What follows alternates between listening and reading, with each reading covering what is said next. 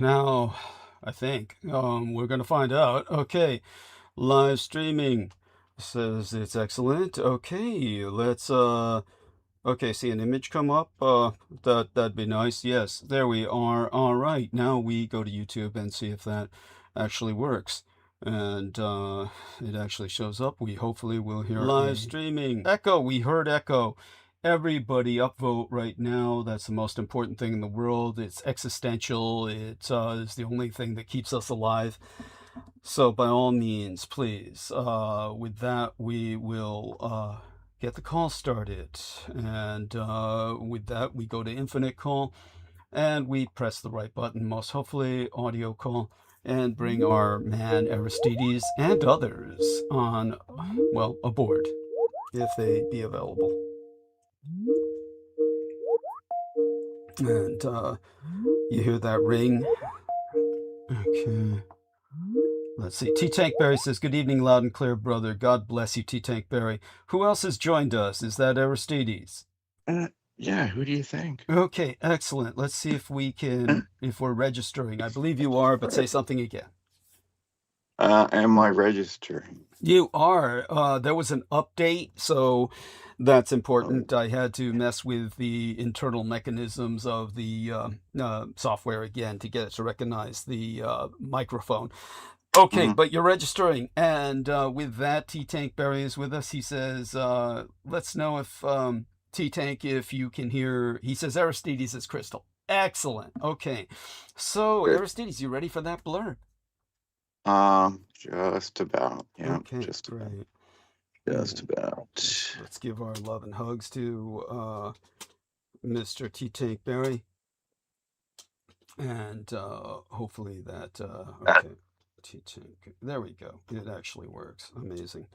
Okay, and it didn't last time, which was, you know, part of so many weird things that were happening.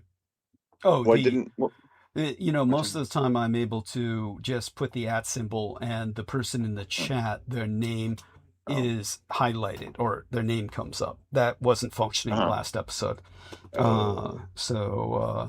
Yeah, that's a relief to see that functioning. It makes things easier. We've got a good number of people already. So whenever you're ready to take it away, dear Aristides. Right. Yeah. May as well here. May as well. So yes. As soon as you get here, crucially important to hit the upvote. Not just for showing the support, you can do that anytime, but for the algorithm, which otherwise would be quickly skewed down by downvotes that are placed by certain parties or bots that are in their employ. Cheap bots, I guess, you know, bots that are, and that's likely corrected later, but in the meantime, it affects Douglas's ability to appear high up in search results and suggested content, etc. If people are searching for him or just for these subjects, perhaps finding the keywords in his always voluminous program descriptions. Get to that. So yeah, hit that thumbs up. That's the first step there of stroking the algorithm. To do that, you do have to be signed into YouTube. They don't let you do YouTube things, being signed into YouTube. Or else I imagine all kinds of things would happen. People would just, you know, write bots to put a million likes on a video. So it's probably a good reason for that. It is a little inconvenient if you're not used to it, but you can, if you have a Gmail, that should get you signed in as is. You don't have to make an account, or make an account however you like, or just simply use or make a Gmail. That should do it, and then you can get signed in. And once you are up in the corner, you should have your little account menu. And in fact, if you have multiple Gmails and you're willing and feel capable doing that, you can switch between being logged in on them. And the cool thing there is you can do a new upvote for each one, so you can just keep voting. Yes. Wouldn't that be nice? You know? Dietrichonic democracy. Yeah. Yes. The Dietrich democracy. And even if you don't want to, don't have or don't want to make all these Gmails, if you just have one, you can create channels underneath of that login, normally used for publishing different types of content and partitioning them. But the cool thing is those channels can also do their own unique upvoting. So a person, in theory, can do a unlimited amount of upvotes. But a few, we'll be happy with a few, or even just hitting the one when you should. Even just remember to hit the one when you show up. But please, think about doing any of these things. So please do that. And additionally, if you see a subscribe button right there below, hit it, of course. Once you're signed in, you can't subscribe if you're not signed in. Hit that. And if you don't see one, it could be because you subscribed before, especially if you remember having done so. But very likely at some point you will be unsubscribed by certain mysterious means or reasons. So you can always go to the his main channel page. If you don't do it right now. But if you click his name there in blue, that'll bring you to the main channel page. And from right there, it'll show you your subscribe status. And also, anytime you see that little bell, if you haven't done so before, click that. You can get a little menu. And make sure you click all, then you will get a little pop-up to be notified of all transmissions and uploads. And that is very convenient. So you can check all that right there. Don't click out of there right now. If you're on a phone, on a PC, you can right-click. But anyway, we should probably try to keep it not too technical. Good idea. Good idea. Yeah. You lose people quickly. Well, not really. They like your voice, and your voice is a technical voice. It's good for that. It's good for that. Okay. So, all right, like it, and that's a long way to say like and subscribe, right? In so many ways. So, once you've done that, please try out all the other things besides thumbs down, such as share. They're very important form of support to share the content. That if you click the share button, it'll generate you a link to the program that is good for both the live and the subsequently when it turns into just a regular video. So you could grab it out of the browser bar, but YouTube will see you clicking that share button. So that hence helping the algorithm, one could presume, right? Yes. Sharing, they want to see the content being shared, interacted with, and liked. Like is actually just the first step. Anybody can be like, yeah, I like this. If you're sharing it, that's probably a big deal to them. If you're interacting, of course, that's become harder these days. So we'll get to that. So hit that share button, get that link, save it, email it, put it in a chat. Send it to your mom on Facebook. Whatever you're gonna do. Any way you can think of sharing that, and honestly or otherwise. So please do that. You can try the little save button. It's probably for like a favorites thing. A clip, you can clip out a 1 minute or so excerpt out of the program, even during the live, which I probably don't recommend because you should probably just be listening. I don't know how that works. I don't know. It's just, it can be done, but it's probably better done after you listen through and then, decide what to snip out. So that can be done. And also when you're in your account menu there, we talked about where you can go to like switch account, stuff like that, and create channels. Make sure, look farther down, unless there's other things not important. Make sure restricted mode is off. If it is not, if it's on for some reason, it means you cannot view age-restricted content, but this content can become so even just by automated screenings by YouTube. So anything could happen there. You could say, oh, I'm going to go back and listen to that show some more. And for some reason, if that's on, you won't be able to. So please make sure of that. Tell your friends that if they're having trouble finding any parts of this. So yes, all that. What else can you share? Oh, if you're on a replay on a PC, you can right click and generate a timestamp at the current time you're listening. Like something really interesting pops up, like, ooh, I know somebody needs to hear just this part. And you can create a link that'll send them right to that part. So couldn't be any easier than that. So also, of course, feel free to comment in the chat. As far as the comments below, that are usually enabled only after the program would live would finish, and it'd be like a regular video. That's not enabled anymore. That Douglas has been punished. But if you go to his main channel, and there's different tabs there, like what videos, home. Let me go back there. Home, videos, live. The live is all of these.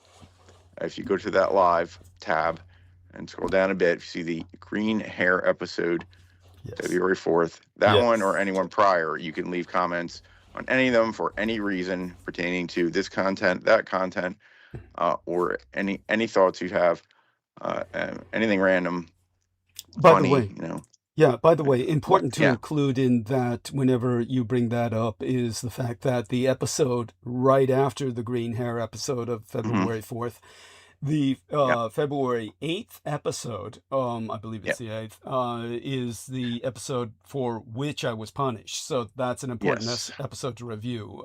It's when I was going off on Gaza. And so there we have that. Just always remember that, because it's important to hear people hear why I got shut down. Yes, that is the one that says something Roman numerals, Olympiad, come Super 25th Bowl. Olympiad. Cume.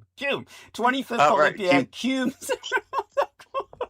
Oh, you mean like the regular Super Bowl? Yes, regular Super Bowl. Right. Being the Latin word for with. Yes, with meaning. Of course, I'm just poking fun at Douglas. Right. So okay, let's move on from such things and talk about the final, but yes, probably most important form of support you can immediately give. Although if you share it all over the place, it will result in this also. But and that is sending money. In the subject that you are now broaching, I want to thank the lovely lady who I've received a PayPal from. Melissa 590 has contributed half $100 United States dollars, $50 from Melissa 590. God bless you, honey. We love you. Okay. Yeah. It's that easy. Don't be afraid. And in fact, don't be afraid to contribute all you can afford this time, or whatever you can reasonably budget on a recurring payment, which can also be set up through PayPal. Link is in the chat there. Although if you can't find it in the chat, there's really no excuse. He's always got it right up front there on the show photograph, and what a fine image it is. I might have to save that one, or thank you. Or someday I might say, can you just send me some of your art? I should start. Yes, I would do that happily. Yes. Yeah. Not just all remind of them, me. So, because look at that, isn't that beautiful? So right there, the PayPal.me. Don't worry about it being a long thing. Just Douglas D. Dietrich. That's the part you got to worry about. Type in PayPal in your little search thing. Go to PayPal. Douglas D. Dietrich is what you want to put in. That'll get you right to him. If you just type Douglas Dietrich, I guess you'll probably find him, or you might find another Douglas Dietrich. Don't chance that. Put in Douglas D. Dietrich.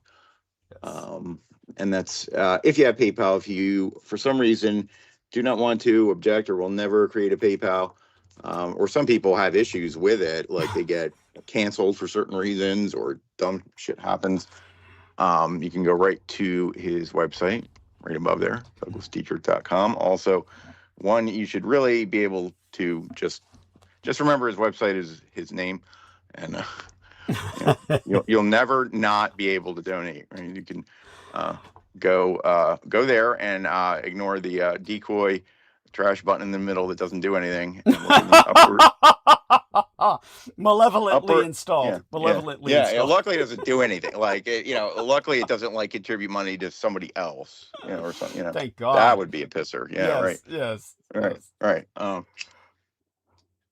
Right. Well, in the early days, it was like that, but that's all. Yeah, at least it okay. Right. Yeah. I mean, it would be kind of dumb to just set up a do nothing button, but like I get it. Right. Yeah.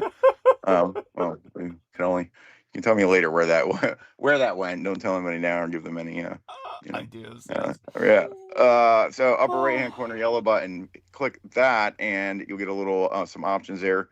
Once again, PayPal, but that PayPal is his commercial account. It gets slightly skimmed on its way to him. Okay, I won't really argue if you use that PayPal, but try to use the Douglas D one. The link is in the chat. That one is not taxed at all. But you can go there to that one on his that you get to from the yellow button on his website. If you have any type of card you want to use and don't want to be logged in PayPal, there's a button you can click and just pay with the card. So that's important to note. And also they now have an option for Venmo there. You can click that if you want to do the Venmo. Or if you don't want to go through all that and you just want to go into your Venmo, I've not done so, but I believe there's a function there called Visa Plus that'll let you send money over to a PayPal, and then you can specify Douglas T. Dietrich. So there you go. Short of all that, if you're just some anti-technology reactionary that somehow is still listening to this and you want to send a paper check or money order, that is fine. We will put your email in the chat we've been doing because we could put your address, but probably best you email him and give him a heads up that it's on its way so he can expect it. Make sure to keep an eye on that. So that is an option too. Do not send cash in the mail. That is highly likely it will not arrive intact. That's for sure. Thank you. Yeah, right. I mean, unless you like encase it in something, but by the time you're going to do that, if you're just talking envelopes, if you want to send him a gift box and like bury the cash inside something, anyway, his email's right there. You can talk to him about that. Yeah. What else? Yeah. That's it. So if you can't contribute though, you have to distribute. Any type of the sharing we mentioned would help greatly. And let's move on to the asterisks and footnotes. 1, 2, 3. You have a whole 3 asterisks, footnotes. The title bar always filled up. 15th Fukushima Memorial. Really? It's 15? Yes. It's that time again, huh? Yes. Sadly. Wow. Yeah. Well, I'm sure you're going to touch on all that. And he's only got so much he can put in the title bar there. So what he cannot fit there. You see these asterisks. They refer to itemized footnotes there in the description where you should click see more and look at all that, whether there's footnotes or not. With further subnotes, no less. Yeah. Get your eye full there of Dietrich. You'll never see anything else like it. So check all that out. That details things you'd like to acknowledge. Actually, our man Aristides can give people some pointers as how to read Dietrichonic. It's kind of like reading an engineering formatted. Is it not or something? I don't know if I could. I would just say don't get bogged down and just kind of scan intuitively, and that will help you not get your brain can do more than you think. When you stop yourself and think about it and stare, that's when you're going to get hung up. Just at these things. You may not process every character and such, but if you just keep going, you will definitely get the idea of what's being said there. Yes. By the way, MÄMዀ 7654, who is of course the same MÄMዀ who has contributed $50 says, "Good evening, Mr. Dietrich. As I understand it, there was a recent attempted coup in China in January. If you have the time to address, I would like to verify if this is related to Iran. Thank you." We'll get around that. It's one of these things that I'll get to and pretty much dismiss as something that is pushed by their regime in communist China as an excuse for their purge. But, go on back to our man, Aristides. I think that was about it. Isn't that all the normal things? It is indeed, and I do want to remind people, thanks to Aristides reminding myself, sometimes when I put in the title, despite the fact that a lot of thought has to go into it, I want people to understand that it doesn't necessarily mean I remember it once the episode starts, because once transmission starts, I have to concentrate on getting into the zone and then speaking of relevant issues that are topical. And because the title often deals with subjects that are historical, I often just don't recover them in my mind, and they just don't resurface. They don't resurface in my consciousness. So I do want to remind people that Fukushima Daiichi occurred just a week before my mother's death. So that means that next week I have to write a poem for my mom, find an appropriate image for her, or make one, either find or illustrate one myself. And so it's always a hard time of the year. And both my parents died in the month of March. So these are two anniversaries of death that make March a month of mourning for me. Also, for tonight, I want people to know I'm not quite sure what's going on with UCSF Dental. They're supposed to be seeing me 4 times a year. I don't know when they're going to call me to reinstate the next appointment, but I might have to call and follow up with them. They were supposed to make a mouth guard for me because I do have a real bad habit of sleeping. Well, it's necessary because I don't want to grind my teeth. That's why I need a mouth guard. And because I don't want to grind my teeth, I indoctrinate myself into sleeping with my mouth open inside my lips. I don't sleep with my lips open, drooling, but I've gotten to this compromise where I've really programmed my body to sleep with my mouth closed, but my teeth unclenched, which usually results, because I'm a side sleeper, in my tongue falling between my teeth. So there's times when my teeth clamp, either an intense dream or something happens, but my teeth clench and my tongue is between them.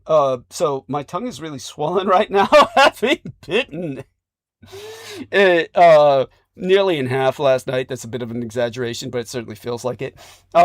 So I'm going to be speaking slower. Maybe that's advantageous. But it's a real pisser, and it's not enjoyable. I'm going to try to get Aristides and others to speak with me, hold a bit of a round table for a little while, and we're going to then see if I can get into the zone, which I will. I'll have to. I always am dedicated to that, to regale everyone about the horrors of our current world situation, which, as always, seems to be an endless horror story. That it's like Resident Evil. It's a series of sequels that are non-sequential. and make no sense whatsoever. The only redeeming feature of the Resident Evil series, which is actually based on the Japanese video game, for those of you who do not know, you might think of Resident Evil, for all many Americans know, they probably think of it as an American video game, which I think many people, gamers, know it's Japanese. But a lot of people don't know that the original Japanese name for it was Biohazard, or Biohazard. And the one thing that's a redeeming feature is simply Mila do I remember her name correctly? Jovovich. It's Jovovich, isn't it? Mila Jovovich. Well, I always, she's Serbian, so I've always, Serbo-Ukrainian. She's half Serbian, half Ukrainian. I've always appreciated her. She's the only redeeming feature of the series. But other than that, this series is horrible. It makes absolutely no fucking sense.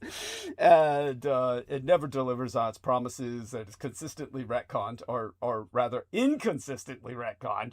Chronically inconsistently retconned. Our experience of the world under Republican regimes has been like that. Successive Republican regimes have done that to us. I have no idea what this image is, but it looks horrible. That our friend T-Take Berry has shared of this house. Is that a recent disaster in America? That doesn't look like Iranian architecture. Or is that Iran? after all. Yeah, he can perhaps tell us what that is. He gives us images. That I know the two above are his vehicles and essentially his property. Yeah, the other, I hope that's not his property. I doubt it.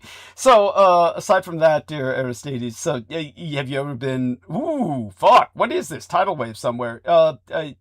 T-Take, do a bit of explaining here. We're not quite sure what any of this is, but it's impressive. It's yeah, that's like wow. Fukushima. Oh, it's the Fukushima tidal wave. There we are. Okay, thank you. Thank you. Okay, thank you. I never would have known that unless he told me. It's only now I see a few of the Japanese roofs and recognize them as Japanese. It was a highly westernized area and near the coast. It was very developed, but not in a sense where it was. It's very modernized. It was more of a. It was not a tourist site. And so it was just, a lot of residential housing that was very utilitarian in nature.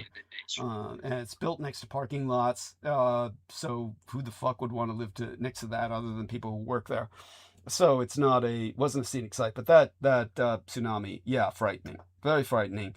Japan has built tsunami walls before and has only reinforced them since. Yeah, it was a mind-blowing incident. And I've gone into it very deeply in the past. I don't believe Aristides has heard anything I've ever had to say about it. Do you know anything I've ever said about Fukushima Daiichi? I'm sure. Okay. I'm sure. Yeah. What do you remember? Trying to remember. I know you've talked about it at length while I've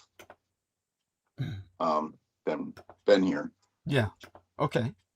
And okay, STUXNet ring a bell? Yes, that. Yeah. And STUXNet, yeah. Yeah, and it was a sadly one of the most important pieces of evidence to back up so much of what I said has been scrubbed from the internet. You of all people might be able to find it. A TED Talk. I'll see if I can find you the link at some point. If I can't find it for you tonight, I'll try and find it for you in the near future. But it was a German expert and a German expert on STUXNet that had a TED Talk. Are you familiar with what a TED Talk is? Yeah, I don't watch them, but yeah. Yeah. So he had a TED Talk on STUXNet, and that was one of the most important backups for what I had to say. You might be able to actually find that since they took that off of the internet. As far as I know, I couldn't find it again. Let me see if I can find that link. If not tonight, then I'll try and find it another time. It's so let's see now if I can enter the right navigational buzzwords that might get me that. And yeah, I'm not finding it. So let me see, talk here. That's not bringing it up either. Yeah, let's see now also what we've got with our friend. Okay, yes, he's showing the nuclear power plants that were there. And it's yeah, just they were an awesome technological accomplishment, and a lot of people have no concept of what went down. But basically, what happened was I don't know how to. I guess the only thing I can give towards this emoji is a check mark to acknowledge it. There we are, as an appropriate acknowledgement of the images that he is sending. When it comes to well, let me get into that, and I want our man Aristides to participate. Just kind of feedback with your own experience as an engineer, what impressions you might have. But it's an important piece of history. Why not go there? And it's relevant. This is the 15th memorial date thereof. So, yeah. And then by the time Holly comes on, then the two of you can hold a little bit of conversation while I get into the zone. to really tackle current events, more immediate events. But as for STUXNET, the spelling is STUXNET. And so as here we are. So this is to acknowledge our man with his statements, John Doe, who's T-Tank Barry. T-Tank Barry enters these two observations. After the Fukushima Daiichi accident, Siemens, German company, which built all 17 of United Germany's nuclear power plants, announced it would no longer build or finance nuclear stations. In July of 2025, Siemens Energy was awarded a contract for an electrolyzer in Tamura, Fukushima Prefecture, to produce green hydrogen for decarbonizing the quartz glass manufacturing industry. Okay, very intriguing, because you know what they say, when you nuke a place, you glass it. It creates a glass effect. Sand turns into glass, in particular. And but STUXNET is the sophisticated computer worm, co-designed by American computer engineers in consultation to Mossad, the Israeli intelligence, that sabotaged Iran's nuclear program and is now loose upon the world. It's exposed to any and all nation states and the terrorist organizations which they may sponsor, who would exploit the STUXNET model to generate their own cyber weapons, provided said nation or coalition thereof possess wherewithal to even pursue such an agenda. STUXNET has since been found all over the world. Iran was hardest hit, but the nature of STUXNET is that it can remain dormant until awakened. However, in the sense that news comprises new information, STUXNET is most certainly not news. And here we have some other just beautiful images of nuclear power plants. There's no other word for them. And they have their own beauty. Industry has its own beauty. Industrial constructs have their own appeal aesthetically. But back to STUXNET. The conceptualization of a STUXNET-type cyber weapon was in the mind of those capable of designing something like it for far longer than STUXNET had existed. Remember, we're going back to 2011 here. Its methods are nothing special, other than the portions of program that permitted it to evade detection on virtually all virus scanners, and the Windows exploits. That's the most remarkable part, both of which have been analyzed 1,000 times by dozens of virus detection companies, and are therefore no longer useful for prospective virus writers. So, if another beautiful image here at night of nuclear power plants. By the way, I can't help but imagine Godzilla looking at these and his mouth watering. The zoobiology of kaiju, or daikaiju, greater cryptids, the giant monsters you see in the movies. The zoobiology is that they are radiovores. Obviously, creatures of that mass could not exist by subsisting off of intake of biological organisms as food. It would simply require too much food to feed them. So they couldn't exist on Earth without being radiovores, meaning that half the time they would be dormant or absorbing energy from the sun. In other words, daikaiju would have to be like plants. They'd almost be a hybridization of plant life with a bioorganism that's more mobile. And some more so than others. When you see kaiju manifest, like, oh my god, what was the name of the, I can't remember, Biollante. Biollante is an excellent example of that. If anyone thinks it's ridiculous that I get into the biology of kaiju, you just haven't been exposed to the government documents I've been exposed to. At any rate, with that, we have some explanation of networks provided by T. Tank Berry.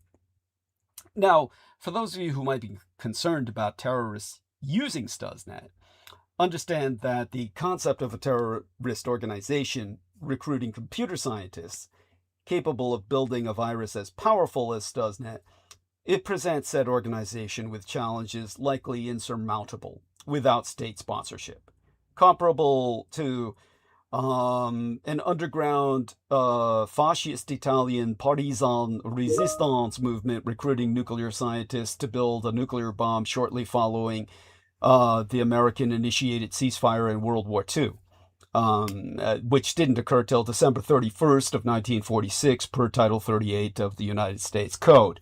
But imagine an American occupation in Italy and the fascists attempting to create an atomic bomb. They didn't need to do that, of course, because ultimately their government was reinstated in terms of police. All of the police and many of the military forces of fascist Italia were retained in operation in Italy after World War II. This was because they were considered an ally at that point. And so the implements of government, with Mussolini already being dead, the majority of his government continued to function. But concealed by conspiracy of state-imposed ignorance throughout the West, non-aligned nation-states succeeded in accomplishing exactly such objectives regards their neutral countries at that very point in time, thereby preempting American-dominated Allied attempts to instigate regime changes. So this occulted, or hidden reality, was coordinated in persons of the historically unacknowledged shadow axes of Führer Prinzips. His Excellency Generalissimo Don Francisco Paulino Ermenegildo, or I think it was Teodoro Franco,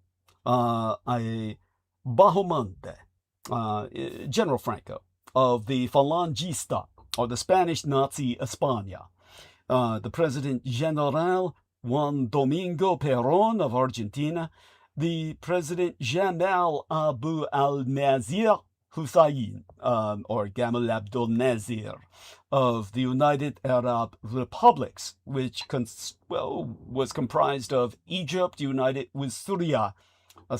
Syria and Egypt were once a single nation under a single flag right after World War II.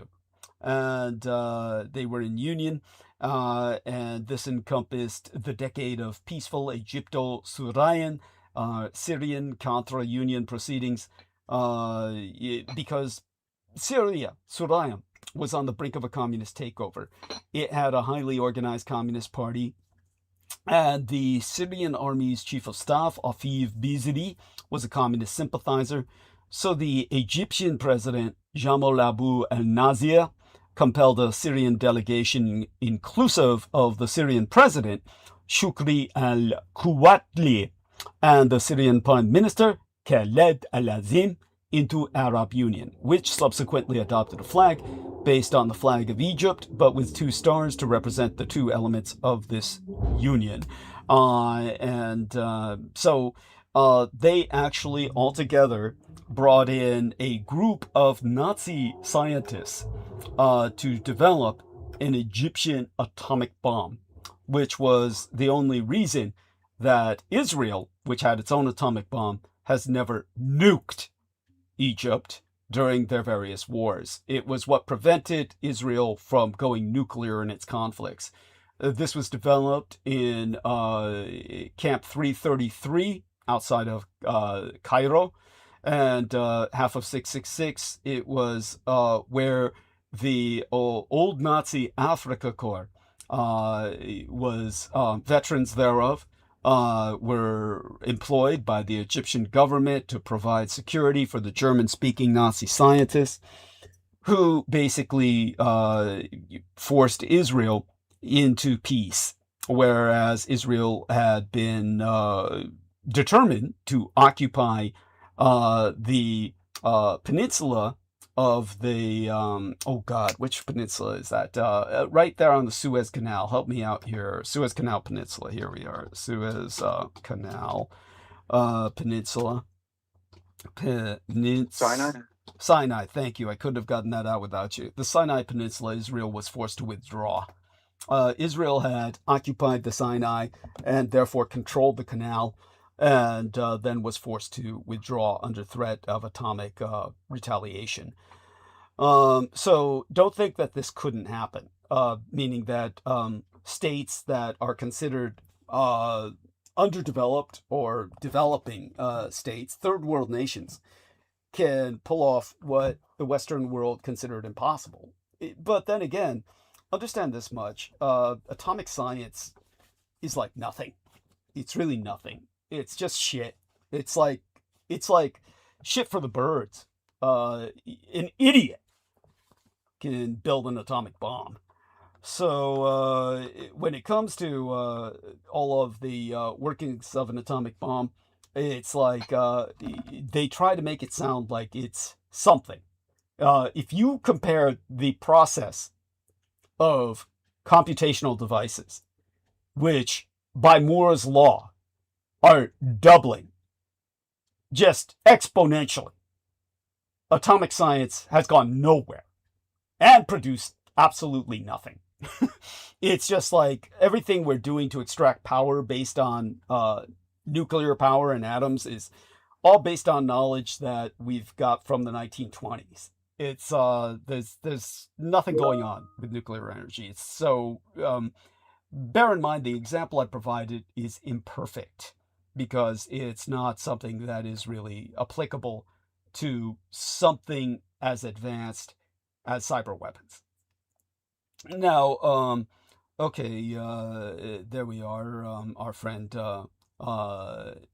T-Tank Berry is providing us with some more casual knowledge, and we appreciate that. So, in terms of STUXNET, the STUXNET program was the cohesive effort of a highly funded group of the best programmers and hackers the world had to offer.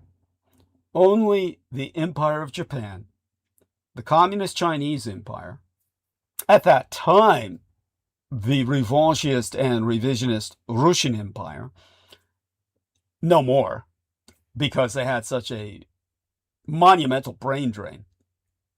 But England, most certainly, or a select few other European countries, could do what the United States and Israel did with STUXNET.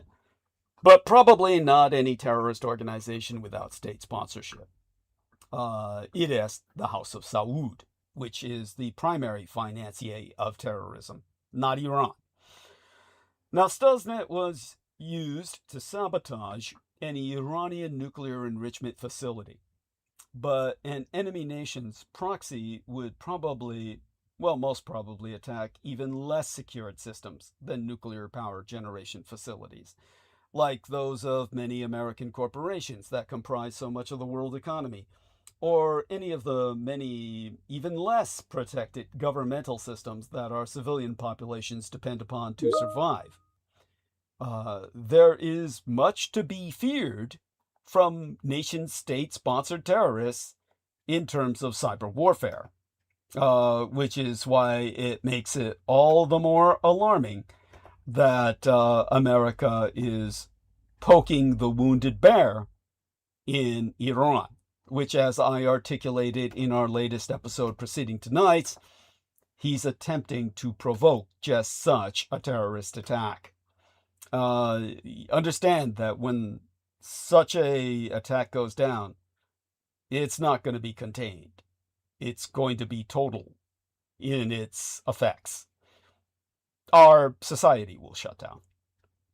Now, there was a man named Ralph Langner, German man. This he explained STUXNET 100 times. Never explained the mechanism of the STUXNET malware attack.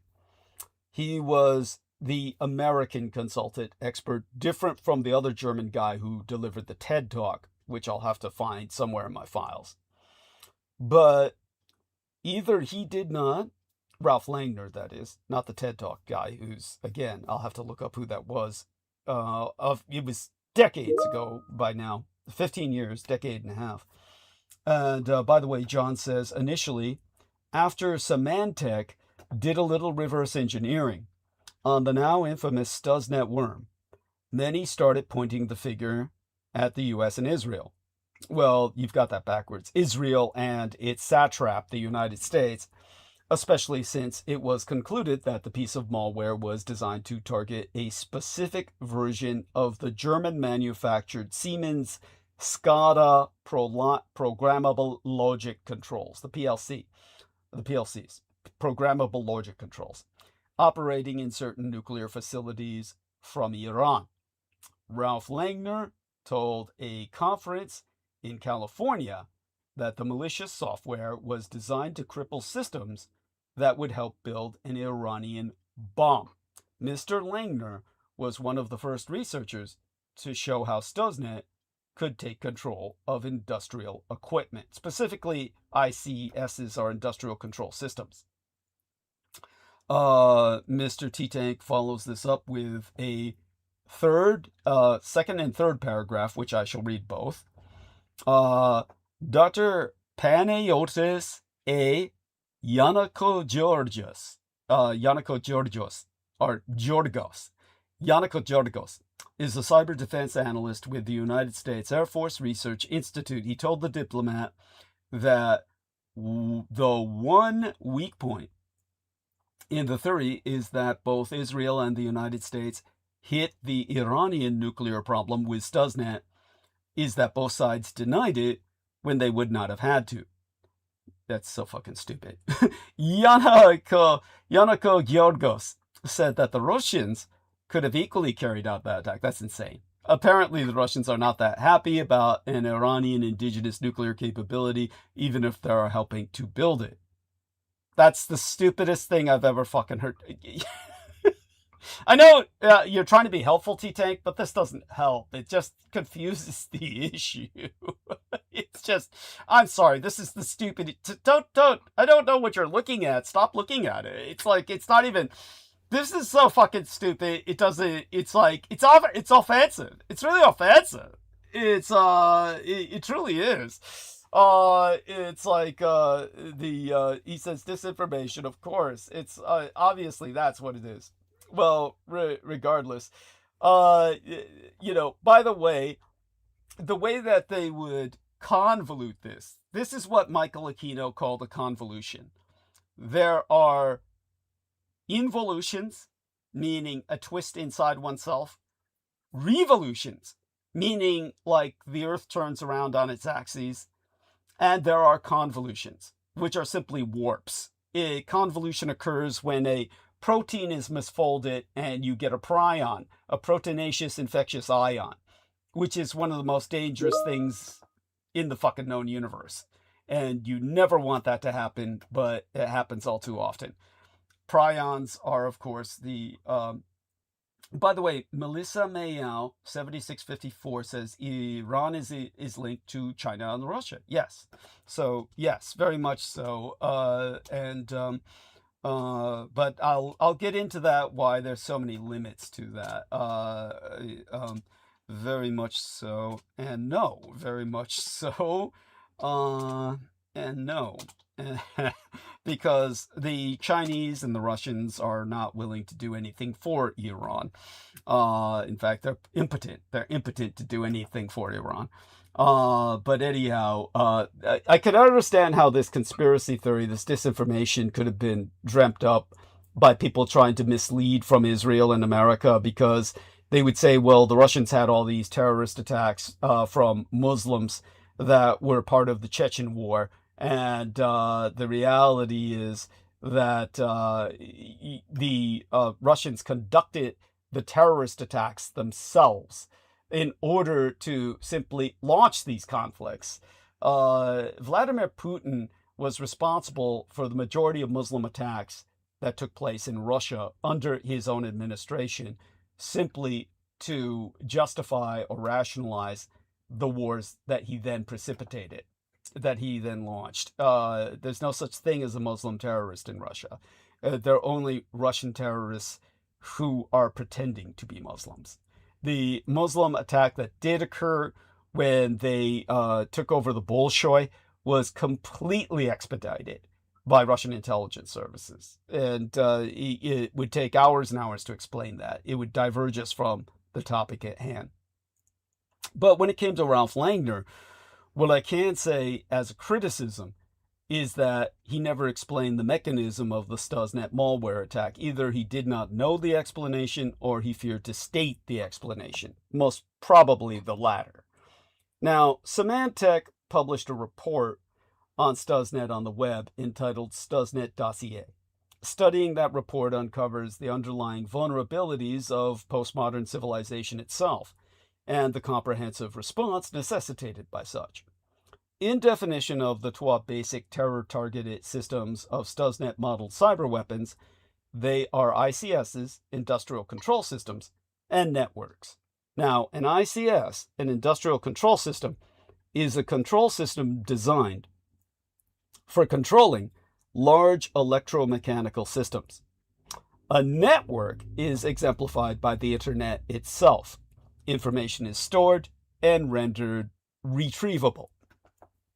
Now, the central heart of every ICS is the module termed PLC, or Programmable Logic Controller, computer controller. The PLC possesses a programmable memory, and the memory of the PLC is what's called a write-always memory. Write-always, as in writing.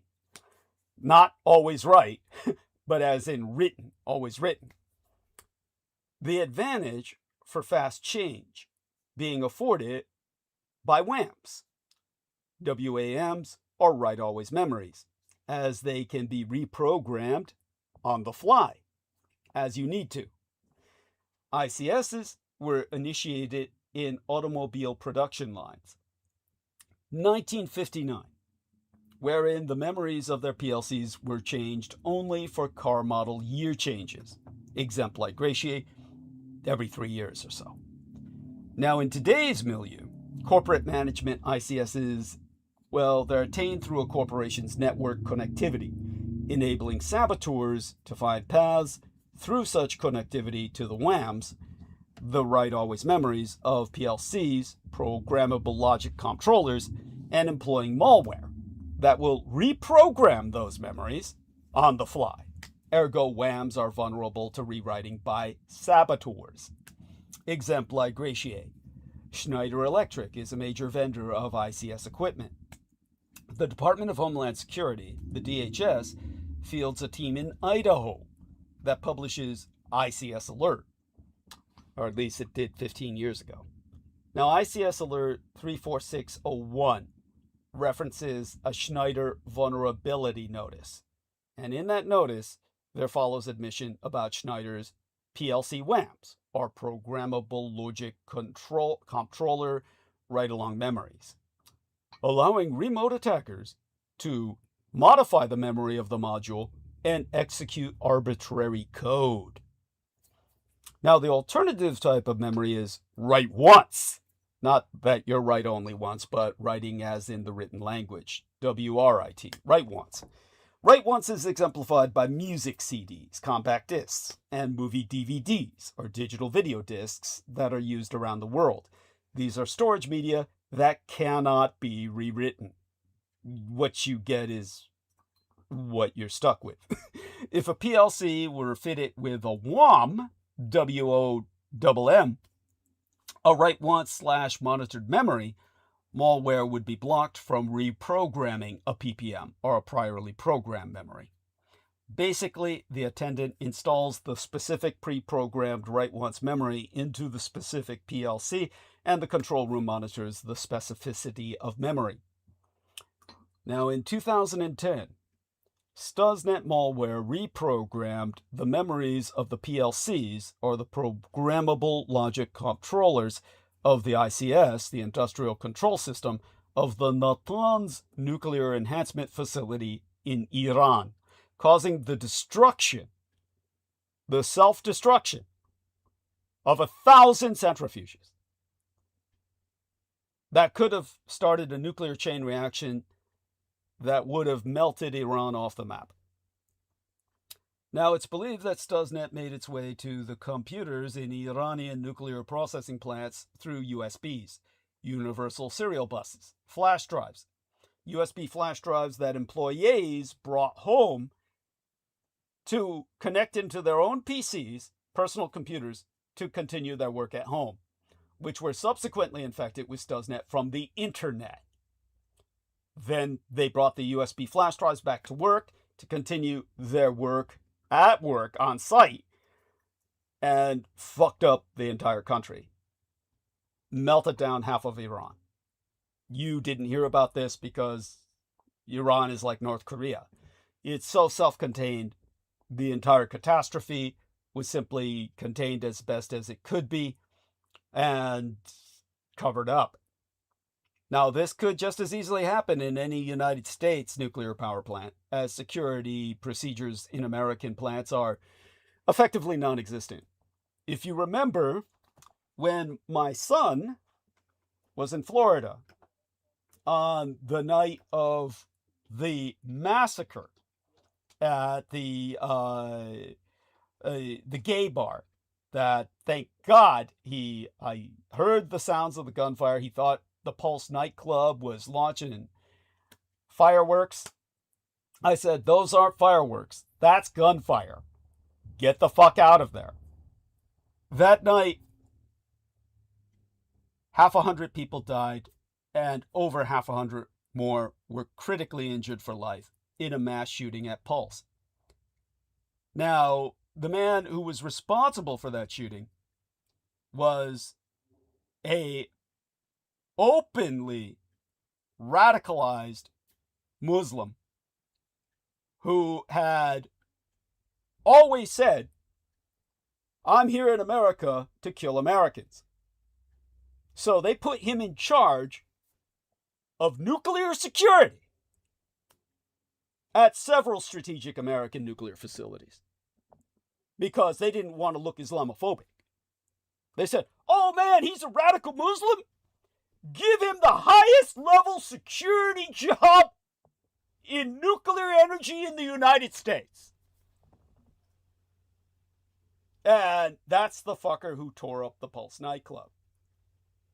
This is the level of American security you've got. The fact that all of America hasn't gone into nuclear meltdown by now is tantamount to a religious miracle. You must have God on your side, considering the fact that your own government takes radicalized Islamic terrorists and puts them in charge of your nuclear energy processors. You're just lucky they're so fucking stupid. They don't know how to Stuxnet you back. They're left with blowing up gay nightclubs. Now, Stuxnet was written specifically to target United German-designed Siemens industrial controllers. Fukushima Daiichi, Fukushima Big One nuclear power plant, runs on Siemens systems just like Iran. Computer sabotage by Israel of the emergency cooling systems by Stuxnet virus left viral traces of Stuxnet at Fukushima Prefecture, after the incident. So we know for a fact the Israelis nuked Japan, because Japan was getting oil from Iran. Now, a leading Japanese journalist, Yoichi Shimatsu, came forward and publicly reported the abuse of Stuxnet to sabotage the Fukushima Daiichi cluster of atomic energy generators. Now, since civilian infrastructures are quite obviously now deemed open terror targets, then active measures need to be taken immediately to harden civilian systems, just as militaries satisfy their own security needs. The sheer number of PLCs that are present in all the control systems, spread throughout all civilian industries, including public works, transportation systems, etc. They're simply too large for the majority of nation states to attempt to firewall by replacing them with WOMs, or write-only memories. A superior SOS, or system of security, for monitorable, I would say monitorable, as in monitorable, but you are able to monitor them. Monitorable public infrastructure, to include police and fire departments, would be to establish a third secured ION, or infrastructure-only network, for every developed nation state, modeled on secured military networks. Now, militaries enforce classification of their networks into classified and unclassified. Herein lies the model foundation for public access infrastructural security systems, and for their users to be mirroring. Maintaining 100% total isolation of a military's secured networks from the public's internet provides whatever postmodern nation state which that military serves with its population's first line of defense. No secured system which any postmodern military service is utilizing is connected in any way to the public internet. No secured computer on such nets are allowed non-secured USB devices or any other unsecured devices, inclusive of any and all privately owned devices, from the external environment attached to them. This would basically provide developed nation states with 3 very large networks, 2 secured and 1 unsecured. 1 secured military networks, 2 secured infrastructure networks, and 3 public internet, or the World Wide Web, the one everyone uses. All infrastructure designated systems in any developed nation state must be hard disconnected and at no point be accessible through the regular internet. Of course, we're nowhere near that, and it's exactly the opposite. In fact, your military operates on the goddamn internet. Again, I don't even know how you people exist. It's God watches over Americans the way he does developmentally disabled children. It's just, how did they make it to that age? You always wonder. And so, yes, ḷήσիմե says, I agree. Well, believe me, I'm just barely getting started. Now, when it comes to, just kind of like closing this thought process. Security protocols for all devices, plants, communications, industrial plants, not plants like biological plants, communications, monitoring, etc., for infrastructure networks must be modeled on secured military networks. It has no PCs, no USBs, nothing sourcing from the external environment breaches it. Within that ION framework, each civilian government must also firewall and segment all the various entities from each other. Finally, all public critical systems on the ION that require backups, police, fire departmental, etc., as well as water, power, food, and transportation, must have network-free SCS, or secondary control systems, that allow for MORs, manual overrides, that would permit quick fallback in the event of any NDIs, or network-driven incidents. These manual human control systems cannot be changed via the external environment or a network, and are even more isolated than the secured network primary systems. That would be my ideal. It's how I would rebuild your fucking world. And such secondary systems must comprise the right once PLCs, as I've already proposed.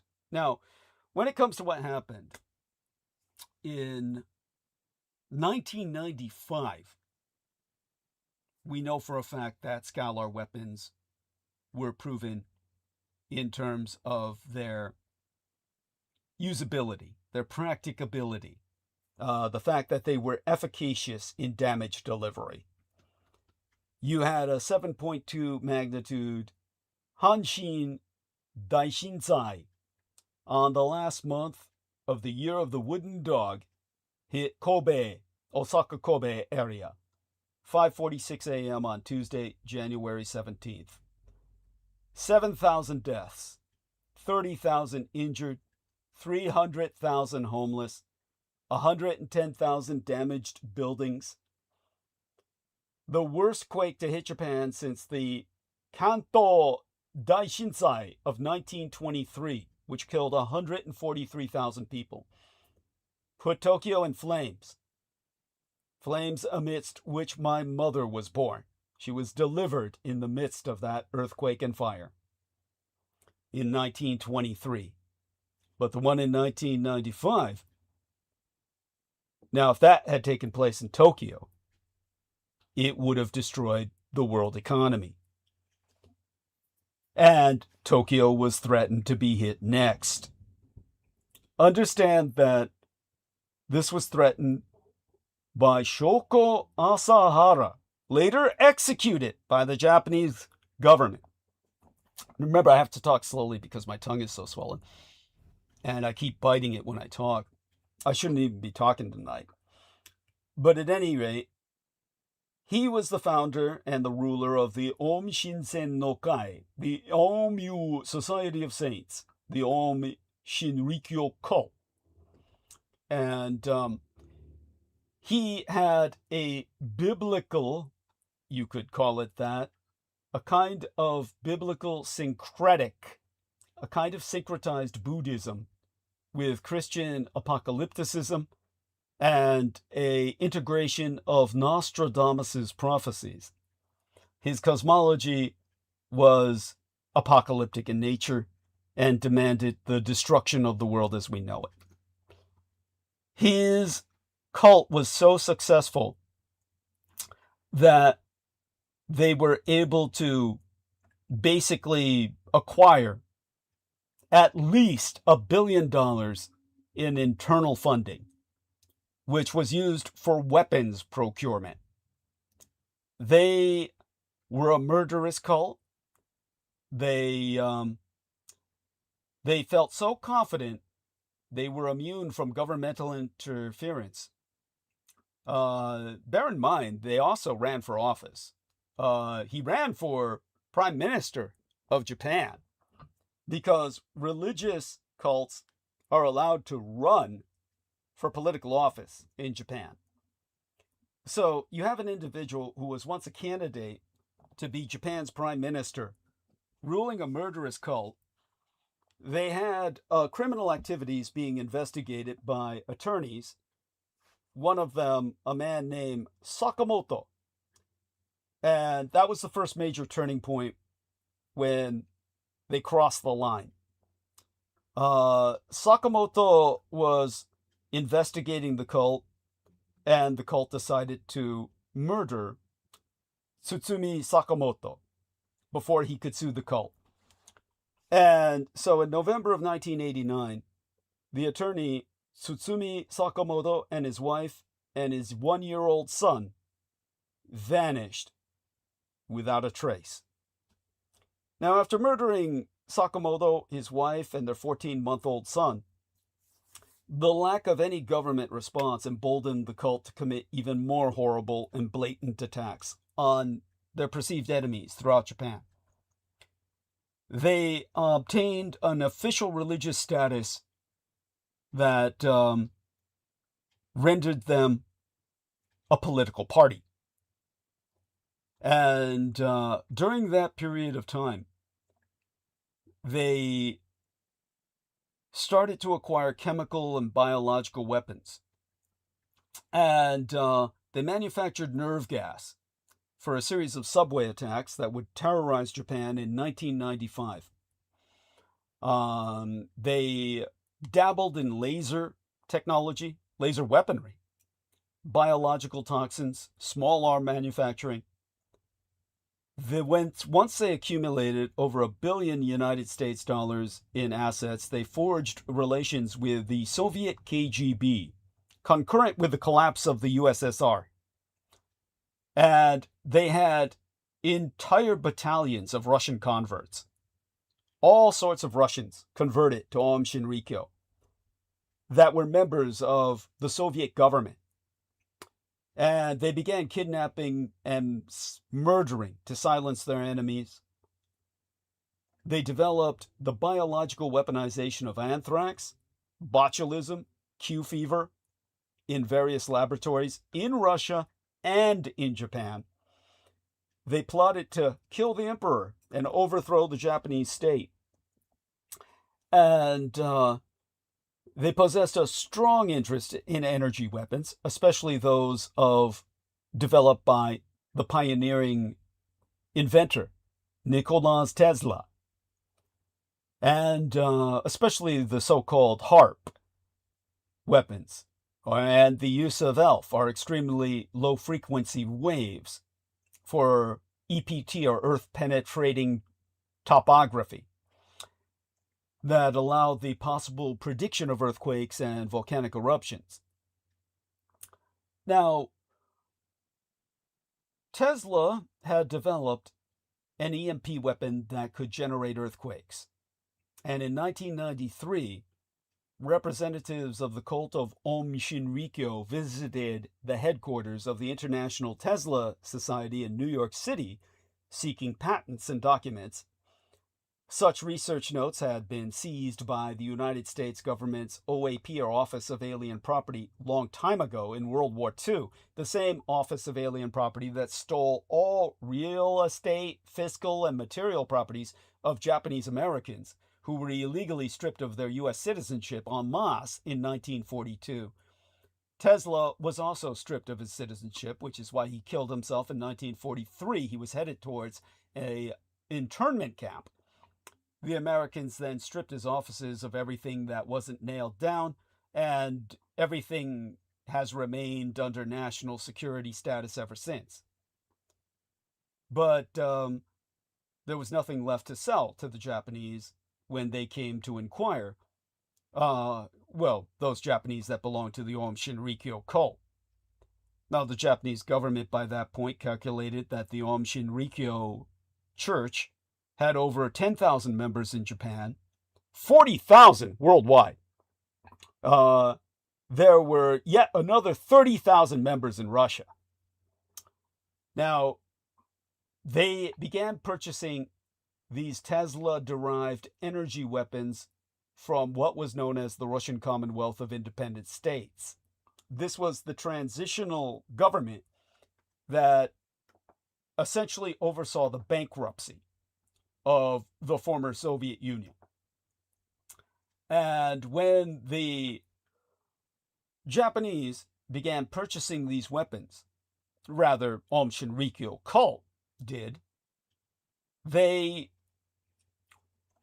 did so through the RCIS, that administrative body established to oversee the bankruptcy of the Soviet Union, through its power to oversee dissolution of assets of the former Soviet Union, which meant they were selling everything they could to whoever wanted to buy it. Japan was offered the entire former Soviet Navy, and they didn't want it because it was shit. It was ultimately purchased by Pepsi Cola. You can look this up. Pepsi Cola purchased the entire Soviet Navy. They had nuclear warheads, nuclear-armed missile cruisers, the whole thing. It belonged to Pepsi Cola. So, in the cult's dojos, they purchased, these are basically training halls, like martial arts halls. They were preparing all their cultists for a world war. They purchased a secret chemical factory in Australia. And the cult of Yalmu was preparing for doomsday. They generated an artificial earthquake in Western Australia, We know this for a fact because earthquakes are physically impossible in Australia. Australia has not got the geophysical properties where earthquakes are possible. So any earthquake that happens in Australia is physically impossible. It can only be artificially generated. So the first ever earthquake reported in Australia was in 1993, linked with sightings of strange beams of light. Investigations showed that the earthquake's epicenter was Banjawarn Sheep Station, which had been purchased weeks earlier by the Aum Shinrikyo cult, which had taken up where the Soviets had left off in the secret energy weapons arms race with the United States. Now, in June of 1994, the Aum Shinrikyo cult carried out a poison gas attack against the central Japanese city of Matsumoto that killed 7 residents, injured hundreds of more, in a WMD efficacy test, an effects test of a weapon of mass destruction, when they released deadly sarin nerve gas into the residential neighborhood. Sarin nerve gas was developed by German scientists in the 1930s. It's among the world's deadliest chemical compounds. Authorities later found evidence of sarin nerve gas byproducts near Aum Shinrikyo's headquarters in Kamikuishiki, 100 miles southwest of Tokyo. But there was still insufficient evidence for criminal charges, and the case would remain officially unsolved for that time. And on January 8th of 1995, the Holy Pope of Yamu, Asahara Shoko, the proper surname first, the proper way to state his name in Japan, he went on radio and announced in a broadcast that Japan will be attacked by an earthquake in 1995, and he was targeting Kobe.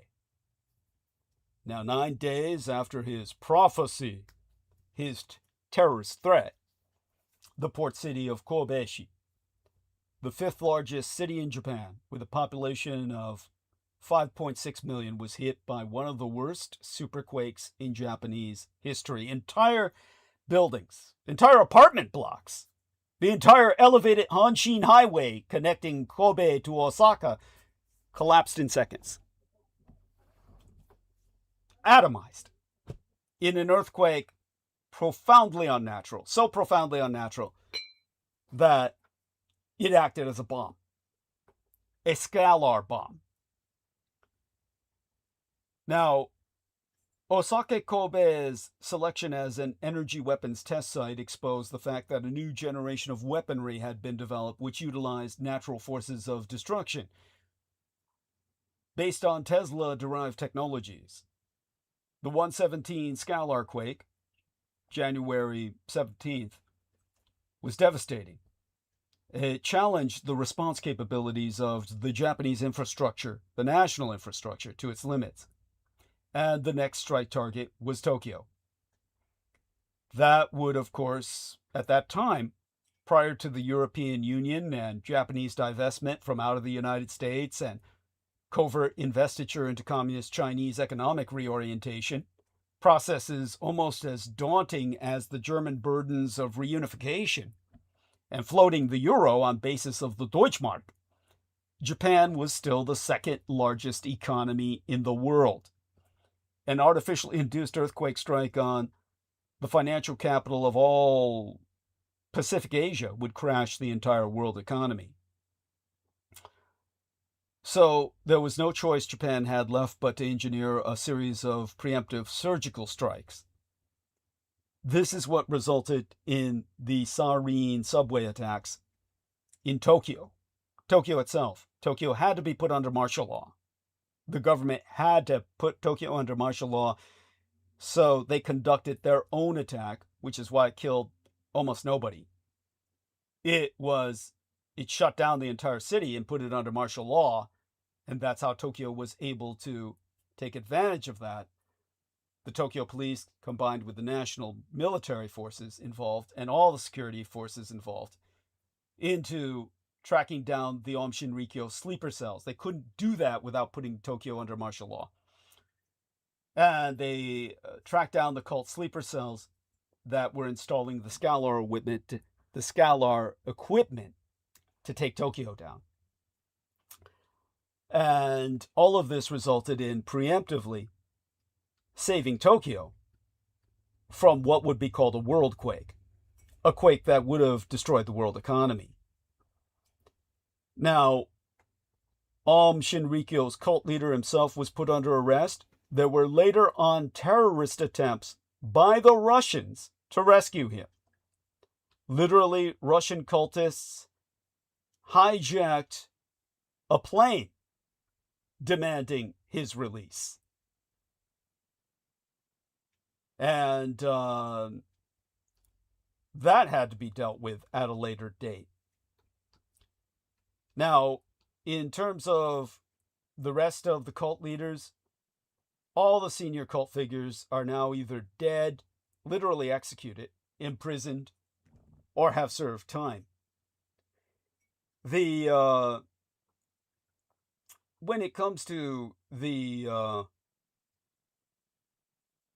sarin attack on the Tokyo Underground, the United States Senate Permanent Subcommittee on Investigations, under chairmanship of Senator Sam Nunn, commenced carrying out a study of the cult of Yalmu's finances and obsessions with doomsday machines. Over 6 years later, in November of 2001, in direct response to the September 11th terror attacks against the American homeland, the United States Secretary of State Colin Powell, a retired United States Army general, formally labeled the former Aum Shinrikyo, now designated ALIÄ. ALIÄ is under the leadership of the blind cult leader Shoko Asahara's daughter. He declared it a terrorist organization and froze their assets. It was only a few months later that 5 Russian Yom cultists in January of 2002, led by Dmitry Sigashev, were incarcerated by Japanese authorities for planting bombs in Japanese cities to try and secure Asahara Shoko's release from imprisonment before his execution. So, what we learned from this incident was that earthquake weapons are real, and earthquake weapons can take down entire cities. Now, in 2004, you had the Sumatra Andaman earthquake, an Indian Ocean tsunami. This is where we learned that earthquake weapons combined with nuclear bombs could generate tsunamis. So, in 2004, the Indian Ocean was rippled by a 9.1 magnitude earthquake, the largest in half 100 years, that triggered a catastrophic tsunami that claimed 300,000 lives. It's known by the Sumatran, the scientific community, as the Sumatra Andaman earthquake. Now, it was classified as an undersea megathrust event. It occurred on Sunday, the 26th day of September, in 2004. The epicenter, meaning the thermonuclear depth charge, triggered right off the west coast of Sumatra. Indonesia, the largest Islamic nation on earth. The Islamic population of Indonesia is larger than the entire Arab world combined. You're talking about a Muslim superpower. It's the world's Muslim superpower. And it's an aggressor state. It's invaded every chain of islands in the Indo-Asiatic archipelago, and it now occupies half of Papua New Guinea. It waged campaigns of extermination against the Chinese and against the Catholics in East Timor, murdering hundreds of thousands of people. It is a genocidal regime. It is a terrorist regime. It is worse than anything in Iran. It is probably the most dangerous nation on earth. And Australia has almost a non-existent population. It's an empty continent. Indonesia is a Muslim Damocles scimitar hanging over Australia that could devour it like a fat rabbit in a heartbeat. And it was prepared to do that. And that's why they deployed the tsunami bombs. Top secret 33-foot wave-generating tsunami bomb experiments were conducted by the United States and New Zealand as early as during the Second World War. Now, in 1997, there was a warning issued by way of threats as projected via an equicidal terrorism deploying EMP, electromagnetic pulsations technology, weapons, which employ electromagnetic waves, where enemy nations could alter the climate, set off earthquakes, volcanoes remotely. This was all declared by the then United States Secretary of Defense, William Sebastian Cohen, attorney at law. He forewarned in 1997 that these weapons would be deployed. Now, the December 26, 2004 earthquake struck along a known fault line deep beneath the surface of the Indian Ocean, generating 30-foot swells of water that engulfed resort areas, entire villages along the coasts of Thailand, Sri Lanka, Indonesia, and India. The result of thermonuclear detonations triggered in place to destroy a series of major emergent East Asian economies, wash away entire terrorist organizations, and rebrand the Great Satan, America, as a model of humanitarian leadership in a region gripped by anti-American sentiment, beginning with the heavily populated Muslim regions of Southeast Asia, where the bulk of casualties, fatalities occurred, and where the Australian and Thai governments deliberately failed to respond to warning of the impending earthquake, all on direct executive order of George Herbert Walker Bush Sr., and for the best of reasons, to prevent an invasion of Australia by a Muslim superpower. Now, the United States government most certainly knew of the disaster ahead of time and refrained from warning Asian peoples in impacted nation states, as evidenced by the American Navy base situated on the Indian Ocean island of Diego Garcia. That was alerted and escaped unscathed from the effects of the tsunamis, managing to avoid any casualties whatsoever, while other islands suffered enormous losses in human life. Now, all of this is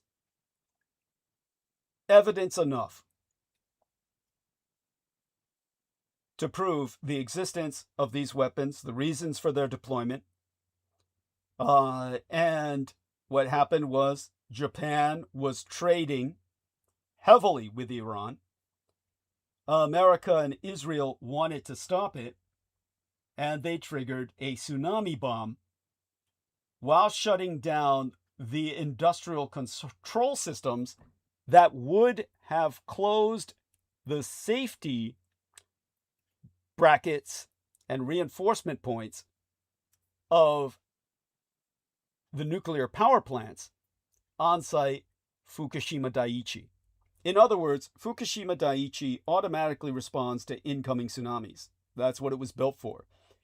It was built for seismic disturbance to automatically be sensed with sensors, and this would automatically trigger the industrial control systems to shut down the nuclear power plants so they wouldn't go into meltdown. Stuxnet prevented that. The Americans triggered the tsunami bomb on March 11th, 15 years ago, today. This was Japan's 9/11. The Israelis pumped in the Stuxnet, and the Japanese systems could not shut down. And for that reason, even though they had half an hour of warning time with the approaching tsunami, they couldn't get the safety systems to respond. So the worst happened. The tsunami hit, the reactors went into meltdown, and the nuclear waves carried contamination deep inland. This was an Israeli-orchestrated American attack, just like what we're seeing in Iran today. It was, of course, an act of war. And someday, America and Israel must be made to pay. Now, the Japanese know this, but they're playing the long game, just as everyone is forced to in a situation where Israel controls the United States today. Always keep that as the template for the world we're in. Okay, Brendan Zoget has joined us. And Brendan was on the phone with me when an incident occurred in San Francisco recently. He also provided me footage of an incident in San Francisco, which he can articulate happened with the mayor's security. And in fact, the mayor's security has been getting in cock-ups with the homeless all over San Francisco recently. Brendan can go a bit into that with me, and we can segue back into the world situation as it is. But Brendan, if you're able to come off mute, please do so. And we'll explore a bit of local news because it ultimately is quite relevant. And so you were on the phone with me when the fire department came into the bank that I was in on 1040 Grant Avenue. Two-alarm response with 2 fire trucks and the police chief. The fire department chief, the chief of the San Francisco Fire Department arrived on scene. Very bizarre. Right after I had exited a bank, they arrived on scene with their axes out, and Brendan was able to hear all of that. That plus helped put it into perspective how Mayor Lurie just can't stop encountering the homeless. His security is getting him into fights with everyone everywhere. It's very bizarre. Gives me a break from talking with my swollen tongue. Yeah, am I audible? Yes, thank God. Yeah. So welcome to Year of the Fire Horse, where we have warnings of Iranian drone strikes on the West Coast. Yeah. I don't know if you heard about that. I did not. Tell What? us. Are you serious? You're in the striking range. Yeah. Don't get my Probably hopes joke. up. Don't get my hopes up. Go on. Oh, okay. Well, it just came out. It was all over the news earlier. Tell us. The FBI came up and warned all of the police chiefs and the governor that California was, according to them, in striking range of Iranian drones, or they were threatening to do so. Mm-hmm. So I don't know if we've gotten any follow-ups, but the governor, Newsom said something about it. So it obviously is, pretty important. Mm-hmm. Damn. Yes. So I mean, they're taking it seriously. Yeah. Yeah, and well, it came from the FBI, whatever that's worth. Yeah, not much under Kash Patel, but yeah, that's still appreciated. You relaying it, I have to say, I don't, condone or agree with anything on this program. I'm just I'm just a neutral observer. Yes. We're getting more input from Real Tech Geek on that, as well as yourself. Yes. So thank you to both of you for that. I'll have to find a way to fit our man back on the call later tonight, or soon enough. Yeah, he's been asking to come on for a while now. I should, put him back on the call at some point soon. But at any rate, in the meantime, tell people about what happened with Mayor Lurie. We've got all this weird footage of his security guards just rolling with homeless people, on the streets. It was Well, the first one, yeah. the first one we know, like, okay, he walked into the Tenderloin with 2 guards. Okay, that was a bad idea. Yeah. To say the least. The second one, I don't know who those guys were, to be honest with you. Okay. I'll give you the They were details like on that. 2. Yeah. What? I'll give you the details on that. Don't worry about that. Okay, yeah, what was that? What happened? Well, They were in the Tenderloin as well. It's like, yeah. Basically, in terms of Tenderloin tensions, bear in mind, Mayor Daniel Lurie has been known to personally approach people on the street to offer help. Yeah. And he does this as a camera, what do you call it? One of these photo ops. He does this as a photo op, and he's out of his mind. He thinks somehow he's immune to... Because people like him on social media because they're seeing, they feel like the optics are making San Francisco better somehow. What a joke. Well, anyhow, this has been one big thing in San Francisco. You have 12 people that have been charged in what they call the Lurie security scuffle. Basically, San Francisco's district attorney charged 12 men yesterday in connection with the street confrontation that left a member of our Mayor Daniel Lurie's security detail actually injured.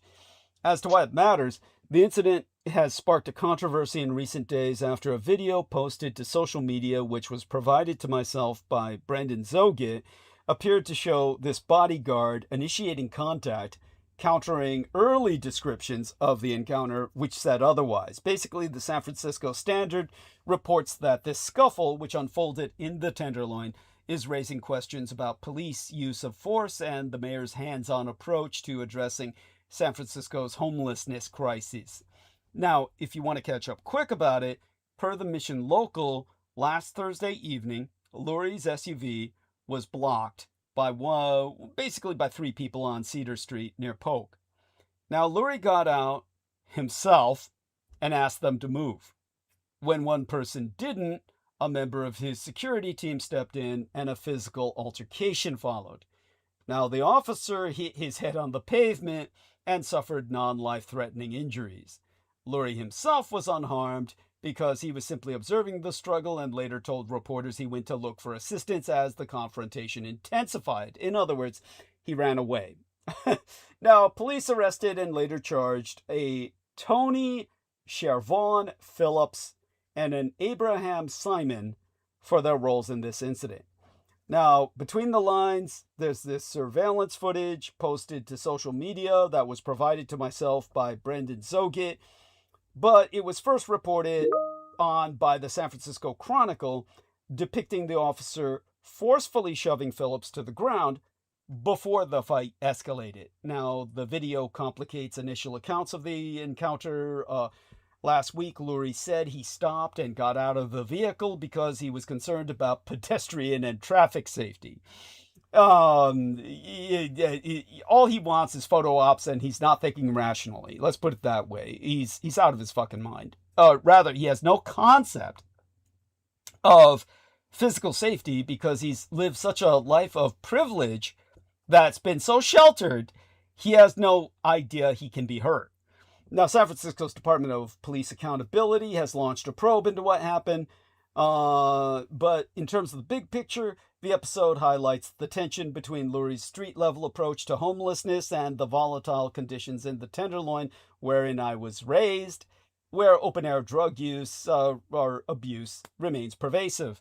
And it also blunts Lurie's public safety messaging that San Francisco is on the upswing while resurfacing broader questions about policing tactics. Lurie's office itself did not respond to my questions yesterday about his reaction to the footage or whether he plans to adjust his street-level engagement strategy.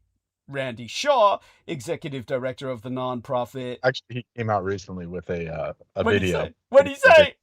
What'd he say? He said something along, I'm paraphrasing. He said something along the lines like, to everyone that's asking me, why are you doing this? And he gave this whole thing about, I want to help. I want to upgrade San Francisco. I'm going to do all this work, stuff like that. He basically said, "I'm not going to stop walking the street." That's what his Oh answer was. my God. Oh Jesus. Yeah, we're gonna lose a mayor at some point. It's like, but thank you for that update. And anyhow, well, According to him, he's going to keep doing it. So what an idiot. Now, Randy Shaw, the executive director of the nonprofit Tenderloin Housing Clinic, he need not have told myself that the incident reflects long-standing concerns about the Tenderloin street conditions, but anyway, he did. To quote his Tim, if this incident occurred in the Marina District, people would say, what the hell? How could that happen? But it occurs here, and they say, well, those are the kind of people who are allowed to be in the Tenderloin. We shouldn't still be having these problems in this neighborhood. I mean, well, whatever. I mean, it's like, that's like kind of like saying, why are there devils in hell? It's like, well, it's because it's hell. Yeah, that's what you find there. I mean, that's still such a goofy premise. It's like people have gotten attacked like in Ghirardelli Square all the time. Like, yeah, thank you. Yeah, I mean, and remember that one black guy who used to dress as a bush and scare people half to death, and finally one white guy sued Bushman. him. Well, yeah, Bushman. Yeah, and finally one white guy sued him, and then but he lost. The white guy lost the lawsuit. You know, even though he almost suffered a heart attack. And they said, oh well, this guy, that's how he makes his living, is scaring people, and then they throw him money to get away. And it's like, well, with logic like that, I mean, you know, that was down in Fisherman's Wharf, wasn't it? Ghirardelli Square, Fisherman's Wharf. Yeah, that was Fisherman's Wharf. Yeah, and I mean, with logic like that, yeah, you and they wonder why tourism is down in San Francisco and why people don't want to come to San Francisco anymore. I mean, well, anyhow, you tell them. Well, that guy was quaint. I mean, that guy was quaint. I mean, comparatively speaking, I suppose. Yeah. Yeah. I remember when they took us there for school and shit. This was like early 2000s. There would be like people holding up signs saying, I want some money for weed. And they were obviously not on weed. You know? Oh, okay. Yeah. What were they on? Oh, some harder shit. Some shit where they couldn't even stand up. Yeah, cool. Okay. This was like pre-fentanyl. Who knows what it was, but. Yeah. Oh my God. Yeah. And well, how is that relevant to Bushman? Oh, because at least he was doing something. You get your heart rate up. You know? I guess. You know, some people laugh. You know, kids loved it. You know, it was like a goofy thing. You know, people would laugh at other people, like candid camera style. Whereas the homeless people on the other side were literally just sitting there. You know, whoever could have the stupider sign gets more money. Splaying. Like, they were splayed out. It was just splayed out. You know, yeah, like they're just like that. Yeah. You know, dead. The paint huffing people would learn how to like draw planets on cardboard, and everyone would pay them, you know, shit like that. Oh my God, that's awful. Jesus, that's awful. You're killing me. Oh, at any rate, yeah, I guess you're right. Compared to them, he was enterprising. Yeah, and well, you know, all I can say is I'm glad he's dead. Oh, he's dead? Oh, shit. I presume he's dead. They said there's a return of Bushman. I guess some other crazy guy's taking his place, but yeah, all such big. So tell people about the other fight the other security guard got into, the context of that. I don't know the context. It was just two Persian-looking guys throwing hands. No, the bald guy. Remember, there were two black guys all pimped out, and one stand the other guy. They were rolling on the ground. Oh yeah, while well, that was the Lurie incident. Lurie incident. The other incident was like just some people in traffic or something. I don't know what the fuck was happening. Yeah, but it was also in that's the one I just described. That's the one I just described. I think. Oh, okay, right. The bald guy was Lurie. Yeah. Yeah. No, not the bald guy. No, Lurie's not bald, is he? No, that was a security guard. Yeah, that got attacked. Yeah. Yeah, but we're talking. No, the oh God, I'd have to look at the footage again because these guys, all the security guards look alike, and so many of them they all are bald. The same. Yeah, the footage that I'm talking about was the two guys leaning against the car who are like, you know, scuffling with each other and got their hands on each other's faces, and that's the one I'm referencing. You sent me that just earlier. It was like earlier last night or today. You sent me that. I think, right? Yeah. As opposed to that's the one that was just random, I'm assuming. Right, but it's down in. They said it's in the Tenderloin, but it's up in what's obviously like a federal building or a bank type Road architecture. rage. Yeah, this one says road rage. That says road rage. That's the one I'm talking about. It says That's capturing the typical reality of Tenderloin district. Multiple street altercations with road rage and confrontations in between residents. There you go. Yes. Is one of those guys Umbrella wielding. It says, I like it. It's almost like a WWE entrance. From fights breaking out to police presence, umbrella wielding encounters, raw, unfiltered action happening on city streets. It's perfect for social media. At least this guy knows it. Yeah, it's in front of the Hibernia. Yeah, there we are, the Hibernia Bank. Yeah, and which looks like a federal building. I mean, it's real old school. Modern banks don't look like that. Yeah, so no, maybe it's a venue now. It looks like, right? Yeah, some kind of venue. I have no idea. I haven't been down there in forever. You know, I try to avoid. Judging by the footage, you don't want to go down there. Yeah, thank you. Yeah, yeah. Well, you and I have been there, regardless. I mean, so well, yeah. I didn't. Yeah, it's not like I wanted to be there. Yes, and by the way, what Brendan just sent me is a confirmation by Gavin Newsom that yes, California may soon be under attack at any moment, which is like yeah, you were waiting for the fire hose. Oh, we're wading in. So you know, the so tell me about tell our listeners about the other footage. It was two black guys all pimped out and leopard skin pants and fur, all that shit, dressed like Freddie Mercury. But they're big, and one of them's just rolling on the ground with one of the bald security while Lurie walks away, and there's context to that, you said, where the other guy was involved with someone else or some shit, right? Tell us about that footage. Yeah, like according to the footage, you can't see much, you know, judging by footage, but his first security guard was arguing with another homeless guy, and then the other security guard tried to push some other guy away from the mayor, and that guy just knocked him down like he was like a bowling pin, and started whomping on him, poor guy. And the first guy, I guess the first guy's head was bleeding, so he had to run away, and then left the other guy just to get like double teamed. Oh man! Yeah. Oh man! Just so people understand what Brendan is trying to describe, the stupid mayor goes to the middle of the Tenderloin with only two guards. And for all we know, they might be unarmed. They didn't pull their guns out, which at that point, I sure as fuck would have.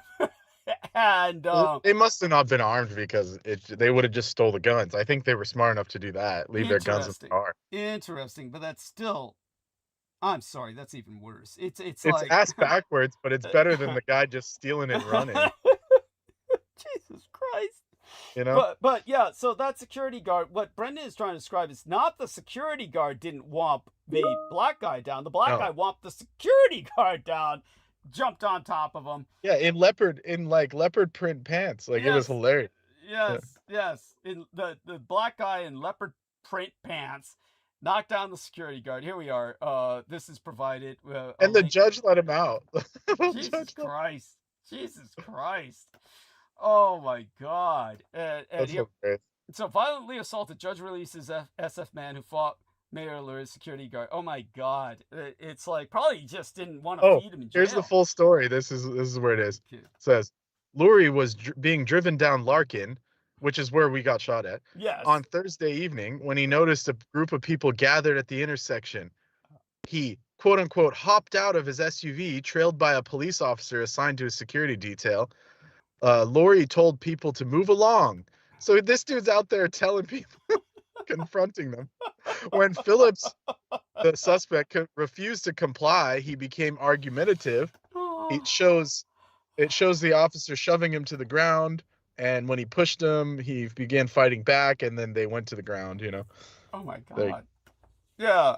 So that's the footage that these dudes were telling me about, as opposed to what the other one you showed me in the Tenderloin was two other guys. This is what the guy was saying, though. This is important. It's hilarious. He said, Aguayo, who I think is the guy that beat him up. Let's see. Officer. Okay, the officer's name is Aguayo.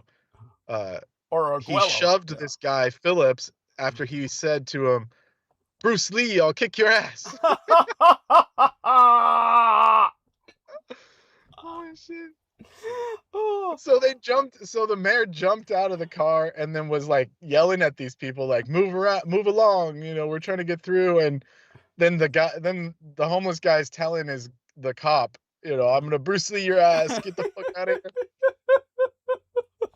So that's actually comical. I mean, I know it sucks, but whatever. No, this outrageous behavior on everybody's part, but especially the mayor in his stupidity. Why is he concerned? He was like telling them not to loiter or something. It's like, dude, come on, man. It's like, really? Well, they said the mayor was being driven, yet he gets out of the car. On his own, gets out. It says, yeah. As first reported by Mission Local, Lurie, quote unquote, hopped out of his SUV, followed behind by a security detail and the officer. Lurie told the people to move along. Mm-hmm. But when he refused... What an idiot. Two big black guys. Yeah, Lurie just decided, oh, well, I'm the mayor. Yeah, hey, you guys. He probably said something awful too, like boys. He probably called them boys. And move along. And that didn't sell well. So anyhow, Brendan's gone mute. Hopefully he's okay. He's in an environment where these interruptions will happen. Okay, there you are. Oh wait, he was off mute for a moment. But yeah, did you hear that cross static? Sorry. No, we didn't hear anything. So, but yeah, so there you go. That's what happened. Yeah, there. so Lurie, like an idiot, just in his hubris, his sense of extreme privilege, tells two big black guys, all pimped out in fur and leopard tights, to move along. Just move along. Like, you can't make this up. You can't make this shit up. Yeah. So yeah, then the police. I'm kind of rooting for the guy. I'm glad he got out. Yes, I am too. I'm gonna Bruce Lee your ass. Yeah, knowing that,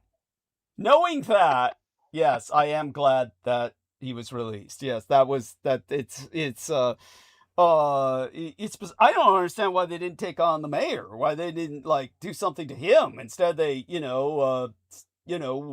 directed their hostility towards the police, who were not in dress uniform. The police were just under, what would you call, plain clothes. They were plain clothes, but they were obviously, thugs, security thugs, security detail for the mayor. Anyhow, the whole thing is so screwed up and so stupid and just so pointless. It's like, I think there are more important things for a mayor to be doing for our economy than what he's doing. That's which is constantly filming himself touring ghetto areas of San Francisco. It's bizarre to me, just absolutely bizarre. And right. So anyways, other than being in World War III, how's your night going? Oh, it's and when can we officially just say it's World War III? I mean, come on, what's this beating around the bush shit? I mean, come on. It's I think honestly, well, like I always said, historically, someday historians will acknowledge that the so-called Cold War was the Third World War in effect. It simply had cold fronts in Europe, being preeminent of that, and over the pole, the Arctic pole. But other than that, there were hot wars being raged everywhere between the superpowers.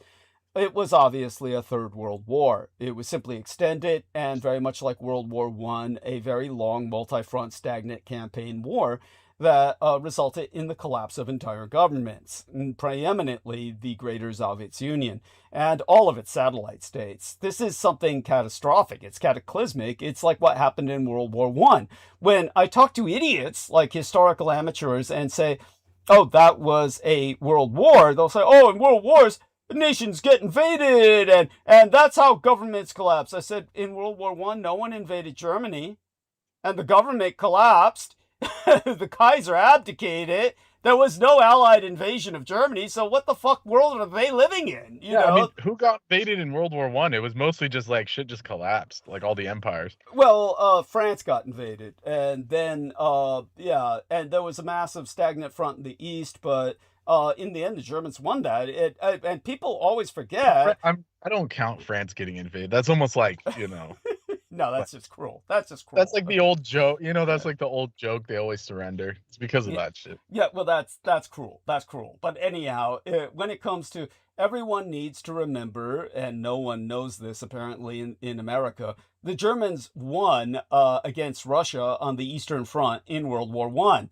So my biological father, Adolf Hitler, had every reason to think Germany would win on the Eastern Front in World War II because they had succeeded in doing so in World War One. And he would have won in the Eastern Front if the Russians hadn't been bolstered in every sense by the Allies and the Americans through Lend-Lease and all the rest of that shit. Otherwise, the Russians would have just, petered out and died as they rightly should have. But there's no, they don't have that backing now, so they're floundering. They're gonna get it again. That's why Trump is hoping they'll get it again, because he wanted to use this war as an excuse to what do they call it? Desanction them. He wants to desanction them. Oh, look at this from Brendan. Iran's president. Oh, Iran's. I thought it was Trump asking for reparations. That would be funny. Anyhow, Iran's president has set conditions for an end to the war, including reparations and guarantees against future aggression. Meanwhile, the IEA's 32-member states agreed to release 400 million barrels. Okay, yes, I will get to that. All very important, and thank you for reminding me of that. So I'll get to that in monologue. But yeah, in the interim, since you're with us, what else is on your mind? Now, you've been through a lot lately. How much of it do you care to share? None of it. I mean, it's all the same shit anyways. Well, how about sharing what happened at the bank? You were on the phone with me, telling me about some of the adventures you were going through when you heard what I was going through, having just exited the Chinatown JP Morgan Chase branch, the Morgan Chase Bank branch in Chinatown. There's actually 2 JP Morgan Chase branches in Chinatown within walking distance of each other, a mere few blocks away. But I was at the one at 1040 Grant Avenue, which is no avenue. It's more like a street alley. And then what did you hear? You were talking to me. You had called me while I was in the bank. Yeah, and then just multiple, like it sounded like a whole fleet of fire trucks, fire engines, like the big ones. Yeah. And it was like multiple of them like came right up on you. And I couldn't even be talking. It was that loud. Yeah. Yeah. And then you were saying, oh, they went straight into the bank. Yeah. Axes out. Out. Shit. Yeah, you did. I don't think we had a chance to, but I was asking you, did you smell any smoke or was anything happening? What the fuck? Not a goddamn whiff of smoke that I could smell. One of the guys, the fire department, now we all think this when we go places and there's authority figures in uniform. We tend to think they're looking at us because it's their job to look everywhere and be alert everywhere. So we tend to think, oh, he's looking straight at me. But in this case, no, the fire department guy came out swinging an axe and he was looking straight at me. That's one fireman. I realized only later in retrospect, it must have been my Local 250 SEIU t-shirt. I was wearing my big purple Local 250 SEIU t-shirt, because it's a healthcare workers union. So it was from my days of being a care provider. And I was wearing that t-shirt. He must have thought maybe I was the person who made the call, and that maybe I was, because he thought probably I was some kind of medical specialist, that I had something to tell them about the scene and what was going on scene. But, I just looked at him blankly. But all that having been ascertained, the fire department chief showed up. He was on site in his fire department chief's specially designated vehicle. He has a specially designated white helmet, which automatically, it's his crown. It disambiguates him from all the other firemen. Yeah, and he put that on with a great sense of regality when he was on scene. And whatever happened, demanded the personal presence of the San Francisco Fire Department chief and 2 fire engines, no less than 2 fire engines. It was a 2-alarm response. And I didn't see any smoke, or I have no idea what happened. I still don't. So if anybody can give us any update on that, please do so. And again, 1040 Grant Avenue, Chinatown, San Francisco, 1:30 p.m. on Tuesday. 1:30 p.m. Tuesday, the 10th, right? Yeah, Tuesday the 10th of March. Tuesday, March 10th. That's when that happened, whatever happened. So maybe Aristides can look that up. But other than that, yeah, we're in World War III, I think. Most definitely. What Brendan is pointing out is, look, we've got an open front in Ukraine. We've got the Iran-Iraq war ongoing. We've got China threatening Taiwan perpetually. And we have North and South Korea obviously ready to erupt at some point. Oh, by the way, Aristides says, look what up. So, come on, Aristides, let's hear your beautiful voice, and we'll tell you. So, dear Aristides, how about at 1:30 p.m. yesterday, Tuesday, the 10th of March, Tuesday, March 10th, 1:30 p.m. in San Francisco, there was a 2-alarm fire that demanded the personal attention of the San Francisco Fire Department's chief. He was there personally. As I walked out of the bank, J.P. Morgan Branch Bank on 1040 Grant Avenue in San Francisco, which is New Avenue. It's a very small alley, but 2 fire trucks and the police chief's truck had to fit in there. They responded to a call, came out axes swinging into the bank I had just exited. Can you find out anything about what might have happened? I'll search on that. What was the TED Talk? What was the guy's name? Oh, I haven't found that yet. I'll have to look for that. But thank you for asking. It was, okay. No problem. Yeah. It wasn't, let's see. It was a TED Talk on Stuxnet.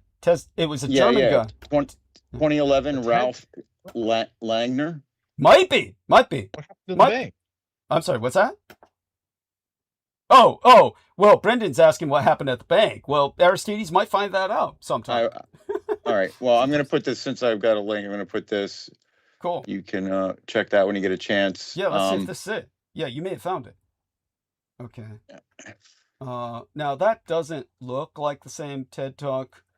Might be, but I don't think so. Kraken Stuxnet, a 21st century cyber weapon. Okay. There's a whole bunch of TED Talks that are scrubbed. Yeah. Like the vampire, the parabiosis guy. Tell them. Tell them. Yeah. Well, I remember the first time I heard about, medical vampirism. It was this like Swedish or Nordic looking guy with this like Dracula accent, and he was like pale and all skinny and shit. And he said, yes, we took rats and we took the younger rat and we put the blood of the younger rat into the bigger rat, and it showed, its age markers decreased immensely and all this shit. And it was like obvious that he was a vamp. And I was like, damn, they're not even hiding.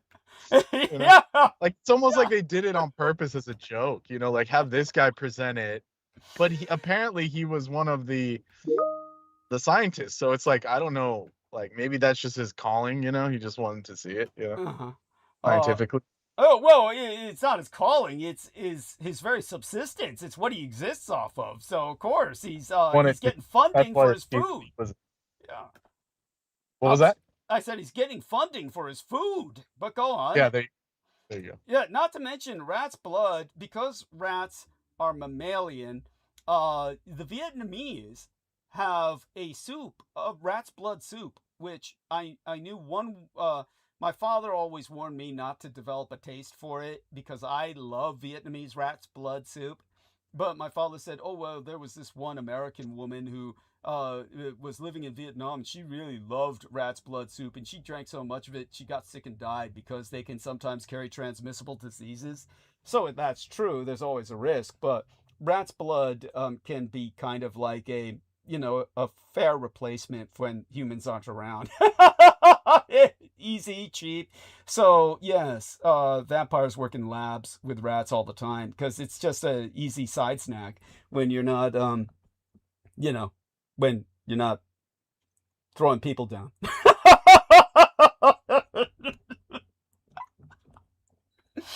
So yeah, so that's where he would get paid to work with the rats. And anyhow, our man Brendan is on mute again. So our man Aristides found a number of TED Talks on Stuxnet. God bless him, including one that is kind of like a revised edition titled Stuxnet Talk 10 Years Ago, What I Got Completely Wrong. So, yeah, these are... it's got to be the guy. Yeah, it's probably. Yeah. There's not, like, there wasn't any other guy coming up like that. Okay, so that makes sense. So it's the German guy I was thinking of. Thank you. You're Langner. I mean, that sounds kind of German, doesn't it? Yeah. I remember him, the guy talking, being a lot more Nordic looking with longer hair. Long blonde hair. But maybe, there could be another guy. Yeah, that's totally scrubbed because Langner was the guy. But anyhow, thank you. I appreciate your connecting these. These are important. Resources. Thank you for these resources, and I appreciate that. And Aristides does a bang up job. He's the man. He's the guy. He can find anything, almost. And so where was this fire? You say this fire was in a bank? Yeah. It was at J.P. Morgan Chase branch in Chinatown, 1040 Grant Avenue, and 2-alarm fire response with the chief of the fire department there in San Francisco. At 1:30 p.m. yesterday. If you find anything about that, that would be appreciated. And let me take a look through my own notes here again, see if I can find something that might be otherwise about the Stuxnet. Here we are, Stuxnet and Stuxnet, and see if our man Mr. Brendan Zogit comes off mute at some point. So here we are. Let's take a look at this. By the way, hopefully now this will put into perspective for people what I've said about in tonight's summary of our transmission. I put in the summary the thing about this being unrestricted nuclear warfare, cyber nuclear warfare. Let's see where this takes me. And oh wow, cool. Okay, this Jesus Christ. Well, that helps, doesn't it? Okay, so here we are. This is the video that years ago I linked and should have taken down more information. I don't know if that would have helped any, but click on that and you'll see what they did with that video I was thinking of. There's this more Nordic looking guy who was talking about Stuxnet. There's this Nordic looking guy, tall Nordic, blonde haired, long blonde hair, like what you'd expect to see step out of a UFO from the stereotypical UFOnauts of the 1950s when the Nordic aliens, the Nordic. But anyhow, he didn't look that extreme, but just long blonde hair and Nordic guy with a pronounced accent was talking about Stuxnet, and look what they did to that. Look what YouTube did to that video. So that was when the title was something like Nuclear Stuxnet, Cyber Attacks. Who attacks whom? War by cyber virus in both Fukushima and Iranian centrifuges. That was the title. So here we are with that. And let me provide the title for you here by editing this. And there you are. So then you'll see, there you go, what they did with that. They scrubbed it. And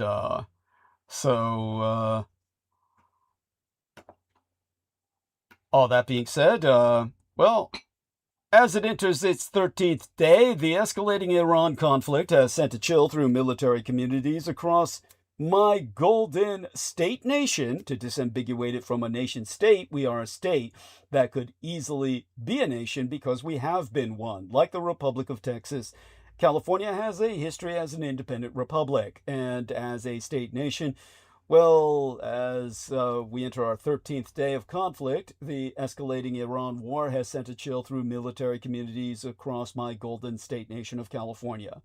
As for what the war in Iran means for Californians, members of the Iranian diaspora in Los Angeles rallied last week in Westwood, celebrating in the aftermath of the death of Iran's supreme leader as Israeli Zionist-American military operations intensified.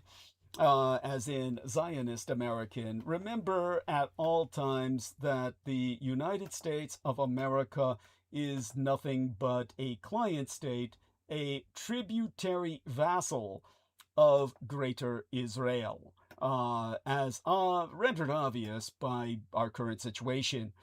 But the mass demonstrators of the Iranian diaspora called for a free Iran in Los Angeles and expressed hope that a change in government could bring freedom to their homeland. Now, of course, the tone of some conversations has become more sober as Iranian Americans fear their native country will descend into chaos, much like Iraq did after the 2003 American invasion. Mass casualties continue to grow, with the death toll in Iran rising to more than 1,300 last time I checked in. There is no clear I path. was gonna Yeah. ask you, why did they attack Iraq? Excuse me, Iraq as well. It was like, it almost seemed like a pot shot. Like, You mean back when they did in 2003 or recently no, now? just now. Just now they struck some government buildings in Iraq for some reason. Do you know? Now, this is going to be a stupid question, but I'm just hearing this. It doesn't surprise me, of course, but do you know who? The Zio-Americans or the Iranians struck Iraq? American. Oh, the Americans struck Iraq. Yeah. Well, the first thing I would assume is that the Israelis told them that there were some kind of Hamas or Hezbollah units that were basically Iraqi units that were Shia Iraqi units that were supplied and supported by Iran were active in some area that they struck or something of that nature. That's the first thing I would assume. Yeah, but that wouldn't have happened if they left freaking Saddam. But anyways, yeah, well, you're telling me. Would have had the greatest ally against them. But anyways, yes. Well, you're preaching to the converted here. You don't need to sell me on that. I'm the one who was always preaching that. Yes, and no, the Americans, they fuck it up. You can never give them. They fuck everything up. Anyhow, yes, here we are. Yes, we have a nice meme provided by our man Aristides. Yeah, here you go. Yeah. You know what would really come in handy for the U.S. right now? If Iran had a next-door neighbor who was a bona fide big dog, armed to the teeth, willing to launch a ground war simply for the love of the game. Just imagine. And we have all these pictures of Saddam. Yeah. And why... Yeah, too late. Too late. Yeah, too late now. And then here we are from Al Jazeera. Why Iraq was attacked from all sides amid... Israel's American war on Iran. Iraq has seen attacks from both sides of the conflict, Iran and its proxies on the one side, and the United States on the other. Okay, yeah, it's caught in between. It's a battleground for the two regional powers, meaning Israel and Iran. The Americans are just there as a client state of Israel. It's mercenary force. Yeah. I mean, if they're that weak, what the fuck? I thought we were supposed to be like propping them up. Well, we've never done anything for them. Nothing other than leave them a shambles. The United States has done nothing for Iraq. It's horrible. I mean, it's a crime. It's a crime. And all I can say is that you're going to see more of it, and the war is going to obviously the war is spreading. So once the dogs of war are unleashed, how do you contain them? You can't. In most cases, it's very difficult to contain a conflict. The Korean Peninsula and Vietnam were not really contained conflicts. Everybody was sucked into Korea like it was a black hole, like it was a vortex. China, the United Nations, Russia, America, they were all inside of Korea. It was a world war on a singular peninsula with Vietnam. Yeah, go on. Yeah. Kim Jong-un, he wants to get in on it. I've been seeing memes where it says, you know, when you weren't invited, and it's just him like crying in his room and shit. he wants to do something so bad with all his rockets. He like every once in a while he'll say, I'll launch missiles that'll hit America. It's like just to be part of the game, you know. It's like, poor guy. Let me show you something here. I mean, I don't know if Aristides is still with us, but he's welcome to look. I'm sharing screen right now. So can you see me sharing screen here, Brendan? Yeah. Move it. Yeah. Well, aside from this stands out. Mickey Rourke evicted from home after turning down $100,000 in help from fans. Well, fuck, give me that. Give me that money. Give me that. God, I need it. Give it to somebody who needs it. Yes. He's standing on pride because he's insane. Poor bastard was driven insane. Oh, look at this. She thought it was a stomachache. It was stage 3 rectal cancer at 26. Oh, Jesus Christ. Poor dear. She looks like it. Anyhow, see this? This is like the only thing I could think of when I saw this earlier today. And it's supposed to be like this. See this? This little thing down here. Yeah. Search spring travel ideas. It says search spring travel ideas. It's an airplane, like crashing. Yeah, it's supposed to be an airplane, but all I could think of was a drone strike. And that's what it looks like. Yeah, that's the first thing I thought. Instead, it says spring travel ideas. Search spring travel ideas. But all I could think of was it looks like a drone. Yeah, if you survive into the spring, yeah, you can travel. Yeah, that's a pretty badly. Whoever designed that widget fucked up. Yeah, it's like a badly executed widget. Too soon. Yeah, too soon.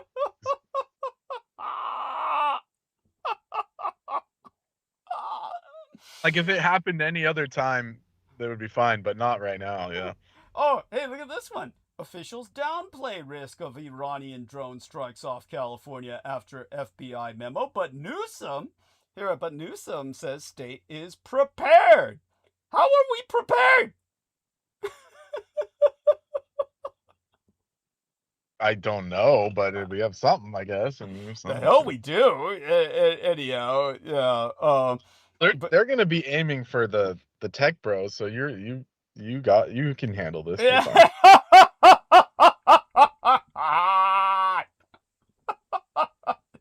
Oh man! I like this part. It says this is a Chinese news agency, but it says footage released of missile fragments from the primary school attack, and it's all a bunch of shit that says made in USA, made in Minnesota.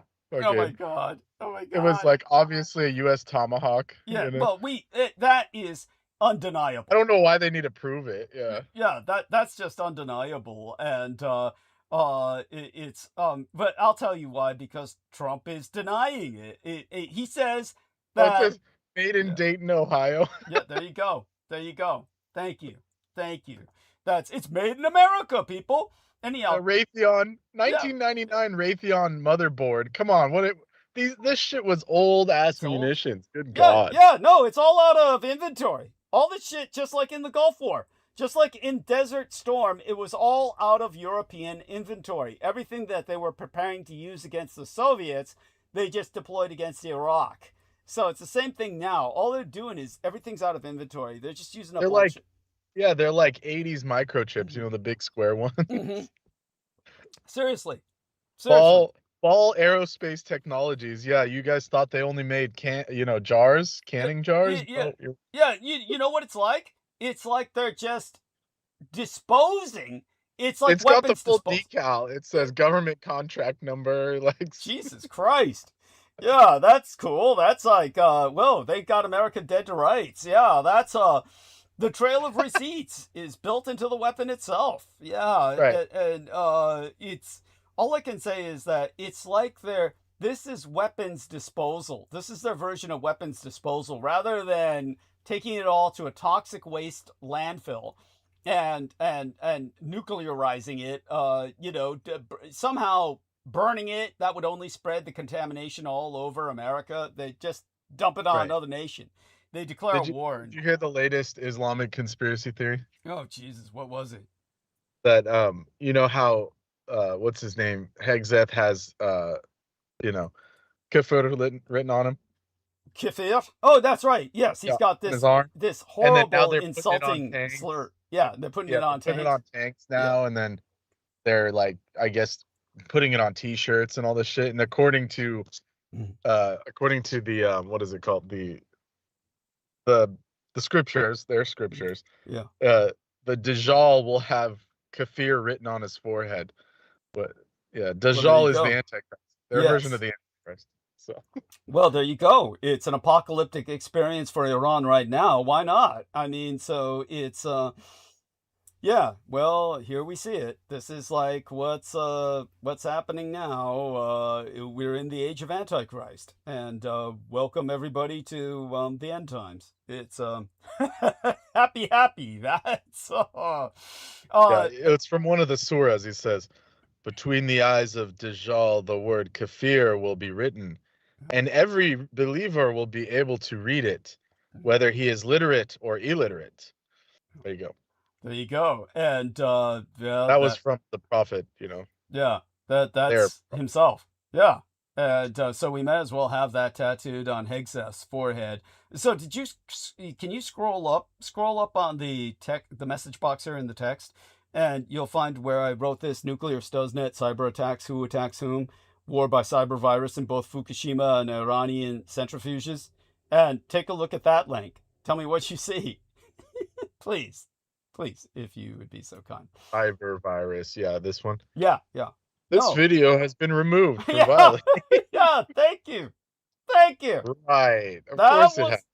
That was the video which had the tall, long, blonde-haired Nordic guy talking about what's in the title, and that got scrubbed. You know, and they're claiming. Oh, it got salted. It got salted. Yeah. There you go. God damn. And he was German too. Spoke with a heavy German accent.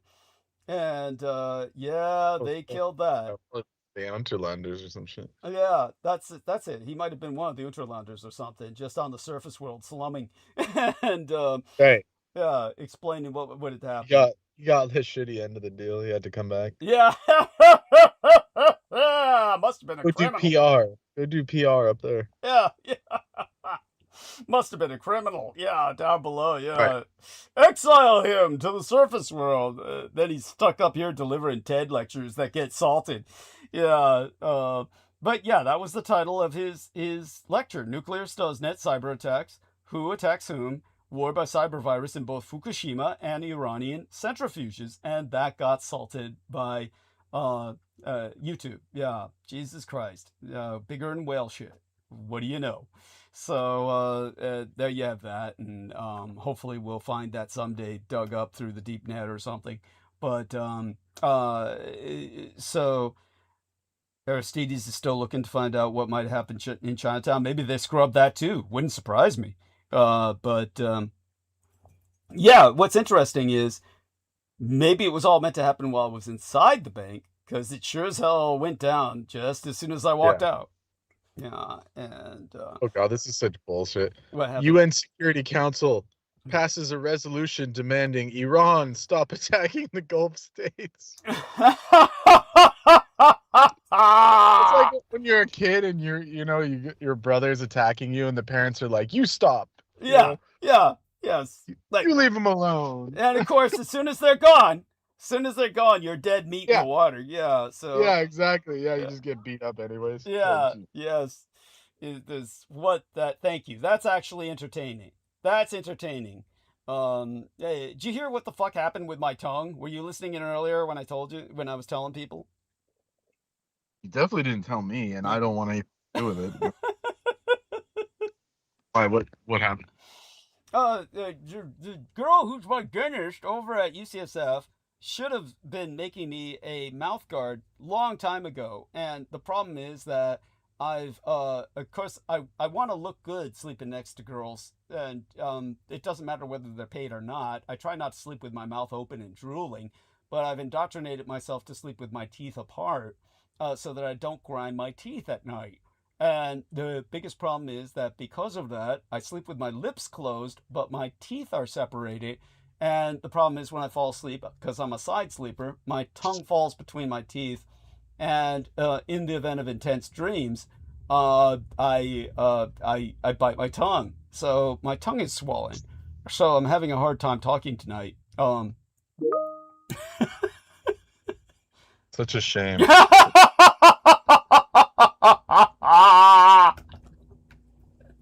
The milk of human kindness flows from Brendan's bosom.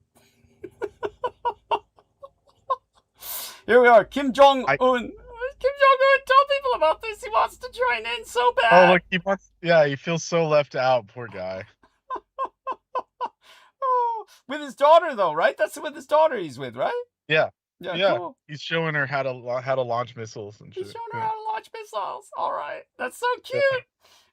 I know, it's almost quaint. At this point, it's almost quaint. Yeah. She's learning how to play with his toys. Yeah. It's like, as evil as they are, it's like at least they're not dealing with like the damage that our government does. You know? Yeah. Yes. It's like at least they keep it to their little section. Yeah. I'm gonna heart that. Yes, I'm gonna heart that. Yeah, but anyhow, what Brendan is kind of, I think we'd reach World War III level, or 4 level, World War IV level, if the Korean Peninsula erupted, China lashed out and tried to take Taiwan in some insane, suicidal, economically destructive maneuver, and that went on while Ukraine and Iran are active, but it's still not at that point yet. It's definitely a world war waged on fronts. It's a multi-frontal world war, but it's more like the so-called Cold War was, a third world war in effect on several fronts, but it's not yet exploded into one global conflagration yet. We're all waiting on that, of course. And God knows these people are going to do their damnedest to bring us there. But aside from that, dear Brendan, what else comes to your attention? Anything else? I mean, here, look at this link. Okay. This is why you would never be accepted in the diocese. U.S. priest caught spending church donations on Mexican prostitutes. Good on him. Good on him. Thumbs up. Thumbs up. He was embezzling church funds for taking trips to Tijuana. Brothels. Going to Tijuana's Hong Kong Gentlemen's Club. The Hong Kong Gentlemen's Club in Tijuana. All right. Go Father. Yeah, go Bishop. Yeah. I bet you he was telling them he was on a mission. Like, I'm gonna go save proselytize. them. He's there to save their souls. I'm there to save them all. Yeah, he's saving them all. He's there to take confessions and save souls. Good on him. Yeah, he's a bro. He's a bro. Yeah. Bishop Emmanuel Shaleda from Southern California, arrested for embezzling church funds. Reports confirm he used donations for trips to Tijuana brothels, like the Hong Kong Gentlemen's Club. Yeah, that's go bro. Oh, okay, so I can dig that. That's a man to my wounding. I can relate. Let's see what else we've got here in terms of video links that might have been scrubbed or salted before I go back into monologue, which of course Brendan is welcome to interject anytime he wishes. Let's see if this thing connects to I'm Yeah, well, dude, it's like you yourself said. Without you, the show is unlistenable. I didn't say that. You said that to Brooke, and she agreed. Yeah, she agreed. Oh shit! Look at this one. Oh man, look at that. See that link I just put in? That was like, the same thing about the Fukushima attacks. And, look at what they put on that one. That was a link to the Fukushima attacks. It was like the transcript of that man's TED Talk. This was the transcript of that man's TED Talk. Yeah, someone didn't like it. Yeah. Yeah. God damn. Some group of people that may or may not be chosen. Yes. Yes. Yeah. Well, they chose themselves. They're self-chosen. Okay, let me put this for the record. Transcript of above TED Talk, above salted TED Talk, salted TED Talk, TED. I like how these newspapers are just saying the obvious. Yeah. Like, Yeah. here, read this headline. It's like, I mean, it's like saying water's wet. Or, El Salvador's mass arrest policy may have led to crimes against humanity, study shows. Yeah, it's amazing. Yeah. like they needed a study for that shit. Experts documented murder, torture, and disappearances under President Nayib Bukele's policy targeting gangs. Yeah. Well, there you go. Yeah, they were just snatching like dudes out of houses and just saying you're one of these. Yeah. Yeah. I'm sure most of them were sketch, but I mean, there you go. Yeah, well, after a while, remember they started bringing in all the deportees from the United States, so they were mass deporting. Wasn't that El Salvador's prison system, right? If I'm not wrong, not Nicaragua. No, El Salvador, definitely. Yeah. And okay, well, thank you for that. All these comments on the United Nations thing is hilarious. They're like, kangaroo court, UN. I condemned pineapple on pizza, but it won't change anything. Yeah, no Good shit. point, but never condemning America against against aggression to Iranian territories. Oh my God! Yeah, it's the same UN that saw Gaza bombed to ashes. Yeah. It's a horrible. It's a horror story comedy. Comments. These aren't my thoughts. Yes. He's reading comments. He's reading comments off Facebook, and this is what we've become. We've become some kind of carny act. It's just everyone's laughing. It's just a bunch of laughing emojis. Yeah, it's a circus of horrors. I like this guy. Lost respect for the unfairness with UN in capitals. Unhumane with the UN. Yeah. Let's see. Oh.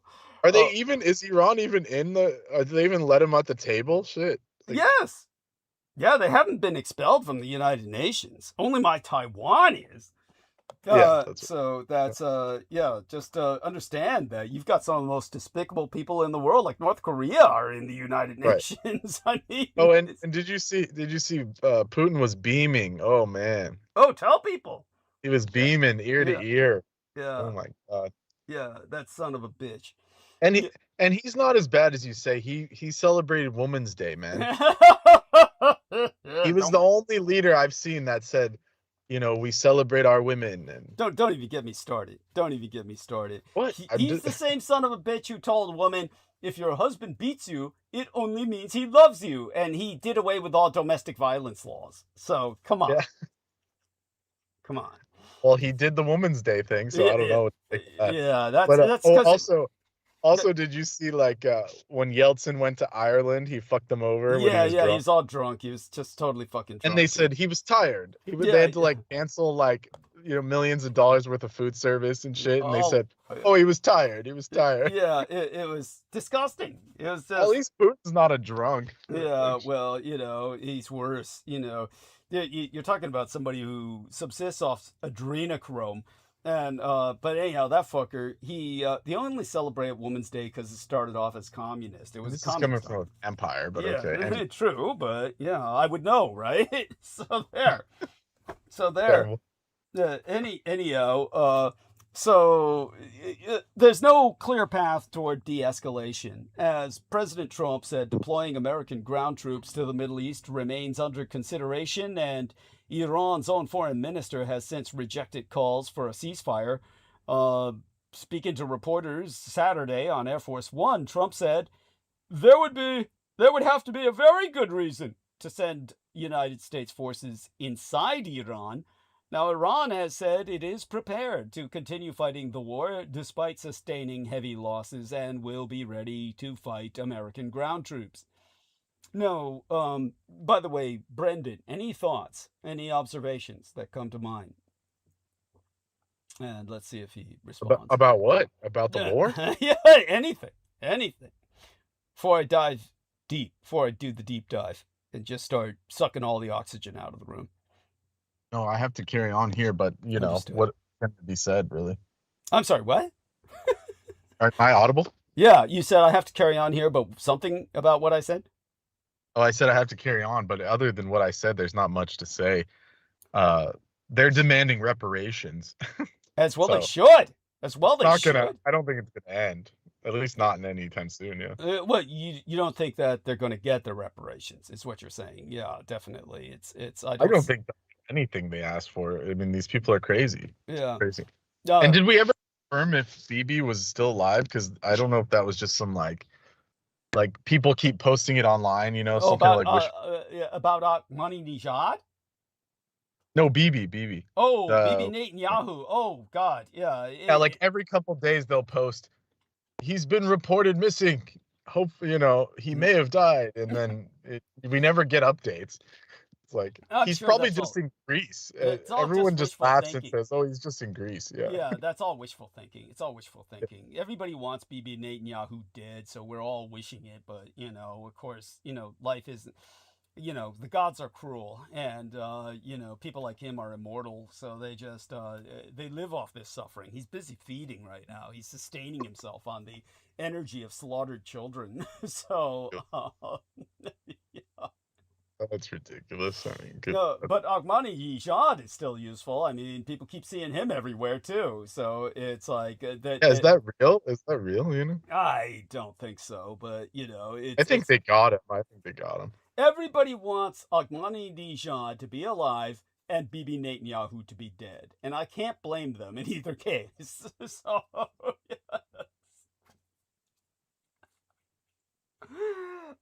It's an unfair world, though. So instead, we're here. Now, the Iran war has blocked the Strait of Hormuz, a vital oil choke point. Reopening it is a big challenge when Iran is threatening to burn ships. Iran warned last week that ships traversing the Strait of Hormuz would be set ablaze, alarming government and industrial leaders all over the world. Gasoline prices are rising largely because of the Iran war's impact on the Strait of Hormuz, a crucial passageway for oil and gas from the Persian Gulf. The waterway off Iran's coast, now effectively closed, is so vital for the global economy that the governments are working on blueprints to speedily reopen it to shipping when the shooting stops. Retired naval officers say that using warships to escort tankers, as suggested by President Trump, would make no sense during active combat. They say ships have little room in the waterway to evade attacks. Iran has missiles, drones, fast boats, and naval mines.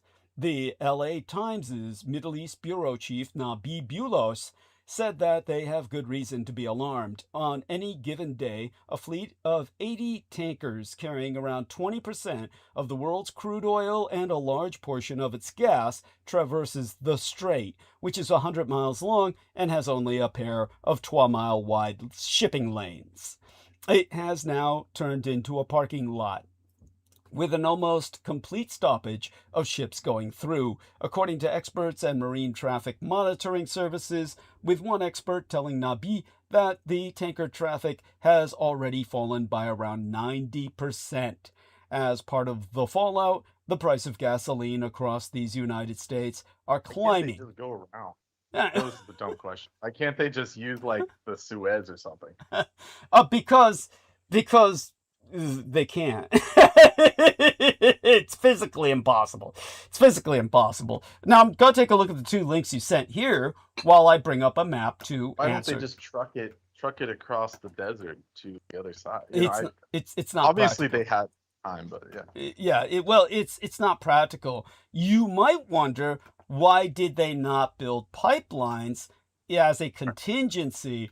But again, it's just not plausible, and it's not it's not practical. It's if we take a look at it, of course, let's put it this way. Here we are. I'm going to do a screen share, and Heather has joined us. Welcome aboard, dear Heather. And since you're on with Brendan, feel free to ask him any questions you may have had. But here we go. The physiology of the world. It's such that the deserts here are so harsh and so extreme. The pipelines would fucking melt. It's like there are pipelines all over the desert that work, but ones that lead from the area deep inland to it's just easiest to go through the Gulf. All the oil's coming out of here. Basically, this Iraq, Kuwait, Saudi region, the Gulf states region, it all goes through this choke point. And yeah, it's just there's nowhere else to go. Yeah, so you're fucked. Do you think any of it has to do with the Stargate? No. In a word, no. It's all oil. It's all oil. Yeah. Well, it's a lot of things, but oil. Well, I mean, honey, it's about a bunch of madmen in Israel and America that started a war for no goddamn good reason. So we really can't say it's about oil, but it's impacting oil. And how is it that the military is telling the people that are serving that they're doing it for Trump is doing it for Jesus and all that? It's a misreading of the scriptures. It's antichristly. It's what you'd expect from a bunch of well, anti-godly figures. Brendan, by all means, join in here with your wisdom. And but dear Heather, how's Vin and his buddy? You said you had a friend visiting. Oh, his brother. Yeah, his brother. He already left, but we had a great time. Okay, good. And so aside from that, is he? How's he feel about the war? There must be something he has to say. He gets really nervous. Kind of like he can't believe it, like a lot of us. Mm-hmm. Can't believe it. Mm-hmm. And what's his predictions? He must have something to say. Well, let me think. Let me go get him and I'll ask him. How's that? Sure, but we like your company too. Yeah, Okay. feel free to bring him. Yeah, I mean, I don't want you to think that I'm trying to get you to bring him on as an alternative. Oh, to no. yourself. No. I'm just. Tell us what's going on with you. I just got a lot going on over here. Okay. A lot of, stuff that's real, but it's not really like important to anybody but me. Such as? Well, tonight, for instance, I've always tried to go to visit the cemetery to do my walk, Mm-hmm. when it's twilight. And since the weather's been changing, I've been misjudging the time. Mm-hmm. And so I finally went at the right time today. And I just kind of like had an experience that, I don't know, it was like some kind of a epiphany or some kind of, like, how people used to see the mother, apparitions. Mm-hmm. Yeah. Sophia. Huh? Yeah. Or I don't know. Marian. Marian or Sophia apparitions. Yes, the Divine Mother. Yeah. Well, this is what happened. So I'm sitting there and there's like little, he wants to know what you think about the war. I think that's more important than the hallucination story. What do you think about the war? That was the angel that saved Heather's lives as well as many other people. Oh. I have some theories about the war. Cool. Yeah. No, it's great. I mean, it's so ridiculous and unthought out. Mm-hmm. I mean, our military is great. Our military can do anything, but it's just plunged the whole world into an economic catastrophe. I mean, killed thousands of people. I mean, it shows the power of our military, but I mean, we have a madman controlling our military. And I guess the greatest lesson here is something that we knew for 50 years after World War II, or however many years, or 70 years. And that lesson was, after World War I, we punished Germany so hard, okay? Mm-hmm. And we punished them so hard that 30 years later, and we taught them a lesson. we taught them a lesson for starting World War I for being bad people. And they came back and it was World War II and they almost won. So after World War II, we didn't punish people. We helped them rebuild their countries and everything else.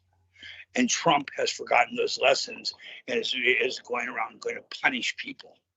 And all that happens is they come back in 30 years tougher and better, and those people will hate you forever. I mean, we did a very good job with NATO and everything else, and the UN, to the people that the world, I mean, that got decimated, Japanese, the Germans, everyone else, where they became citizens because we helped them rebuild. Where Trump is just killing everyone. And anyone that liked America and wanted to fight against the regime now wants to kill us. I mean, you talk about building an ISIS or an ISIS type thing. I mean, even Qatar and all those other people, I mean, hate America now. Thank you for that input. I really appreciate that, Vinny. And Vinny, of course, is a fellow Marine, Semper Fidelis. He's an individual who served and has every right to speak to these issues. And certainly, what do you feel is going to happen in the more immediate sense? Well, in the more immediate sense, we can't take over the Straits of Hormuz. We can't. Trump doesn't understand it, and Hegseth doesn't understand that the Straits are not straight. Mm-hmm. Yeah. I mean, so so you've got the basics that he doesn't understand it. Trump doesn't. Trump doesn't understand that tomahawks are not generic. Every country has them. No, only 6 countries have them. I mean, it's just so stupid. I mean, and that's what you have. You have really, I mean, if he's not insane, I mean, he's stupid. Yeah. It almost makes you question whether there's something like that we don't know, that there's like a big missing factor, that is like something is like. It is. And the thing is, I don't know. I mean, I really think, I mean, this has been, I mean, my friends have been talking about this for a couple of years. I mean, I mean, Putin obviously has something on him, like being peed on or something, but I think it's worse. I really wonder if like the mega Republican, the congressmen, a lot of the congressmen, I mean, if their kids are under threat of being killed, like if they don't stay with him, because these people are too smart. I mean, Mitch McConnell isn't anymore, and he caused all the thing. Now they're like, "Are you right?" He's like, he's still voting, but I mean, I really wonder, because these congressmen, even the Republicans, I mean, everything else were pretty smart, and I really wonder. I mean, it's almost like they have a gun to their head. Mm-hmm. They do. Yeah. And I mean, you really wonder if they're all wearing explosive underwear. And if they don't do the thing. I mean, I'm not joking, but I'm not joking. Yeah. No. It's Trump's operating as a godfather of a mafia, and they're all just scared to death of him. I mean, they're not scared. And I mean, you look at people, I mean, Bondi says some bad things and she has to go undercover because of things. And you look at the Supreme Court justice, everything is just, I mean, these people like, what's his name? His tail, Clarence. I mean, they're so corrupt, but there's people there that I don't think can be bought or could be bought easily. And they're just not doing anything. They're just hiding their head. Yes. And then Trump looks at the White House doctor. I mean, Trump looks at him and says, "Who's more fit, me or Obama?" Oh, Jesus. And the White House doctor sort of has to look in front of the press and say, "You are, sir, way more." Oh, Jesus. Oh, but did you see hot JFK Jr. With Kid Rock? It's just, I mean, stuff like that. I mean, he's a doctor. He can't. I mean, there's some sort of intimidation going on that's beyond. I mean, that guy, I mean, doesn't need money, you wouldn't think. I mean, you know what I mean? I mean, it's so embarrassing. I mean, so many people embarrass themselves. I mean, at the Republican thing, he stood up there, and all the Republican senators had to clap for him for 3.5 minutes before he sat down and let them stop clapping for him. Yes. I mean, disgusting. It's shameful. you have to say, sir, you are the greatest president, the most physically fit. Thank God you don't do this. I mean, it's what every place else they do that. They do that because they're fearful for their life. Mm-hmm. Yes. So, I mean, I'm and I mean, it's pretty obvious that they probably aren't fair for their life. And Yes. People here, Thank you, Heather. Lutnick and everything, those people think they're going to be rewarded in heaven. But I mean, there's billionaires on that board. There's, I mean, all these other people. I mean, you know, these senators are all, you know, $200 million. They have net worth. They shouldn't be scared. They could retire, and that's what they're doing. But even they're scared to do it. So I mean, I think there's some sort of, I mean, like literally, like they all have like fucking exploding underwear saying that Trump has the button to, or their kids do, or something. I mean, I hate to say it, but that's really what. Yeah, there's something missing in the whole big picture of it. Well, very astute observation. Drugged them and had them and exposed them as sucking dick. You know, I don't know, but I think it's really something that bad. Yes. Well, it's as Aristides pointed out, the Epstein files and that kind of blackmail really wouldn't cut it to control entire nations. Nation states could. Yeah, go on. Yeah, it's got to be like that. Their kids, their grandkids, and their whole world would be totally destroyed, and they'd be wiped off the face of the earth. I mean, and Yes. even then, you know. Yes. I mean, you know, and even then, it's funny. Like the people that are speaking out the worst against them are the women, because the women are stronger. Sometimes the women just say, "Don't give a fuck." Like Margaret Taylor Greene, horrible person, piece of shit. But she just said, "Fuck it." Yes. No, definitely. Well, as was pointed out by Michael Aquino years ago, the Israelis. I'm sorry. Yeah, that's great. Yeah, as was pointed out by Michael Aquino years ago to myself, the Israelis had planted nuclear bombs under all the major cities of the West. And for this reason, they have the Western world over a socket. They can always threaten to blow the nukes that are underneath the cities of every major Western capital or financial center. They couldn't get away with doing that in Asia because they don't have the ability to infiltrate Asia the way they could easily do so with impunity in the West. But in the West, they were given free hand and they took every advantage of it, and they planted nuclear weapons under every major city.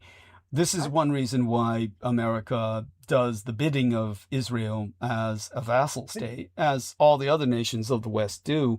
But when it comes to the personal threat that I simply presume that Trump threatens everybody's families for any resistance against him in the Republican Party. Their families are threatened, and as a result, they act in total fear. They move as a unit in total fear, and we see that. We see the results of that. And what about, is that picture real about Bill Clinton holding Stephen Hawking dressed up like a princess? I don't believe so. Or was that photoshopped? But yeah, Michael Aquino's whole premise is if it only works on that, like someone like Trump, his premise is destroyed because Trump doesn't give a fuck at all the cities. Yes. If he knows that happens, then he can bet on it and make more trillions for his companies. And he was building in the Middle East. He would say, blow up all the cities. Well, I see what you're saying. I definitely appreciate it. He was building in the Middle East. He would say, blow up. No, he's like, before they blow us up, let's go blow them up. No, but he wasn't. He was saying, blow us all up because he's got all those big investments in the Middle East. He didn't want to hurt the Qataris who gave him a jet. He would rather fucking blow up LA. Fuck it. Yeah, I agree. I agree with that. Yeah, I agree with the essence of what you're saying. Well, he even said that was the biggest surprise on Yes. the first couple United days. States. Yeah. As a matter of fact, repeat that, Brendan, how Trump said he was surprised that the He said that was the biggest surprise, was that they struck the Gulf states in the first 2 days. So maybe he didn't realize that was an option. I don't know what happened, but he said I was surprised by it. Yeah, that was. He said that was the biggest surprise we had to encounter. Which just shows how insane he truly is, that, that for some reason that would strike him as somehow off limits. Like, oh, they wouldn't do that, when it's the first thing they would logically do. It's the only thing to logically do, is to spread the war, spread the pain, and make it costly. But as our man Vin is saying that Trump wouldn't even care about the sacrifice of American cities. He feels he can relocate to these new developments in South Asia, Southwest Asia, the Middle East. And I see what you're saying. That's still a crazy maneuver. He's so insane he might think like that. That's why he was so shocked that they would attack those areas. He probably was told that they're unassailable, that, oh, no one would touch them because the economy of the world depends on these states, the Gulf states, functioning. Well, obviously, We could just travel through time and escape everything. That's cute. I don't believe that he has that option, but yeah, It comes down to, it's very simple. He thought, just like the last time he attacked, he could obliterate them and then say, we have a ceasefire. They would fire 30 missiles, which he said. They called me and said, we're going to fire the missiles at 3 o'clock, so make sure all your people are safe. Actually, they did do that. Last time, that's what happened. Yes, last time. He did that in Venezuela. So he saw his power. He thought he could do that again. And that was what all the news reports, he was freaking out because he was trying to get a surrender the next day. And he killed the Ayatollah. Yes. And he didn't understand that, you take it too far, you kill 159 schoolgirls and you do all this shit. You're dealing with a different kind of shit. Kids. He just killed kids. Yes. You can go in and you can blow up some sites and kill 20 or 30 people maybe and get away with it. You just Oh, but is it on the 33rd parallel? Is that like some kind of an exception? Because that's the game that they play. No, it's a religious fanatics, and all those people that were against them, they say would help. Those that were against Ayatollah and everything, now you've killed their kids and everything. So now you don't have any friends. Yes. Now you've radicalized all the people that were on your side that were against Ayatollah. Yes, he did eradicate the majority of the leadership that was capable of negotiating any ceasefire or drawdown or de-escalation of the conflict. And I'll get into the family members along with the young girls. Yeah, in Arc of Narrative, these are all very important. He's given the Iranians every reason to truly mobilize in a national hatred for his actions, his misactions. Have mobilized the entire national sentiment against him in Iran. So he's strengthened the state despite weakening, despite eviscerating its leadership. But yeah, thank you, Vinny. Very, very important points that you made, and they're very much appreciated. And certainly, Heather, we always appreciate your spiritual experiences. And I'm glad you had a nice vision of the divine matron or mother figure, recently. That's a good thing.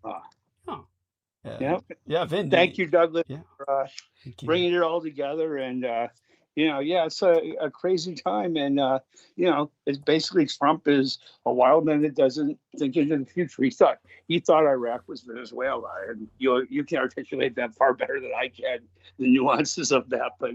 Oh, we'll go in, and he's got a new toy, the military, so he wants to play with his toy. Yes. The men are like little kids. That's true. Very good. Very astute. That's a very good parallel. Thank you so much for that, Vin. And we all love you dearly. Make certain to stay safe and be well, and take care of our dear Heather. I'm trying now that she is Heather Monaktala. Oh, yes. Wait, I just doxed myself. Yes, Heather Monaktala. How do you like the sound of that name, Heather? Yeah. No response? Yeah, I just walked back in here. Okay. Yeah, Heather Monaktala. How do you like the sound of that name, honey? I love it. Yes. That's okay. When you Google it, it's just somebody at MIT. That's delightful. That's delightful. Oh, yes. It's yeah, when you Google Heather Holman, it's some like Texas real estate mogul. Cool. Yes. Yeah, no, it's fun. It's not like I could go check in any hotel and say, yeah, hi, I'm Heather Holman, you know? Mm. Yeah, I love it. It's well, you have elements of both. And as for Vin Maniktala, how's your mother? She's doing okay. She's sleeping right now. He walked off. Okay, thank you for sharing that. Uh-huh. Now about that He's right. vision. So you had the vision of the Divine Mother. Anything else to add? No, to no, not of Divine Mother. Mm-hmm. Okay, so there's these like throughout the old part of the cemetery where I go and I sit. Mm-hmm. There's like cement pictures etched out, and they're like on cement slabs, Mm-hmm. and they look really like elementary drawings. They're a little bit colored, you know. Mm-hmm. I never paid any attention to it, but have you ever heard of Pageant of the Masters? Pageant of the Masters. I'll look it up. No, I have not. Well, yeah, it's like what they do in Laguna Beach every year is they pick an artist or whatever. They take their paintings, they make theatrical sets of it, but then they put real people in there Mm-hmm. to be the faces. So I can't really explain, like, it's kind of like it looks animated, but you know it's real people. You know, that's what the whole trickery is of it. It makes it so cool. Mm-hmm. Okay. And so I was sitting there, and the sun was going down, and the colors were changing. And I looked up, and Jesus, he was standing in the boat in the water. You know, when he calms the storm, it was that story or whatever. Mm-hmm. That fresco. Go on. Yeah, that fresco. I looked up, and it looked like Jesus was looking at me with a real face. And I'm just like, whoa, this is like weird, because my eyes play tricks on me sometimes with my keratoconus. And I wasn't ready for that. And I'm looking, and then for a minute, it looks like I'm looking into a mirror because I'm seeing a face that's moving like a face, a real face. Wow. And then, Mm-hmm. yeah, so I was like, oh my gosh, Jesus is looking right at me, and he's right here. And it felt so like cliche that, you know, oh, Jesus is with me all the time. You know, Jesus is with me right now, watching over me. You know, and so I was sitting having the mental process of what I was experiencing. And then I looked up, and then the sun was going down more. And then it's like there was a bright red spot on where his heart is. And it was bleeding, and it started bleeding. Wow. Mm-hmm. And I was like, wow, yeah, your blood's all over the world, Jesus. You know, you shed your blood, you know, and I'm repeating the whole Sunday school thing. Mm-hmm. Thank you for sharing Yeah. that. Yeah, I appreciate Yeah, that profoundly. That's a very profound moment. And thank you. Okay, that was yeah, you're wonderful. welcome. And Yeah, I'm gonna to- go. I have front Okay. row seats. It was like going to a movie. That's cool. That's great. Yeah. That's wonderful. Okay, well, blessed be thy evening, and feel free to join us anytime you wish. Just interject whenever you want. I'm going to go into monologue deeply Okay. now. And Thank yeah, you, Douglas. thank you for visiting. Okay, love you dearly. And share that love with Vin. Okay, take care of him. Okay, everybody, I want to encourage everyone to acknowledge our transmission with a upvote. Very important. Those upvotes are what keep us going. They're existential to us. Make certain that you click that upvote. Now, we've got another warning here from the FBI about Iran aspired to attack California with drones in retaliation for the war. Okay, all I can say is they're getting my hopes up. It's cruel of them.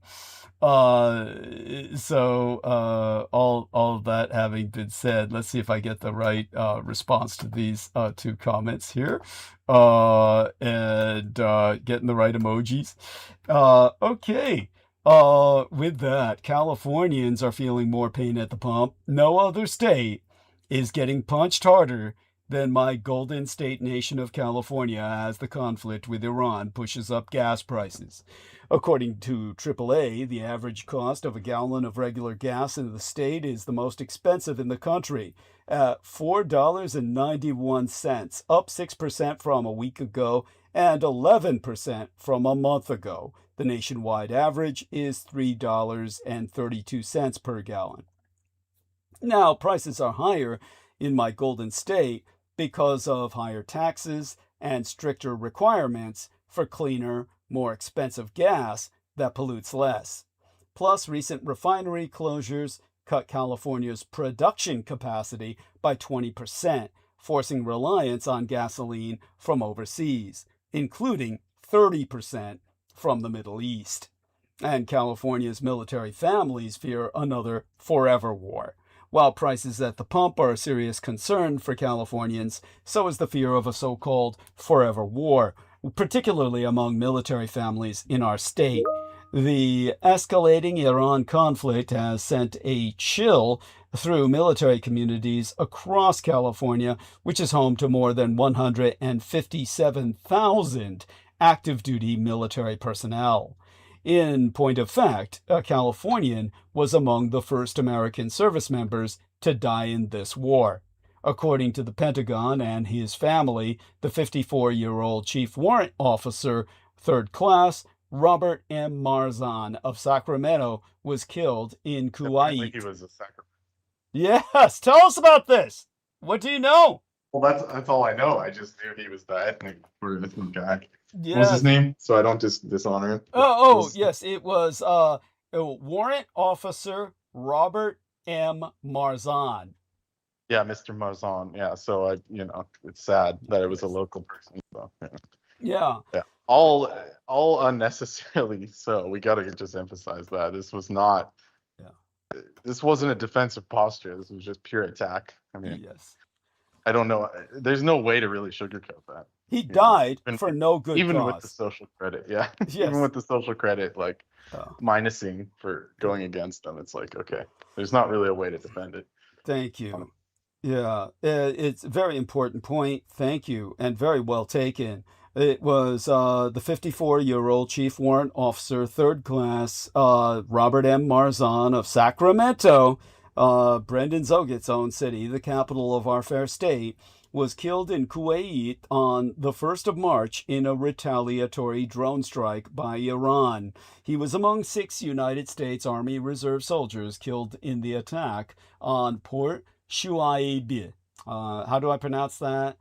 Shuaiba. The proper Arabic would be almost every enunciation of every vowel, right? So, Shuaiba. Port Shuaiba, yes? You have the Arabic script?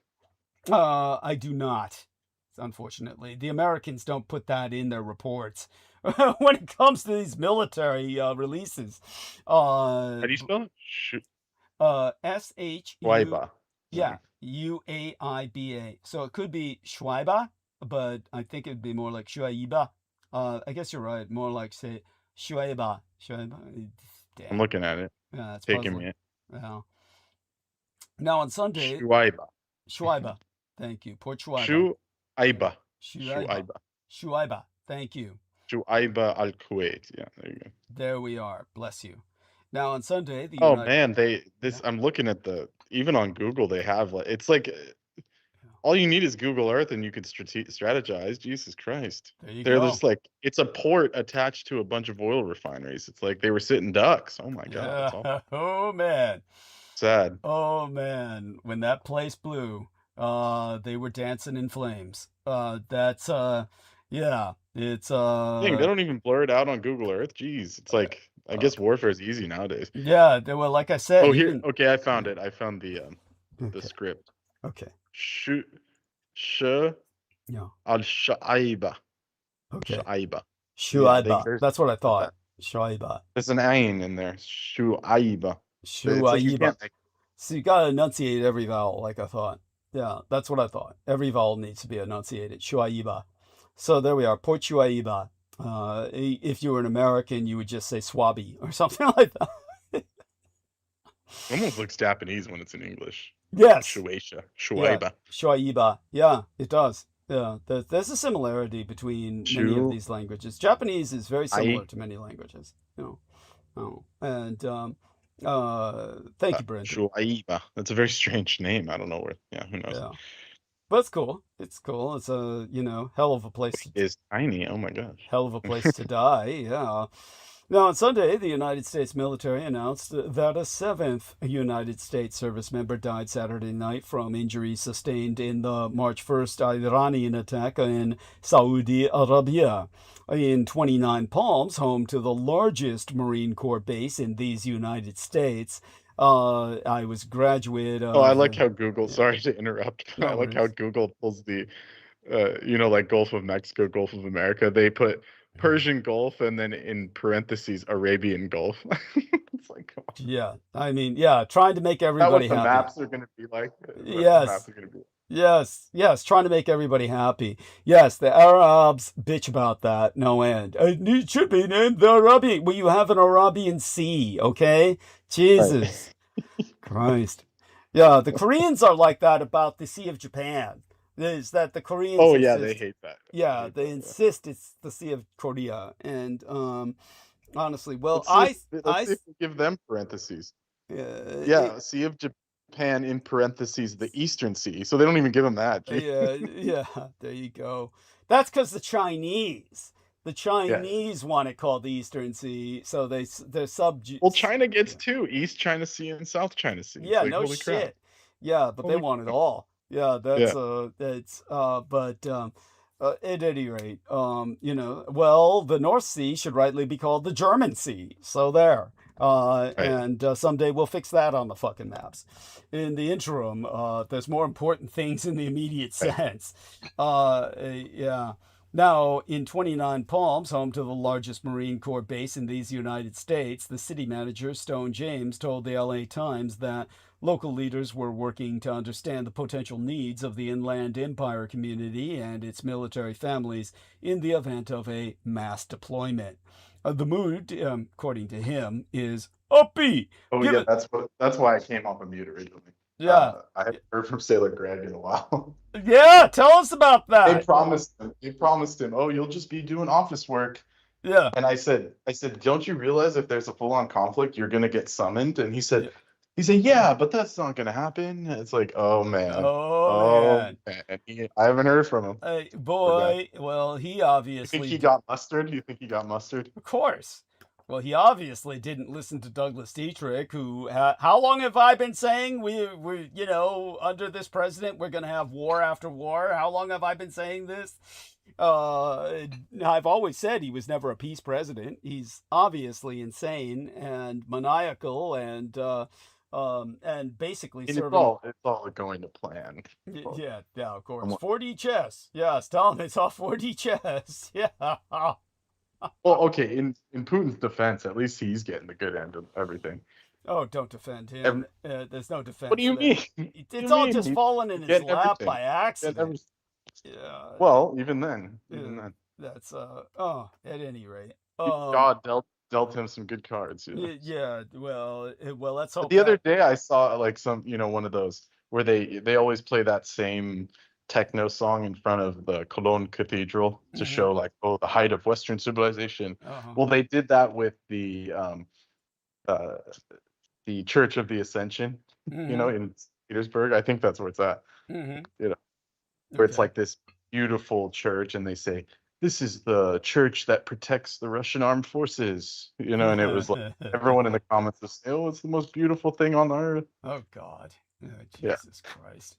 Yeah, and well, thank you for sharing that. That was what remember Viviana Sanchez fell in love with that seduction of the with that church? Putin's Byzantine Orthodox Church drive, yeah, where he was making all the military show up in these churches to attend church. The military is the only church attend-day population in Russia today, only because they're under direct orders, under threat of execution. And they go en masse to attend these rites in the Eastern Byzantine Orthodox churches. Nobody else bothers to attend. Russia is very much a godless culture. And all this claims to be representing Christendom is the biggest fucking joke. They've been excommunicated by the Exarchate in Constantinople. So everybody who thinks that Putin is representative of Christendom in any way, shape, or form is out of their fucking minds, or Yeah, I just saw him do the sign of the cross. He yeah. does There it you go. multiple Yeah, times. yeah. They just That's more than I've seen anyone in the West do. Oh God! At any rate, so when it came to the 29 Palms, where they produce Hollywood Marines, and of course it's the largest Marine Corps base in the United States. Consequently, the city manager, Stone James, he was saying to the LA Times how, oh, the mood's upbeat, given the fact that we have just eliminated a regime that has slaughtered tens of thousands of their own people and repressed women's rights and dignity and humanity. But around town, locals are saying they are uneasy and uncertain about what the war could mean for their community and loved ones when Trump's in Kentucky to cover up Epstein, not honor fallen veterans.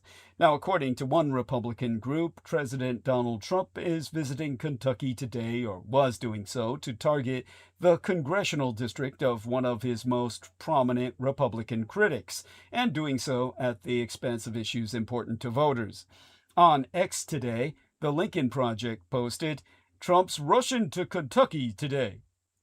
He's not there to honor the soldier from KY lost in his foolish war, nor address Kentuckians' concerns on affordability. He's there to help primary a Republican who pushed for the Epstein files' release. Now, the Lincoln Project is a Republican group that regularly criticizes Trump, and it's referring to the fact that the representative, Thomas Massie, Republican of Kentucky, of course, one of the few Republican lawmakers to openly split with Trump over the president's unprovoked war against Iran, is additionally one of the few Republicans in Congress to routinely and loudly call for full release of the Jeffrey Epstein files, because in some of those documents, Trump is evinced of sexually assaulting a 13-year-old girl while socializing with Epstein in the 1980s. On March 8th, the New York Times' Tim Balk reported, Mr. Massie, a libertarian with a contrarian streak, was a rare Republican to split over with Mr. Trump over the war. Only one House Republican, Representative Warren Davidson of Ohio, joined Mr. Massie in supporting a failed measure last week to force the president to go to Congress for approval to continue using force against Iran.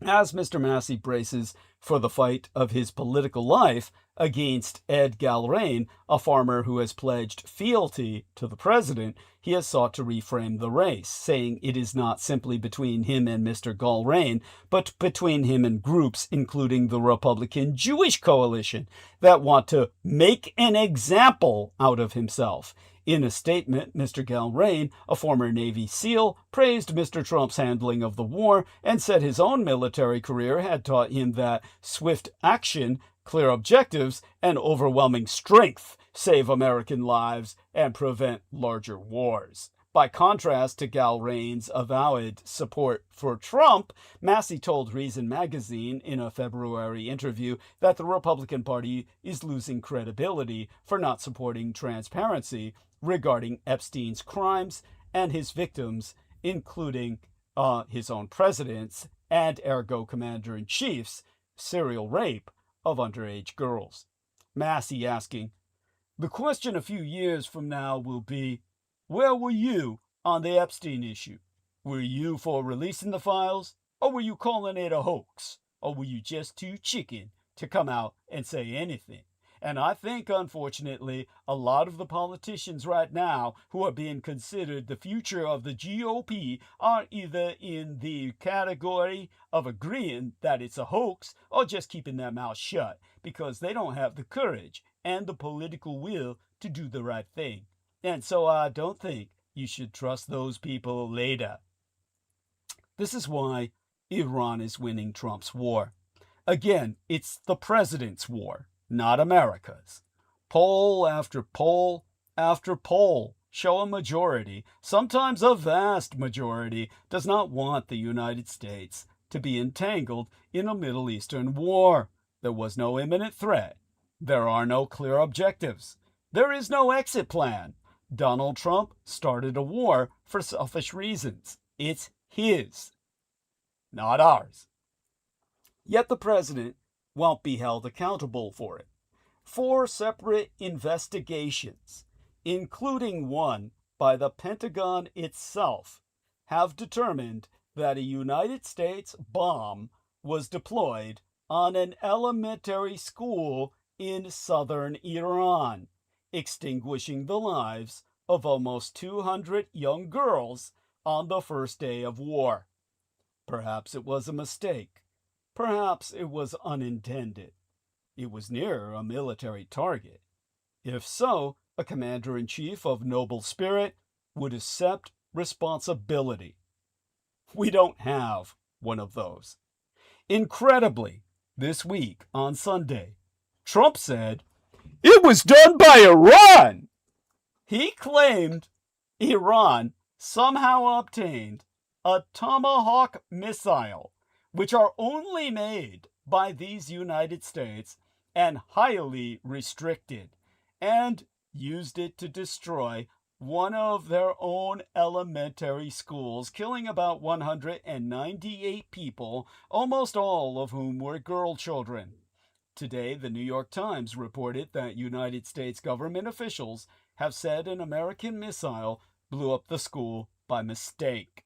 According to the Washington Post, over the weekend, American bombs destroyed a desalination plant in Iran. The plant was a vital piece of civilian infrastructure in the parched desert conditions of the Persian Gulf. Yet when the president was asked about it Saturday, he told reporters he was unaware of its destruction. Rewind. Either the commander-in-chief does not know what the military under his authority is doing, or he's bald-faced lying about what the military under his authority is doing. Both are evidence of the desire for power without responsibility, therefore. Last Tuesday, Trump was asked about the worst-case scenario he had planned for in Iran. Evidently, there be no such plan, given that he guessed, "I guess the worst case would be we do this, and then somebody takes over who's as bad as the previous person." 3 days later, in a post on his social media site, the president declared that his war will end when Iran capitulates. Trump writing, and I'm going to emphasize his uppercase lettering, so per his own emphasis, "There will be no deal with Iran except unconditional surrender. After that, and the selection of a great and acceptable leaders, we will work tirelessly to bring Iran back from the brink, making it economically bigger, better, and stronger than ever before. Make Iran great again." And in parentheses, MAGA! But last night, the worst-case scenario happened, as Trump defined it. Well, this weekend, I mean to say, it still feels like last night to me. I'm still getting over my hangover. The son of Iran's assassinated leader was chosen to be the next head of state. The aforecited Post observing that Mojtaba Khamenei is a powerful regime insider deeply intertwined with the Islamic Revolutionary Guard Corps. His pick sends a strong message of defiance to the Trump administration. NDTV reporting the United States killed not only his dad, but also his mom, his wife, and one of his kids. So Trump slaughtered Khamenei's family, but expects him to give up. That, in addition to his reportedly serious interest in sending troops to Iran, makes you wonder if he's right in the head. When asked for his reaction to the news of a possible ground invasion, retired General Paul Eaton, who trained combat troops in Iraq, told MS Now the first word that came to mind was dementia. Whether he's demented or not. The outcome of Donald Trump's war is the same. Someone else will be responsible for it, not himself. Fox host Maria Bartiromo raised the specter of the military draft to the press secretary. Mothers out there are worried that we're going to have a draft, that they're going to see their sons and daughters get involved in the war. What do you want to say about the president's plans for troops on the ground? Caroline Leavitt said, "It's not part of the current plan right now, but the president, again, wisely keeps his options on the table." Oh my. So, now that I've hearted both of these incredible words put up by our man Brendan Sogit, deeply appreciated. Again, interject whenever you feel. Now, there hasn't been a military draft since the end of the Vietnam War, but a ground invasion that no one wants is so personally important to this president that turning America's sons and daughters into cannon fodder is a mass sacrifice he's willing to make. Very much in keeping with the sacrifice level up of the spell card word that was entered into text box of our Microsoft Teams chat by Brendan Sogit. Just don't ask for anything else, especially respect for the war dead. At the Dover Air Force Base Sunday, during the dignified transfer of 6 service members, Trump wore one of his caps with USA printed on the front and 4547 on the side, both in gold. The image of a president attempting to profit from the ultimate sacrifice was so insulting that Fox accidentally aired footage from a previous dignified transfer. In its apology, however, Fox did not show the correct footage, nor did it describe what happened. The war dead had been killed thanks to Russian aid to Iran, but the president won't take responsibility for that either. The AP, the Associated Press, reporting Friday that Russia has given Iran intelligence to help strike American warships, aircraft, and other assets in the region. When a Fox reporter asked about it, Trump snapped back, "What a stupid question that is to be asking at this time!" On the same day that the AP reported on Russia's abetting of Iran, the United States Treasury said it might lift sanctions on Russian oil. A president who won't give anything, not even respect, still expects the rest of us to. On Sunday, the Axios outlet reported, oil prices have crossed into triple digits for the first time since 2022, a stark sign of how the Iran war is throttling global supplies and raising consumer costs. Politico magazine said experts are, with bolded stress in the original, predicting we may see $4 and perhaps $5 a gallon gas prices, within weeks. And this in a country where the cost of living is already the hottest political issue in a midterm year.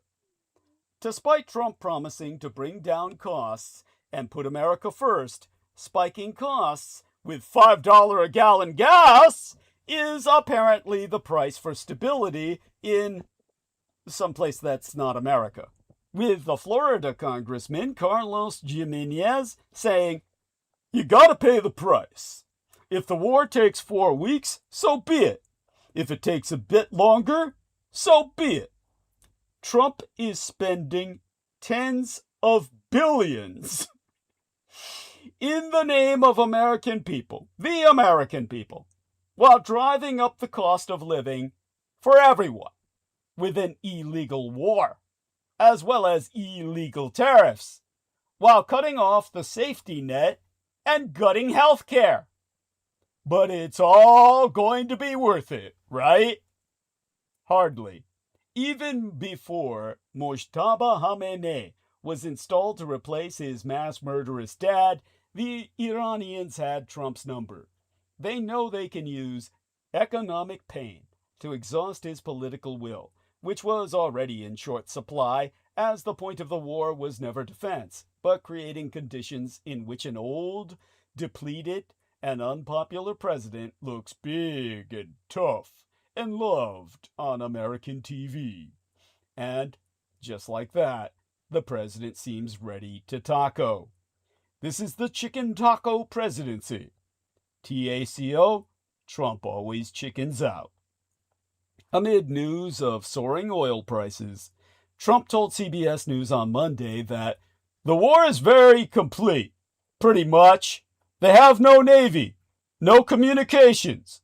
They've got no air force, which, even if true, is far short of his previous demand for unconditional surrender. Iran predicted this would happen. Then it did. What has all the mass sacrifice been for? Iran has a new dictator who's more mass murderous than the last one. It is more motivated than ever to acquire nuclear weapons. Its pro-democracy movement has been completely crushed. Experts worry Tehran will activate sleeper cells in the United States itself. And war, not peace, has spread across the region. Not to mention Iran's incentive to choke off the global supply of oil at the Strait of Hormuz in the Persian Gulf whenever it wants to. Iran is winning the fucking war. Because it's Trump's war, not America's. And this, while the United States is launching investigations into top trading partners. The Trump maladministration said that it was launching a wave of investigations against more than a dozen international trading partners, alleging they've engaged in unfair practices. Targets of these probes including Mexico, the European Union, and ̔ongg̔wa, the People's Republic of China. The process is likely to result in a fresh round of tariffs in the near future. After the Supreme Court struck down many of Donald Trump's prior tariffs, the United States imposed 10% levies that can only be in place for 150 days. The United States Trade Representative Jamieson Greer said he's aiming for the investigations to be wrapped up before those tariffs expire. That aftermath the wild 24-hour rise and fall of oil prices. The war in the Middle East has taken oil prices on a roller coaster ride over the opening 24 hours of this work week. Americans will bear the costs if an energy shock lasts. Well, poor Americans, that is. There are now more billionaires than ever in the Epstein class. According to Forbes magazine's 2026 World Billionaires list, billionaires dominate today's world like never before and now hold a record $20.1 trillion in collective wealth. This year's ranking features an all-time high of 3,428 entrepreneurs, investors, and heirs, 20 of whom are now in the ultra-elite $100 billion club. Among those to hit a dozen digits this year is the crypto kingpin Binance founder Changpeng Zhao, or CZ to our president, who personally pardoned him for all his Epstein-related crimes. And the richest pedopornoholic of all is still Elon Musk, who is worth a record $839 billion United States dollars. Millions of newly released documents from the Justice Department reveal fresh insights into Jeffrey Epstein's relationships with his closest confidants and how they helped him maintain his place among the upper echelons of society even after he was convicted of soliciting prostitution from a minor and had to register as a sex offender in 2008. Unsurprisingly, the AI boom has also minted new multi-billionaires, paving the way for younger entrepreneurs to get rich faster than ever. There are a record 35 billionaires under the age of 30. At this point, even the legacy Fourth Estate has mapped out Epstein's inner circle and dug into how they helped with the day-to-day logistics of his life, including withdrawing thousands in cash, setting up shell companies, and, in at least one case, installing hidden cameras at one of his properties. North of the border, in Canada, police in Toronto are investigating a national security incident after shots were fired at the United States consulate there on Tuesday, just yesterday, leaving damage to the building but no injuries. Witness evidence shows that 2 male suspects fired what appears to be a handgun at the front of the consulate before fleeing by car. American embassies and consulates have increased security all over the world amid the war with Iran, with the State Department recalling employees from several countries. In the midst of all this, Iraq's men's national soccer team is just one match away from qualifying for the FIFA World Cup for the first time in 40 years, in theory. But the closure of aerospace in the Middle East means that the team almost certainly won't be able to travel to its playoff qualifier game in Monterrey, Mexico, in time. In Iran itself, there's a new supreme leader amid growing fears over oil prices.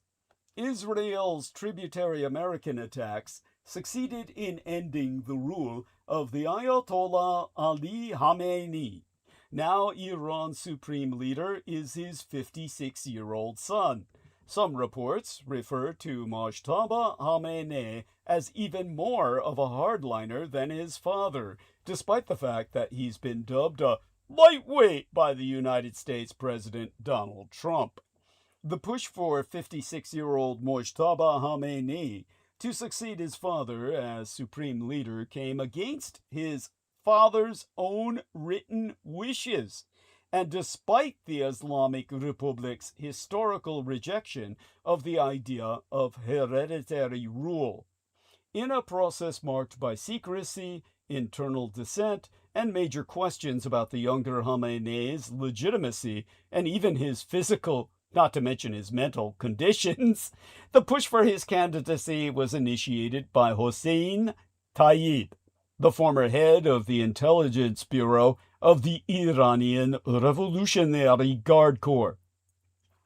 Iran's Revolutionary Guard says it can keep up its drone and missile war for up to 6 months.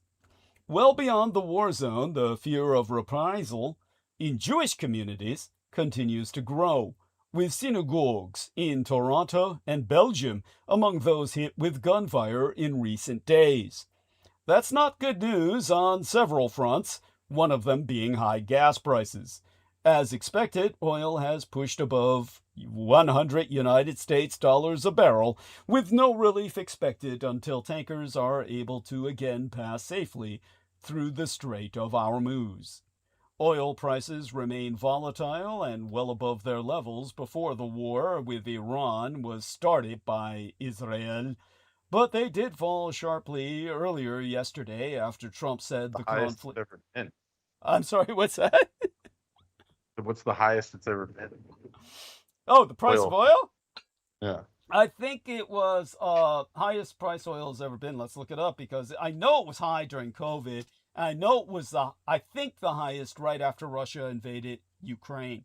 Highest price oil has ever been. Oil has ever been and why? Okay, let's find out. Okay, the highest nominal price for West Texas intermediate crude oil was $147.27 per barrel on July 11th of 2008. The historic peak was driven by booming demand and emerging markets, specifically China and India, fears of peak oil supply, and speculative trading. Other major What spikes. was the number? 120? $147.27 per barrel on July 11th, 2008. Other major spikes occurred in 2022, the Russo-Ukrainian War, and early 2026, the Middle East conflict with Iran, again, instigated by Already in the Israel. history. I'm sorry? I said it's already in the history books. Good Lord. Yeah, there you go. Yeah, damn. Yeah. And, but oil. Yeah, so yeah. the reason why I asked is because they said we're gonna push it to $200 a barrel. That's what they're claiming. Yeah, well, They said they won't relent till it's above 200 or something. Well, don't discount it. Oil could break its all-time record and hit $148 per barrel this fucking week. So, just bear that in mind. Well, everyone, you can bet as you can take risks as you wish, but I'm betting it's above 150 soon. Unfortunately. Go. Yeah, I hear you. I mean, some points to be made here. West Texas Intermediate, or WTI crude futures, they soared overnight to $120 per barrel. That's bad news for broad markets. Dow futures were down. The ET,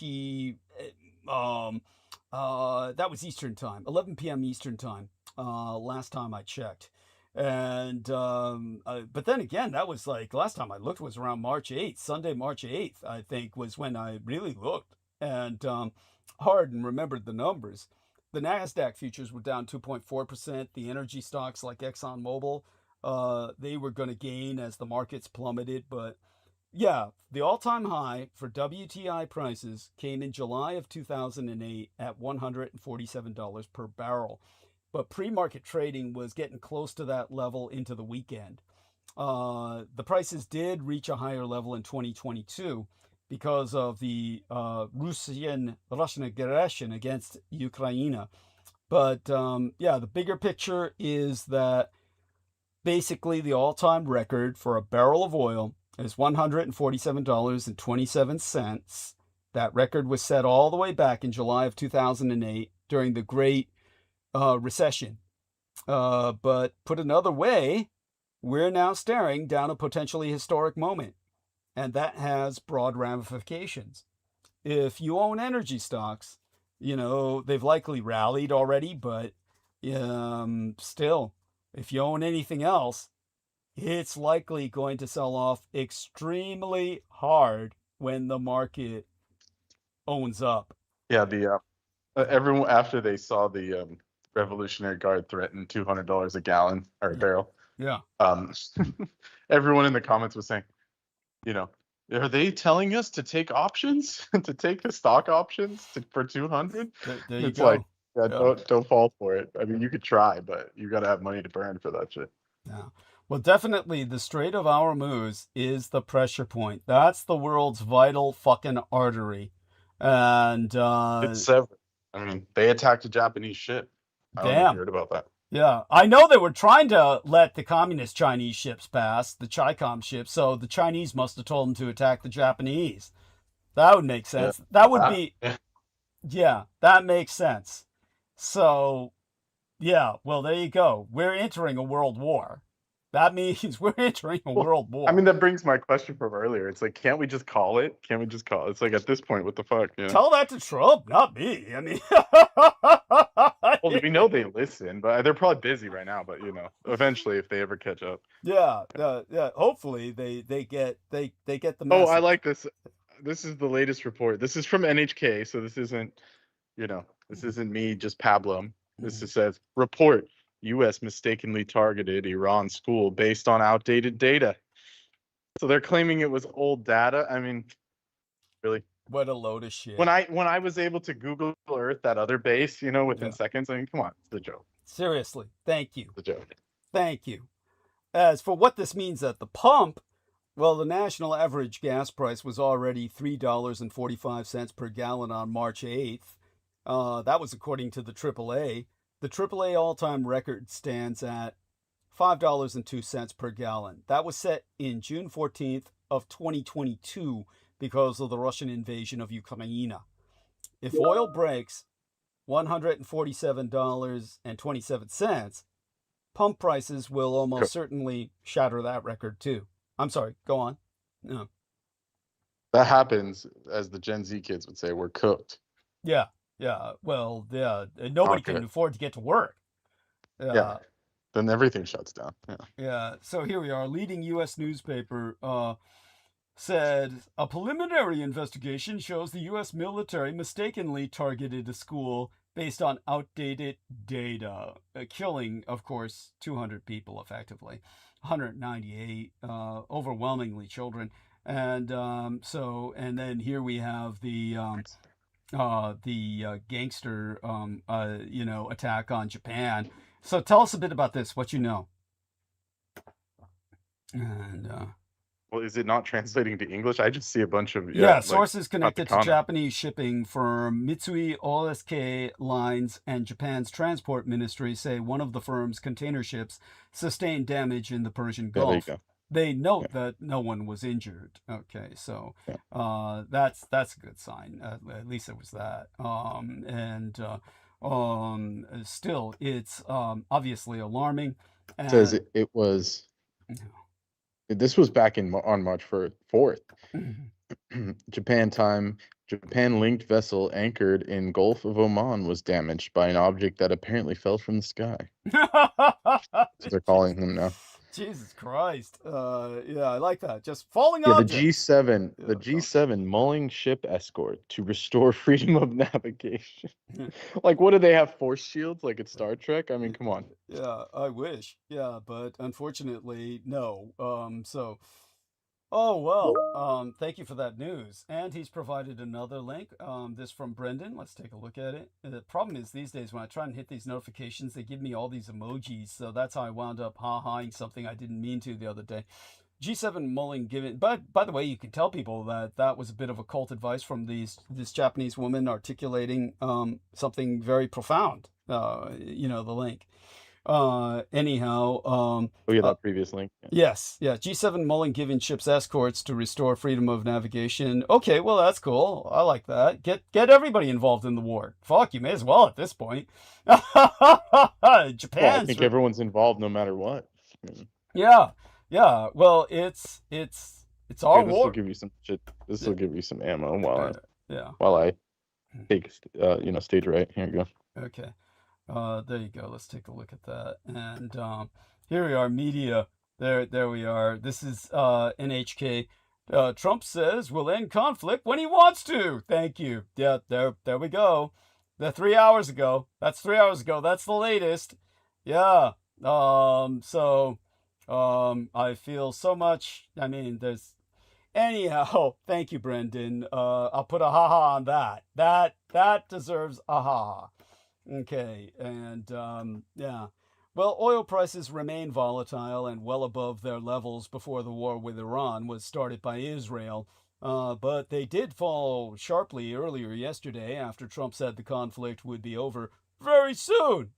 Gas prices are still elevated. The average price in the United States was $3.48 on Monday, up $0.50 since the war began. Now, some of the world's biggest economies are considering emergency releases of millions of barrels of oil into the market, but experts say that would be a drop in the bucket when it comes to global oil needs. And economists warn that the war could do real damage to the American economy. Of course, in the words of Trump's Republicans, it's a small price to pay. For more than a week after Israel's initial American-serviced attack on Iran, oil prices stayed relatively calm, even as bombs rained down in the Middle East and the war expanded to neighboring countries.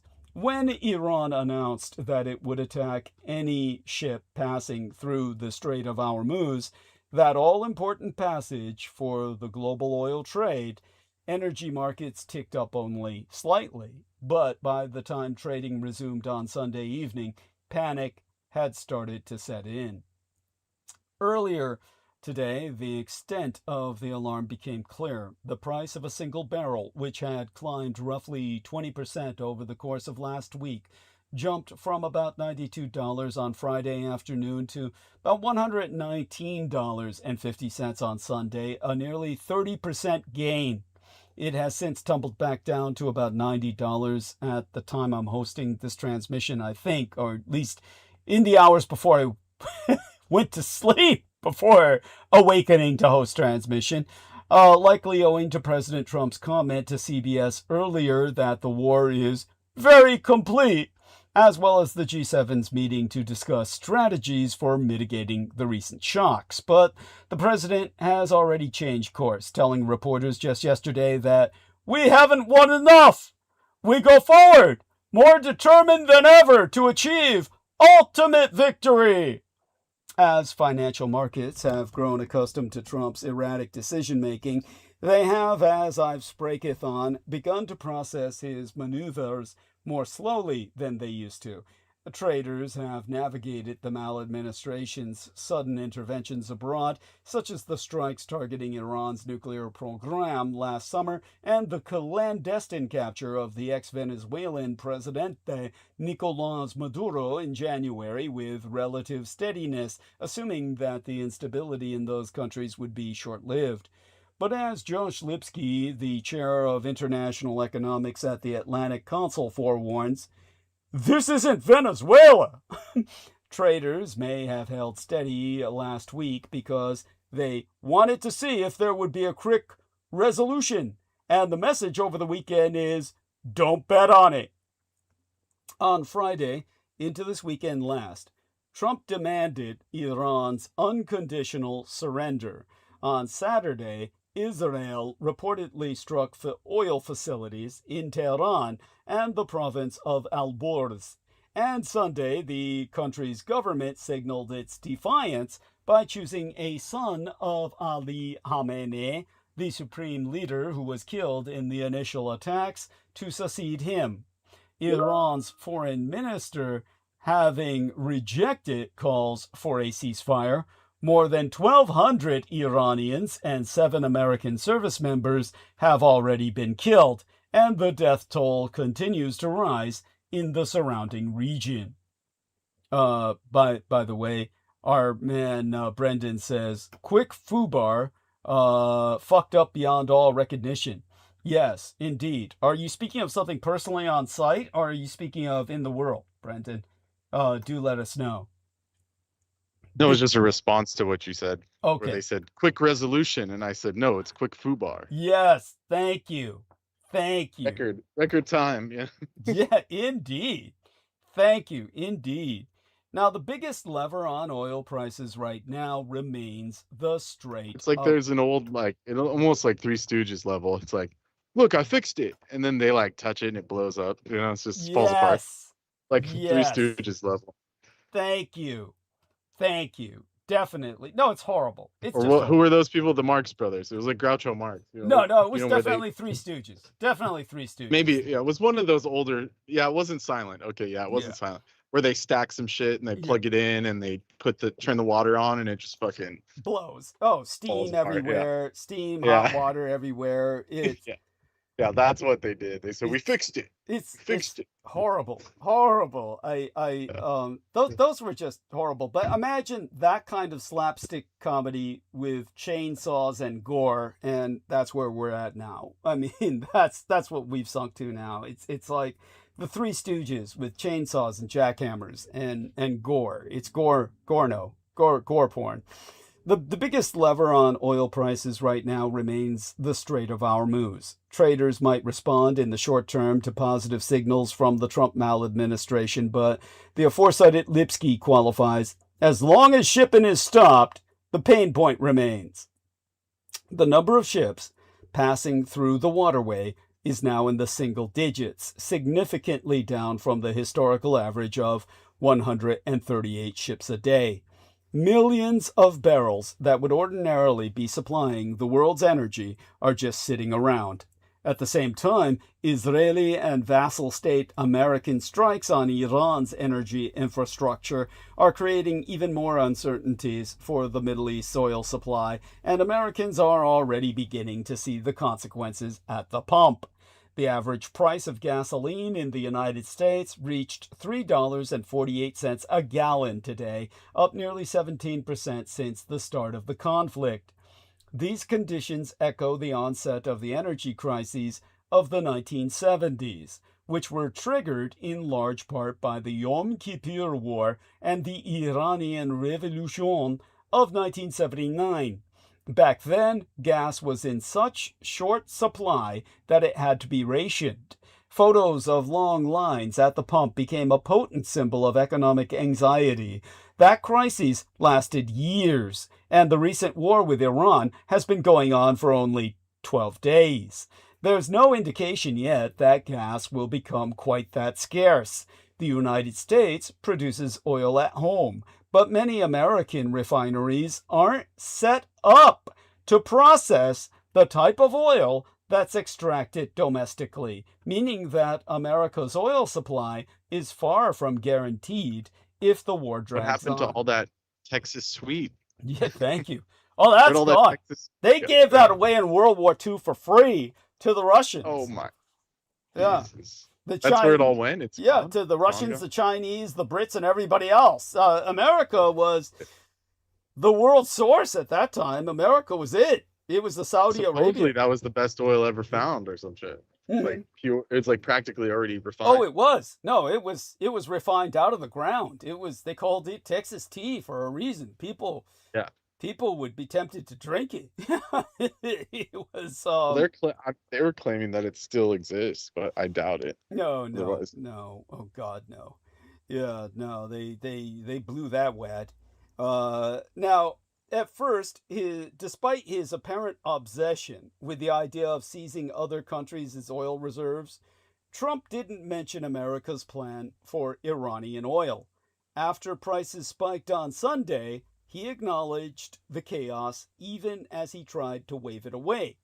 On Truth Social, Trump wrote, "Short-term oil prices, which will drop rapidly when the destruction of the Iran nuclear threat is over, is a very small price to pay for USA and world safety and peace." In private, the White House is scrambling to find solutions, as Chief of Staff Susie Wiles is reportedly pressing advisors to figure out. Yeah, I have to interject this one more time. Sorry to interrupt. Sure, no worries. Yeah, come on. This whole nuclear thing, I think we can get over that it's like a total farce at this point. I mean, they would have used it. Everyone would have used it. Thank you. And then I sent that Yeah. stupid, the guy that was the nuclear physicist. Yeah, that was tell people about that. That was Yeah. one of those guys that just saps off the government teat for his whole Thank life you. and then becomes a professor. Thank You you. saw that guy. Yeah. There's no way he knows anything about anything. Thank you know. you. And he said, we use these borosilicate. They were like, for lack of a better word, they looked Cock obscene. rings. There were these. They were Yeah. cock rings. He had a Yeah, pair of yeah, cock he rings said- in his fucking So hand. you know what these are for? Yeah. He claimed that if you put a bunch of those in a barrel of, what was it, refined uranium or something, Yeah. that it would stop it from Heavy water, becoming essentially. fissile. Yeah. Yeah. Oh, this prevents the heavy water from blowing up. Really? Isn't that? I mean, so that to me that proves that the whole nuclear thing is a farce. I mean, come on, really. It just takes a little bit of freaking Pyrex glass ring, cock rings. obscene ring. Yeah. It was offensive. Literally offensive to watch this. Yeah, that was idiot. dumb. Yeah. That was dumb. And he gets paid $1 million salary, $1 million a year for that. At least, yeah. Saying I'm the top nuclear physicist or whatever, nuclear engineer. Yeah. Like, then why isn't he in the plant fixing it? He's just doing nothing. No shit. Crazy. Well, because exactly like I said, that shit hasn't been advanced since the days bombs were blown. That science isn't advancing. There's nothing to advance. It's just you put shit together and it blows up. It proves that even if it is real, it's like it's so useless. No one deploys it. There's no way. It's just a waste of time. Why even? why are all these countries keeping up this farce? Even the French, Macron, he came out and he said, we have an unusual weapon and we're going to use it. And we have we're the most powerful holder of it and shit. Like trying to be threatening about their stockpile. Yeah, it's good to hear someone else trying to bloviate aside from the fucking Russians. You say the French were doing this? Cool. Yeah, Macron. So I don't know. Cool. It didn't sound convincing. Whatever, right? He made it sound like almost pervy. It was like we have a very special weapon. Cool. What are you talking about? Yeah, I can only hope. I mean, Jesus, yeah, give us somebody else who can throw some bluster out there besides the fucking Russians threatening nukes every goddamn day. Yeah, we have the nuke and shit. No, you don't, fucker. You would have used it by now. You don't have shit. And at any rate, as I said, thank you for that. Anyhow, Chief of Staff Susie Wiles is pressing advisors to figure out how to keep gas prices down. They're fucking desperate. Serious energy shocks have the potential to inflate costs across the board. Travel could become more expensive as jet fuel gets pricier. Groceries could become less affordable as the fuel used to farm and transport them starts to cost more. And Americans' utility bills could shoot up as the gas that heats and powers their homes gets scarcer. To guard against that, Trump announced yesterday that the United States Navy would begin escorting tankers through the strait if necessary. The Treasury Secretary, Scott Bessent, has suggested that the maladministration might unsanction some of the Russian oil that has been off limits since the country invaded Ukraine in 2022. Increasing the global supply at the cost of rolling back an important check on an enemy terrorist state. The White House has also floated an ambiguous plan to intervene in oil futures markets to keep prices down, although nothing has been officially announced. Trump has long promised to reduce foreign intervention and drill, baby, drill to lower energy costs. Now the self-proclaimed peace president has pulled the American empire into a conflict that risks worsening the cost of living crisis that he has pledged to solve. The maladministration's rationale for this war has been varied and vague. Public support is low. The supposed benefits of an Israeli-led American intervention in the Middle East simply are not intuitive to many Americans. The reality of higher costs is far easier to understand. Irregardless, the Iran war has entered a dangerous new phase. Israel and its American vassal state can't win against Iran, but that may not be the point. From the standpoint of Israel and its satrap American empire, the closest thing to victory might be collapsing Iran into ethnic balkanization and a failed state to destroy Iran as a nation with catastrophic consequences. Iran is said to have told regional intermediaries that for a ceasefire, the United States must guarantee that neither itself nor its suzerain, Israel, will strike the country in the future. 12 days ago, despite ongoing talks over its nuclear program, the two countries launched a surprise attack, instigating a war that's killed at least 1,800 people in Iran and Lebanon, and dozens more around the Persian Gulf. Iran is... They were going to be attacked first, man. It was a preemptive. A preemptive sneak attack. Yes. Yeah, it was a preemptive. Under cover of diplomacy, no less. Under cover of diplomacy. This is... Yeah, you never know what could happen. Bring back the cock rings. The cock rings were more believable. And you like how he kept saying poison water. He kept using the word poison for heavy water. I've never even heard that term used. How did he, if he's like so eminent, how does he not know what deuterium is? It didn't make sense. Yeah. And the way he was describing, like he said, he was trying to use technical words, but it just didn't sound convincing. He was saying uranium perchloride, and it's just like, dude, that's just uranium salt. I mean, Yeah. this is like, you're making it sound way more fun. It's like someone saying, Yeah. what was the old joke, you know? It's like my call in Sudafed, hydrochloride. Yeah. Yeah. Well, that's even more. That's like almost medical. This was like, what did they used to call water when they were trying to scare people, you know? Oh, H2O. Yeah. They were something. calling it dihydrogen monoxide. They said, Yeah. oh, if you drink too much dihydrogen monoxide, you'll die. And it was just fucking water. It's like, oh yeah, that's what he was trying to do with the uranium. Uranium chloride. Yeah. Like, dude, this.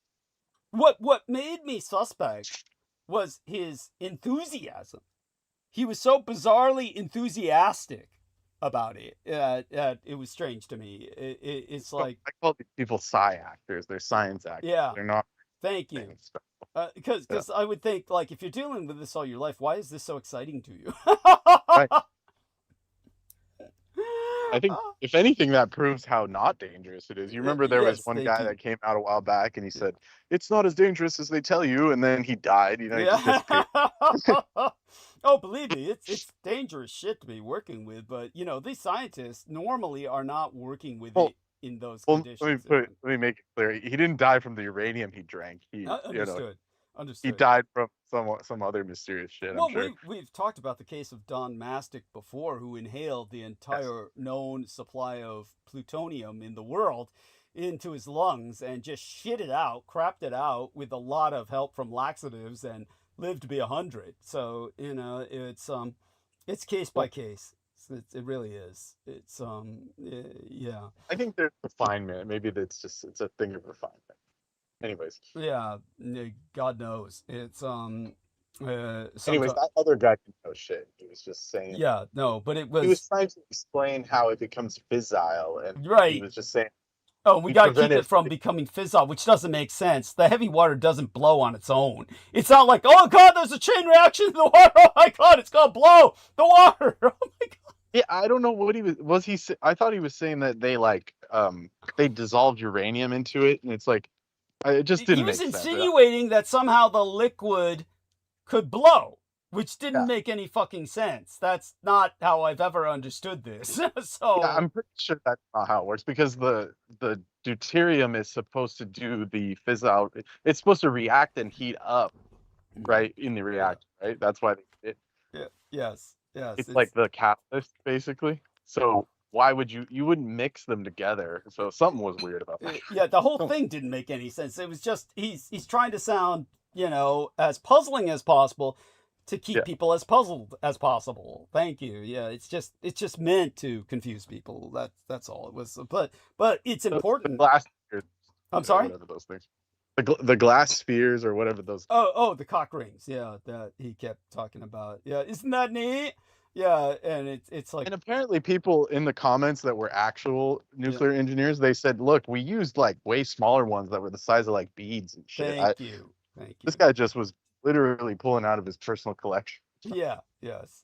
Thank you. Bizarre. Yeah. No. The whole thing didn't make any sense, and but it's valuable as you said, an act of scientific fraud, where these people are being paid by the United States government millions of dollars in tax dollars in their singular salaries. As an individual, this individual's earning millions of dollars, and for putting on a Carney Act. Now, of course, based on the sneak attack, the unprovoked sneak attack that we've just articulated, Iran is particularly concerned something like that might happen again. It's unclear if Washington is willing to give Tehran such a pledge, and if it would be able to insist on Tel Aviv-Yafo doing the same. Back-channel communications are said to be being facilitated by European and Middle Eastern countries. Trump, meanwhile, continues to be undercut by his own maladministration when it comes to his Iran messaging.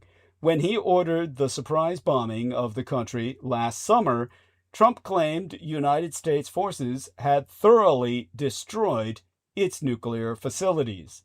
United States intelligence experts, however, contradicted him, and less than a year later, that nuclear program was one of several shifting justifications Trump has given for this war. Go on. Yes, Brendan, please.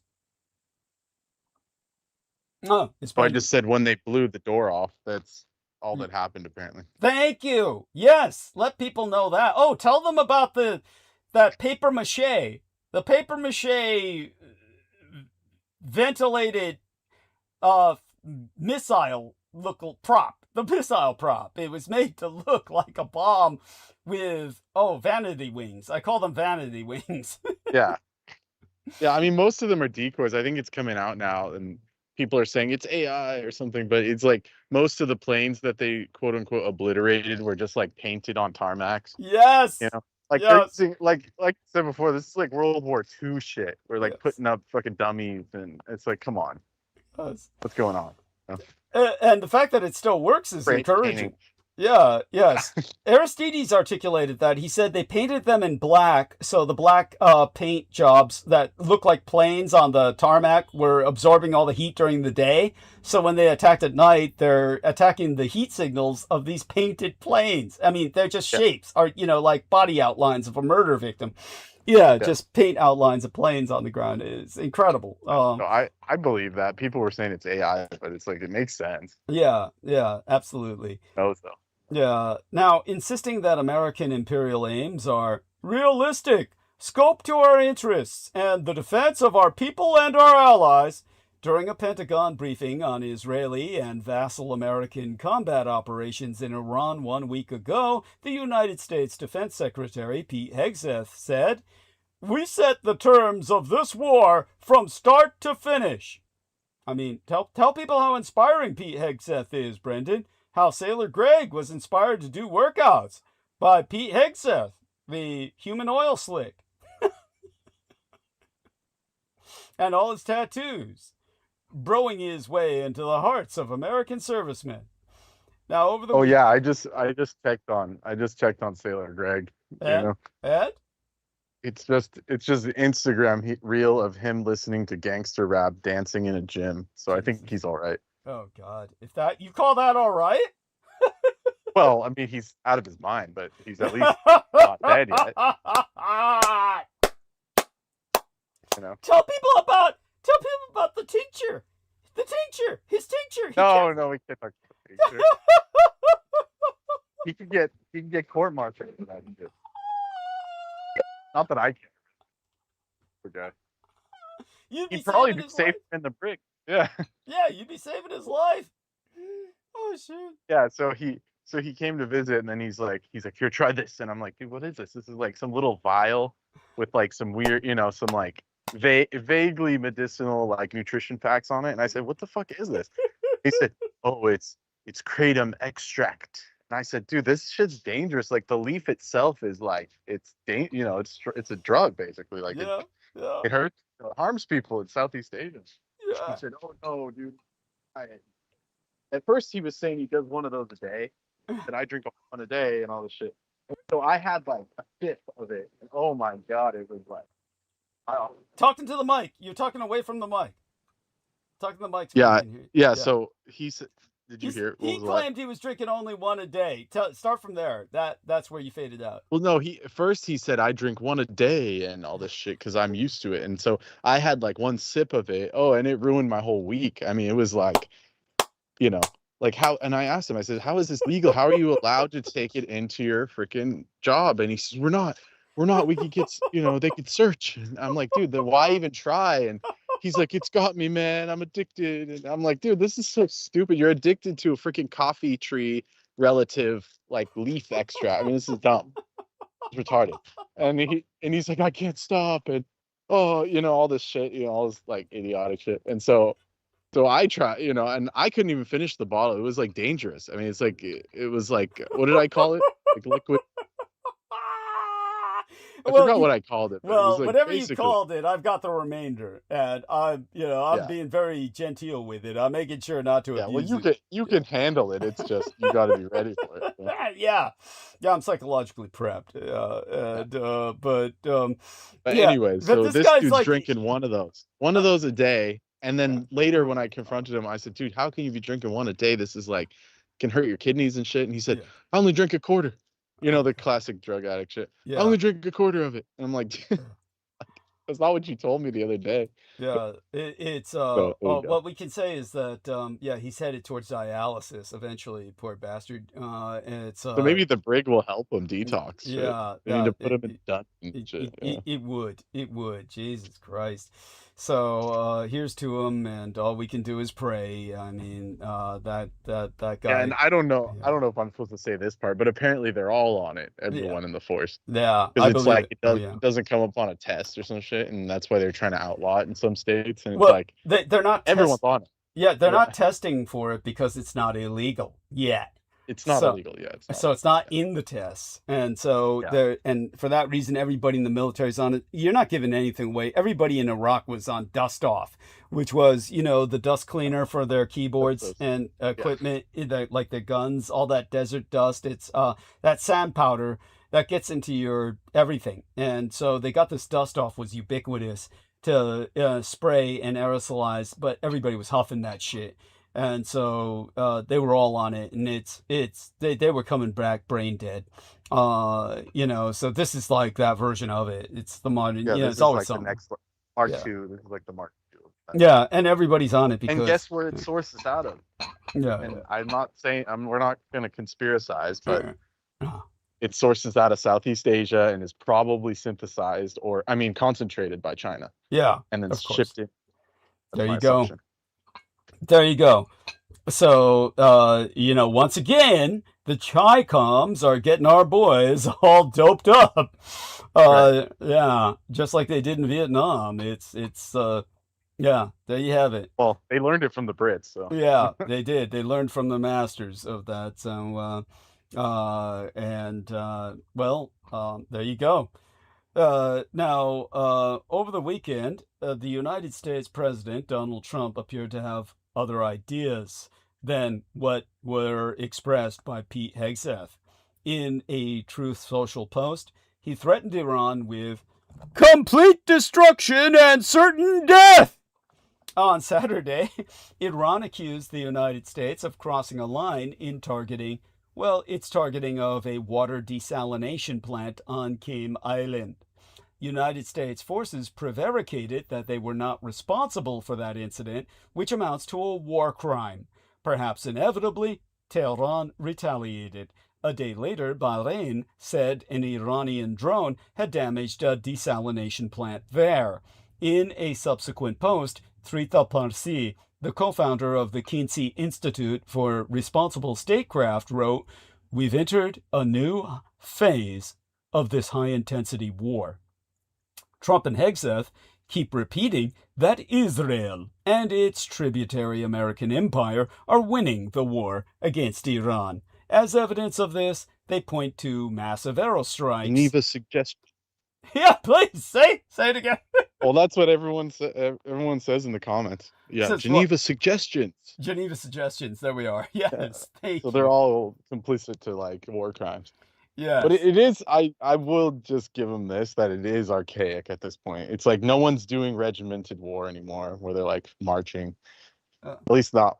I don't think that's what's happening. Well, Like, or it might never come back. Yeah. Well, let's put it this way: the war cannot be waged effectively without rules.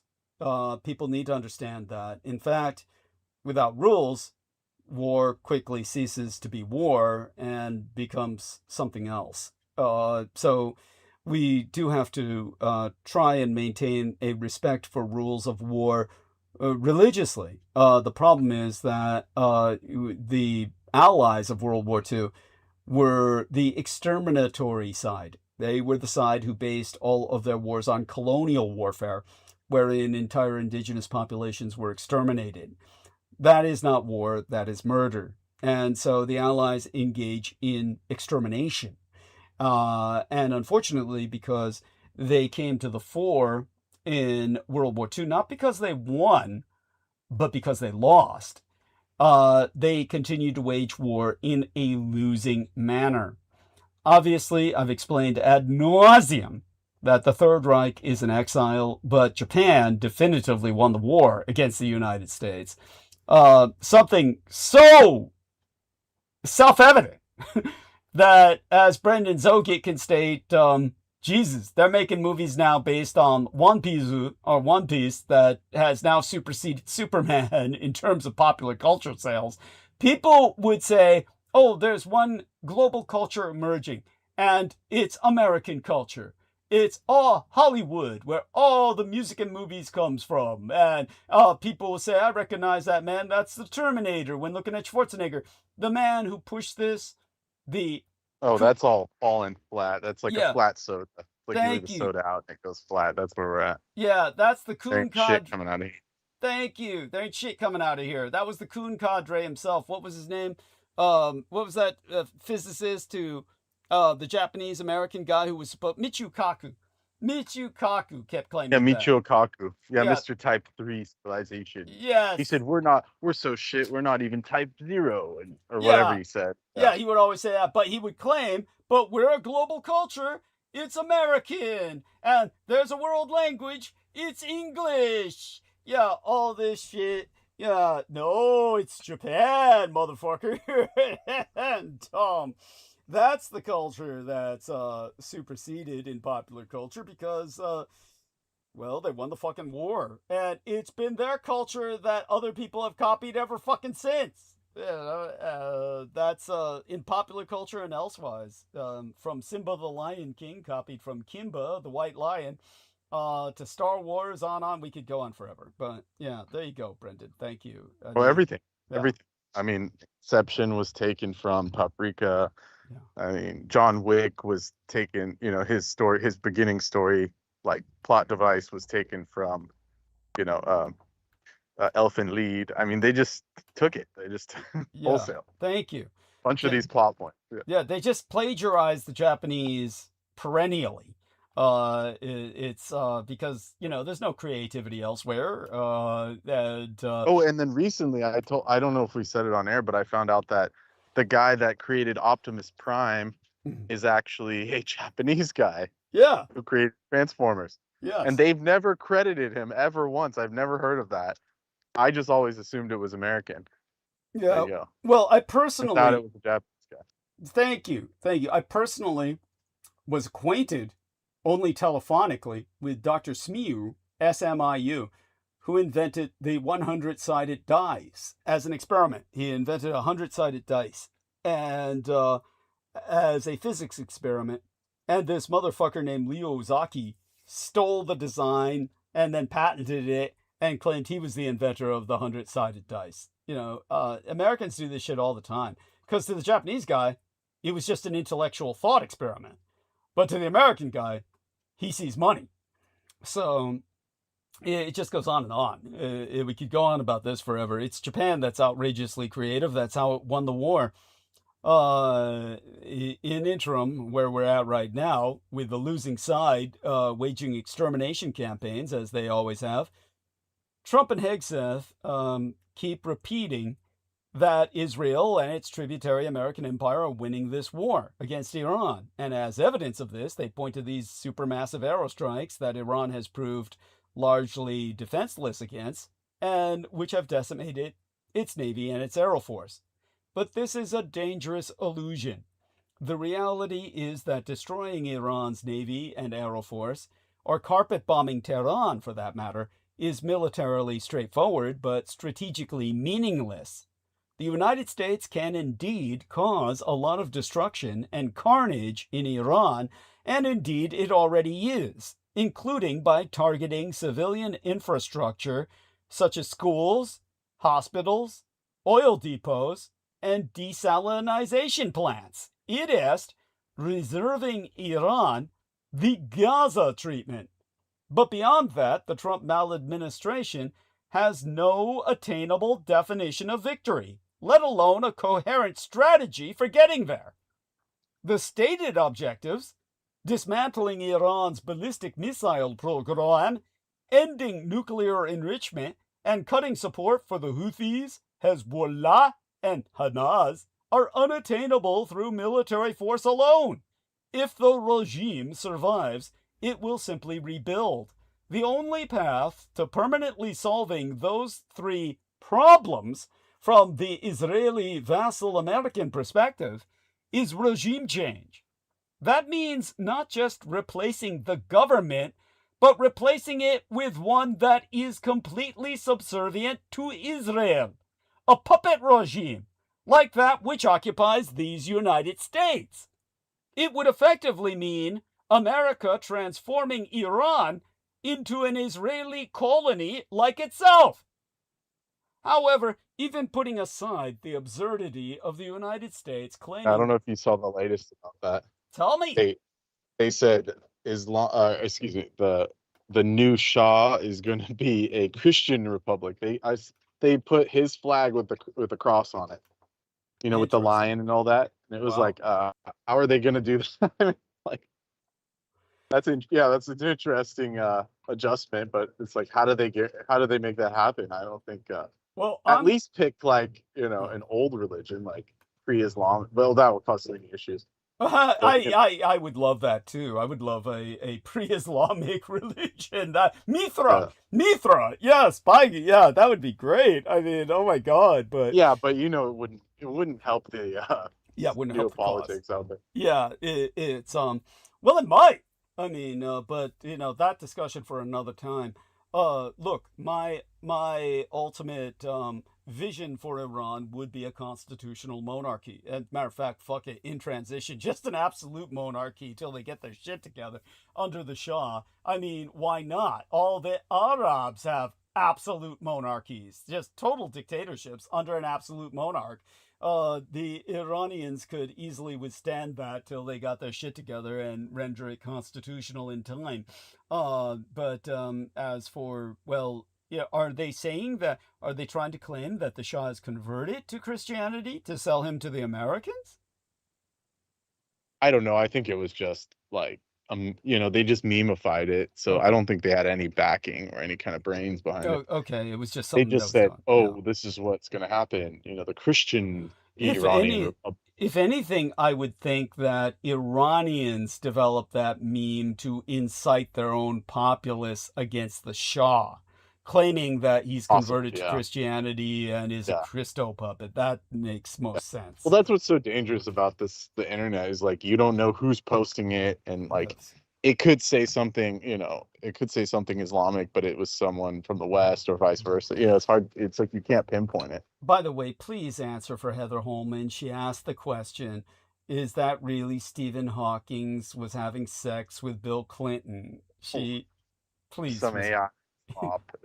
AI slop. Not that it's like vindicating him. Anything you gotta speak close to the microphone. They glitched you on that. I said it's not that it's vindicating him, but he's even more gross and weird. There just were no photos of it, thank God. Yes. Well, tell him about how he was looking at the photos. No, he was seeing the photos. Tell people. Oh, you're talking about Billy? Yeah. Oh yeah. Well, the lawyer snatched the photos out of his hand because he was like reminiscing and laughing. He was incriminating himself. Yeah, oh yeah, he was like smiling, like, oh, the good old days, the good old. And then she took it away from him, and he like followed it like a dog, you know, like when you pull a toy from a dog. Like his eyes followed it, and he was just in bliss. He was like, oh, I remember the good old days. And then he started laughing. He was like giggling and shit, like a schoolgirl. Like, so he definitely did something. I mean, that's some something was going on. That he loved. It was his favorite thing. Yeah, some vile shit he enjoyed. Yeah, it's well, thank you. That's appetizing. At any rate, yeah. But say to Heather definitively that was not Stephen Hawking's, and that's an insult to Billy. I give him more credit than wanting to have sex with Stephen Hawking's. Okay.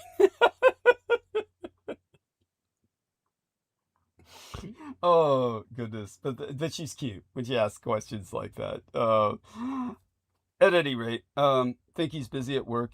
At any rate, however, even putting aside the absurdity of the United States claiming the right to decide who runs Iran, nobody has explained how to achieve that.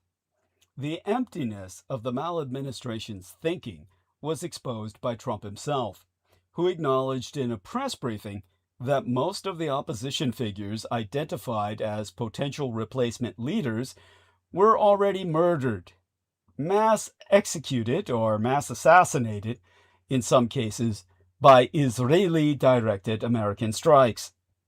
He spoke of exhausting a first wave of replacements, then a second, and expressed uncertainty about the third. As Trita Parsi of the Quincy Institute explained in the New York Times, it is virtually impossible to imagine a credible leader who would ever accept the 360-degree shift in Iran's orientation demanded by Israel and its tributary American empire, not to mention be able to sell it to the Iranian public. But more fundamentally, the reality is that the Répúblic is proving much more resilient than Trump anticipated. As Parsi noted, as the massive Israeli Zaya American shock and awe bombing campaign continues to cause mass civilian deaths and widespread destruction, nationalist sentiments on the ground are growing stronger. The historical record doesn't bode well for Israel and its American client state. Air power alone never produces regime change. In World War II, Japan and Germany endured devastating bombing campaigns with hundreds of thousands killed, and neither regime collapsed, even when ground forces arrived. The Iran-Iraq War of 1980 through to 1988, which cost Iran over 500,000 lives, offers further caution. Iranians regarded that conflict as existential, just as they regard this one. Hegseth's claim that Iranian missile launches had dropped 80% from their opening day peak is equally misleading. The most rational thing for Iran to do would be to conserve missiles for a protracted war, not expend them up front. Video footage showing missiles firing directly from concealed positions within the desert floor underscores that point. There be no visible infrastructure and therefore no way to target them. More fundamentally, Iran has time on its side. By targeting energy infrastructure in the Gulf states, and more crucially, blocking the Strait of Hormuz, through which 1/5 of all globally traded petroleum products and LNG, liquefied natural gas, passes, Iran has already caused an enormous spike in energy prices. As Saad al-Qaadi, Qatar's energy minister, told the Financial Times, if the war continues even just for a few weeks, it will bring the economies of the world down. Or a more euphonic translation, it will bring down the economies of the world. With mass decapitation having failed, and aero power unlikely to reach the goal, the American empire will probably be tempted to turn to covert and proxy options, arming Kurdish and Azerbaijani minorities to foment internal insurrection. Trump has already reportedly contacted Kurdish leaders inside Iran, but Iran's Kurds represent roughly 10% of the population. Its Azerbaijanis, or Azeris, perhaps 16 to 18%, both concentrated in the northwest. Neither is positioned to march on Tehran, and Turkey, deeply opposed to any Kurdish independence movement, would be up in arms, quite literally, at the attempt. Most damningly, Israeli and vassal American strikes have already struck Kurdish areas, even as officials plan to arm them. The broader pattern points to improvised escalation in search of a strategy that doesn't exist. There is, of course, the possibility that chaos itself is the strategy, collapsing Iran into ethnic balkanization and a failed state by fueling ethnic tensions and secessionist movements, and leaving Iran deeply divided and marred by civil war and sectarian violence, leading effectively to the Syrianization of Iran. This most coherently appears to be Israel's objective. Danny Citronovics, a senior researcher at Tel Aviv-Yefo's Institute for National Security Studies, candidly summarized the Israeli government's position. If we can have a coup, great. If we can have people on the streets, great. If we can have a civil war, great. Israel couldn't care less about the future or the stability of Iran. It goeth without saying that the regional and indeed global consequences of this would be catastrophic. On a broader scale, the war must be understood in context of American imperial overextension across 4 simultaneous theaters: Iran, Venezuela, the Ukraine, and my own true homeland and heartland of Taiwan.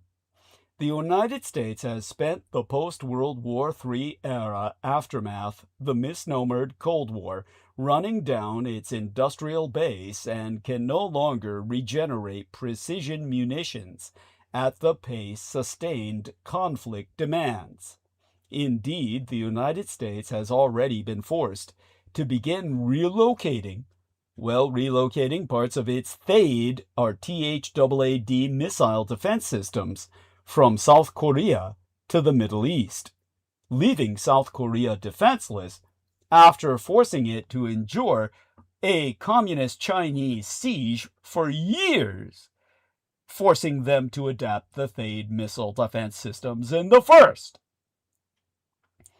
Trump's claim that the United States can fight do you this... think Yes, you think South Korea is going to get invaded by the North now, or is that just a joke? This certainly leaves South Korea open. So it's kind of like, the South Koreans were forced to endure economic siege from Red China for years when the Americans under Trump no less, forced the THAAD missile systems down their throat. Hey, you got to start paying us for your defense. You buy these missile systems and make us some money, or I'm pulling troops out. And so they had to buy this, which forced the communist, provoked the communist Chinese into putting them under economic siege, because North Korea is the only nation on earth Red China has a treaty with. It has no treaty with anyone else on earth other than North Korea. So, as a result... What's that? What's that? They ain't getting much out of that. That's for fucking sure. Oh man, you telling me? You know what? It's like having a treaty with Sesame Street. It's but like, you know why they did that? You know why they did that? No. Illegal immigration. Because all the fucking North Koreans keep crossing the border to escape into China. That's why they had to do that. So you're saying it helped?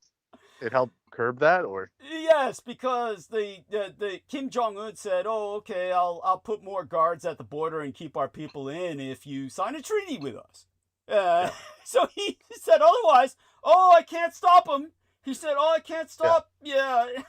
So all these poor North Koreans kept going into Red China and fucking up their system and shit, going to their hospitals and shit. And the Chinese said, what the fuck is this? Do something. Do something. We can't handle all these fucking starving immigrants. They're all infected with worms. They all have tapeworms. Right. They all have tapeworms. And they said, man. yeah, because, the North Koreans use human shit for their fertilizer because they don't have enough animals, because all the animals have died off. So they use human shit for fertilizer. So all these people have tapeworms a mile long. And so they're saying, man, these people are coming into, China with all these tapeworms and shit. Fuck it. Do something. And he said, I can't, man. I don't have enough troops. They're all at the south border. I don't have any for the north. You need to sign a security treaty with me, and maybe I can spare some troops to stop them. So he forced the Chinese into signing the only defense treaty that they have is with North Korea to keep the people from coming over the border. Ain't that a bitch?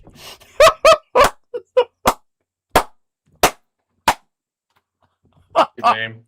Oh, it's funny. Oh, it's funny as fuck.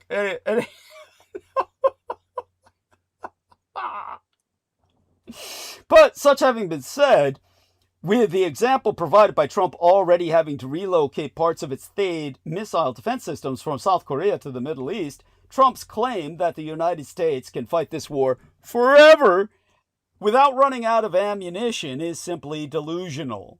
Then there is the wider geopolitical dimension. The Russian and Communist Chinese empires were already supporting Iran before the war and will continue to do so, and indeed will probably intensify their support. They both have a deep-seated interest in seeing Iran prevail, which is why the longer the war drags on, the higher the chances are of this spiraling into all-out global war. Ultimately, almost a fortnight, the old in English, for fortnight, literally 14 nights, it is 12 weeks into the war, the fundamental problem is unchanged. Not only did Israel and its tributary American empire instigate an illegal and criminal war that has already brought much death and destruction to Iran and to the wider Middle Eastern region, but it looks like they did so without the idea that causing widespread death and destruction would in itself deliver results, or even worse, with death and destruction as a strategic objective in and of itself. And Trump says it's too soon to talk about seizing Iran's oil, but doesn't rule it out. President Donald Trump left open the prospect of acquiring Iranian oil as the American empire proceeds with a war officials have said is aimed at depriving Iran of a nuclear weapon and defanging it so that it no longer poses a threat to either America itself or its Middle East neighbors. Trump told NBC News that's Proud as a Peacock, right? Isn't that them? NBC, Proud as a Peacock. Remember that? You're too young, right? And they would have the multicolored peacock feathers. Yeah, it was cool. Anyhow, Trump told NBC News that he did not want to discuss whether he would like the United States to seize Iranian oil, but qualified, in his own words, "Certainly people have talked about it. You look at Venezuela. People have thought about it, but it's too soon to talk about that." Such having been spoken aloud, should the Gulf states enjoin attacks on Iran? The 6 members of the Gulf Cooperation Council are not generally famous for their cooperation. In recent days, they have been thrust into the same circumstances, fending off Iranian attacks. Now, the Gulf states are divided over how to respond. There be long-standing disagreements between states, but also within them. But war and disorder are responsively mobilizing the Middle East's middle powers. Israel's tributary American war against Iran is only the latest conflagration to rock the Middle East and North Africa. In recent years, the region has borne witness to the collapse of the Sudan, the fragmentation of Libya and Yemen, and the strategic destabilization of Somalia via Israel's recognition of the breakaway Republic of Somaliland. Now a new loosely aligned statist quad of traditional middle powers, Turkey, Egypt, Algeria, and Saudi Arabia. Which that experiment's going well, by the way. Somaliland. Yeah. There was some YouTuber that went there. Tell and us. And he was just in like a marketplace, just like vlogging, like just Yeah. recording. Video logging, And 10 people, like just randos, were just attacking him. They would just say, "Fuck you, oh fuck you," and he was like, "What am I doing?" And they're like, "Fuck you," they just literally were just punching him in the head and shit. It was just like, and then at the end he said, "Despite all of that, I still had a great time in Somaliland." It's like, dude, he must have been paid off by somebody to say that shit. I would have been like, I'm never going back to this place ever again. No shit. What an idiot. I mean, like they were just attacking him like wholesale. It was like for no reason. Like just because he was filming us. God. Oh, I gotta go. Hold on. Okay, yeah. take care. Yeah, and so there you go. I mean, don't go to the new Republic of Somaliland. Not a fun place to be. Yeah, but like our man said, they probably threatened him with his very life and his freedom in a jail. They probably detained him and said that we want you to say what a good time you had here, so tourists come here so they can be beaten up and mugged and robbed and raped if they're female. Yeah, so that was Somaliland. That was the scene. Yeah, I said that what they did was the authorities took him into a prison cell and told him, will you say on your video what a good time you had or you're not getting out of here? And, you know, they arrested him for causing disturbance in a public place first. Then they detained him, told him to tell everybody what a great time he had so they'd get more tourist dollars. There you go. I mean, that's what happened. So then he said, I loved it. Piece of shit. Despite all that. But then why did he publish him getting beat up? You know, it's just... Because they don't give a shit. They don't think like that. They don't think Right. like a sophisticated nation that has worked with tourists because they've never had any. So they don't think like that. And yeah. So he published that, but we know what happened. But thank you for sharing that. Yeah, that's pretty much, there you go, people. That Israel simply recognized that strip of beach, strip of sand and dirt on the ocean coast so they could hammer the Houthis with missiles therefrom. It's just a missile launching pad for the Israelis. But as I said, now you've got this loosely aligned status quad of traditional middle powers, Turkey, Egypt, Algeria, and Saudi Arabia. They're striving to reassert themselves and actively coordinate on the region's most volatile polycrises. But where are Iran's allies? This is what the young lady who contributed $50 United States, MÄÄ, if you're listening, honey, let me know. We're going to get to your question now. Where are Iran's allies? Why are the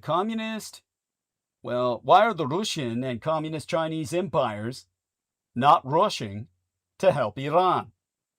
Most of Moscow's military resources are tied up in Ukraine, while Beijing's foreign policy prioritizes economic ties and avoids direct conflict. The regime in Tehran has been brought to the brink of collapse by just a few days of attacks by Israel and its satrap American empire. In this period, Iran would have benefited immensely from help from its allies, particularly those from the authoritarian CRINK axis. Yes, it's an actual acronym, and it's all uppercase. CRINK. C-R-I-N-K. No, it's not a new street drug. It's an acronym for China, Russia, Iran, and North Korea. Get it? CRINK. C-R-I-N-K. Anyhow, CRINK opposes the democratic world order. However, neither Moscow nor Beijing has offered any tangible support, limiting Glad themselves... they didn't pick that over Briggs. Yeah.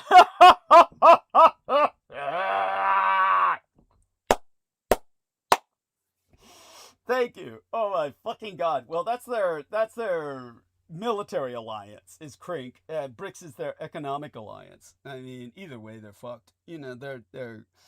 It's like all the losers in the world getting together and throwing eggs at the windows of the castles of the ultra wealthy who look down upon them from the skies and shit. Anyhow, they all get together to throw the rotten eggs, and it's sad. And anyhow, neither Moscow nor Beijing has offered any tangible support to Iran, limiting themselves to public criticism of Israel and its vassal state of America. While Russia's passivity can be explained by its preoccupation with the war in the Ukraine, the expectation that the communist Chinese empire of the East might pop up Tehran militarily, well, prop it up, I mean to say, has always been flawed. Zhonghua Renmin Zhonghui Heigua, the People's Republic of China, is not the new America, and it has very different ideas of how to act effectively in the postmodern world. The Russian and Communist Chinese empires are indisputably Iran's two power partners. Moscow and Tehran have become particularly close amid the war in Ukraine, with Western sanctions fostering the conditions for mutual cooperation. Since the full-scale invasion of the Ukraine in 2022, the two countries have exchanged numerous high-level official visits, signed a strategic partnership agreement, and strengthened military ties. Moscow has purchased more than $4 billion worth of weapons systems from Tehran, which shows you how desperate they must fucking be. I don't see made in Iran as exactly a sign of quality. Mostly Shahed kamikaze drones. In other words, they're built to self-destruct, so, well, you're buying it to blow up anyway. In return, the revanchist and revisionist Russian Empire has sold Iran trainer jets, attack helicopters, armored vehicles, and rifles, which, judging by their performance in combat in the Ukraine, provides them no defense whatsoever against the Americans. Together, the two countries have been looking for ways to evade Western sanctions and have also exchanged expertise on surveillance technologies. Iran signed a free trade agreement with the Russia-led Eurasian Economic Union in 2023.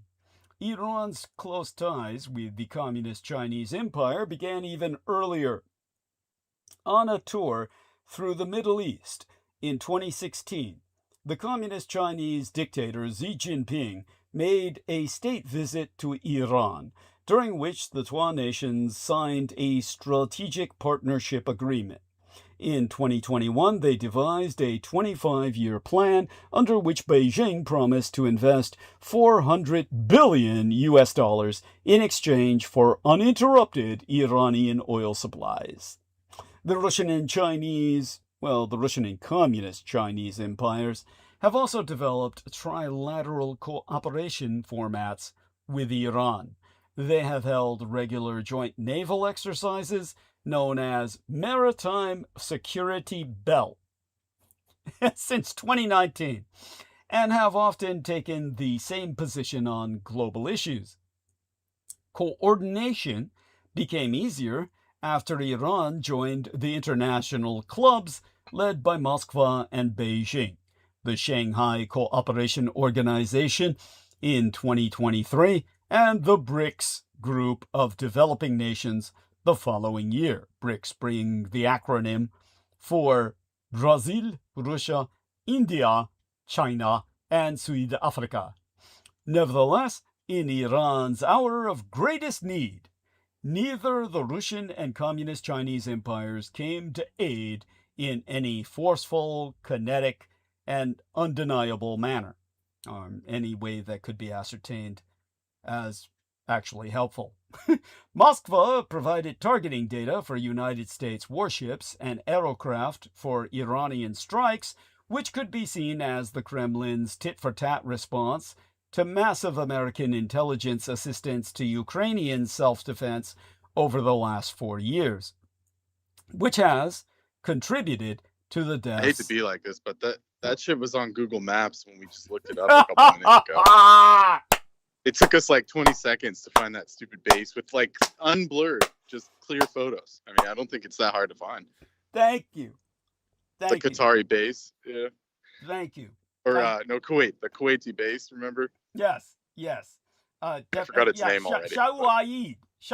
Yeah. Yeah. Yeah, Shahid. Yeah, Shahid. Yeah. But it's like, yeah, it took 2 seconds. Nothing was blurred. I don't think they needed Russian for that. Believe me, I need you interjecting as much as fucking possible because I keep biting my swollen tongue and it fucking hurts. So, believe me, I welcome That's disgusting. I welcome you every time you I'll be back. I need like maybe 20 to 75 minutes. Take your time. Take your time. Yeah. I can handle it. Thank you. And anyhow, as we were saying, Brendan said it ain't much help they're providing, but yeah, it's tit for tat for American intelligence assistance to the Ukrainian self-defense over the last 40 years, which has contributed to the deaths of thousands of Russian military personnel. For that, the Russians are helping the Iranians to target American warships, which is kind of like hitting the side of a fucking barn. No substantial assistance whatsoever has materialized from the Communist Chinese side yet, or at least nothing comparable to Russia's maneuvers having been exposed by the United States government thus far. Moscow and Beijing criticized Washington's strike campaign and sought an urgent meeting of the United Nations Security Council, but these gestures were clearly incommensurate with the previous depth of the trilateral relationship. For Russia's part, all its modern S-400 aero defense systems, aerocraft, and missiles that could be of use to Iran are needed for the war in Ukraine. In addition, the Kremlin is still negotiating with Washington, and a standoff in the Middle East would jeopardize that process. Some believe that since Hong Zhonghua, Red China, is seeking to become the new America, it should have treated its Iranian allies like Washington treats its allies, or its masters, like Israel. However, times have changed. Back when the United States became a world leader, the situation was very different. The United States expanded its global role amid a cold front standoff with the Greater Soviet Union, which required the creation of a network of allies that could be rallied against a similarly clearly defined group of enemies. Washington had to win over new allies with tempting offers, including security guarantees. That model doesn't work today. The world is not divided into distinct camps anymore. Processes unfold quickly and simultaneously. Economies are intertwined, and technology facilitates interference in the domestic affairs of other states. It's too late for the American empire to rescind the security guarantees it has handed out to its allies. That would inflict too much reputational damage. But Communist China on the Asian mainland never provided such guarantees. And, observing the United States' current difficulties, has no intention of starting now. Indeed, Beijing does not even officially use the term ally, preferring friendship without limits, or all-weather strategic cooperation. It's not the first time that the monolithic communist Chinese superstate has refrained from rushing to the aid of strategic partners in distress. Beijing was conspicuously absent for Russia in Ukraine, Presidente Nicolás Maduro in Venezuela, and Pakistan in its conflict with the Taliban in Afghanistan.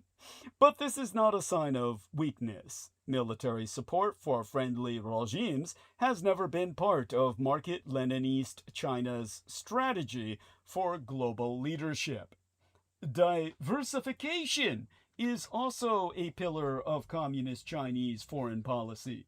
While Beijing values its ties with Iran, it has other important partners in the Middle East, such as Saudi Arabia, which supplies more oil to Zhonghua Dalu, our mainland China, than even Iran. Beijing's Belt and Road Initiative is being integrated with Riyadh's Vision 2030, and the two countries subsequently signed a $50 billion agreement. Ah, yes, love is in the air. The trade turnover between the centralized single-party state capitalist China and some Arab states, like the United Arab Emirates, is almost 10 times the volume of commu-capitalist China's trade with Iran. People's China also works closely with companies from other Gulf monarchies. For example, it is cooperating with Saudi firm ACWA or Aqua Power to develop a $1 billion solar energy project in Uzbekistan. All these joint projects, as well as significant ties with Eretz Israel, would be threatened if the Communist Chinese Empire rushed to provide military assistance to Tehran, particularly given the fervor with which Iran is currently bombing its Persian Gulf neighbors. Finally, the United States President Donald Trump is due to visit Beijing in April, in time for All Fools' Day, the first visit by an American leader for nearly a decade. No breakthroughs are expected, but it will be symbolically important. Zhonghua Renmin Gongheguo, the People's Republic of China, does not want to scupper relations with the American Empire because of Iran. Right now, Beijing's priority is to survive Trump's presidency without a major trade war or some other escalation. Of course, the monolithic communist Chinese superstate will also quietly seek to solidify its advantage when it comes to rare earth metals mining, gain as much as know-how as possible from Western technology while it still has access, and double down on import substitution, which was given particular priority in the 2026 through 2030 five-year plan.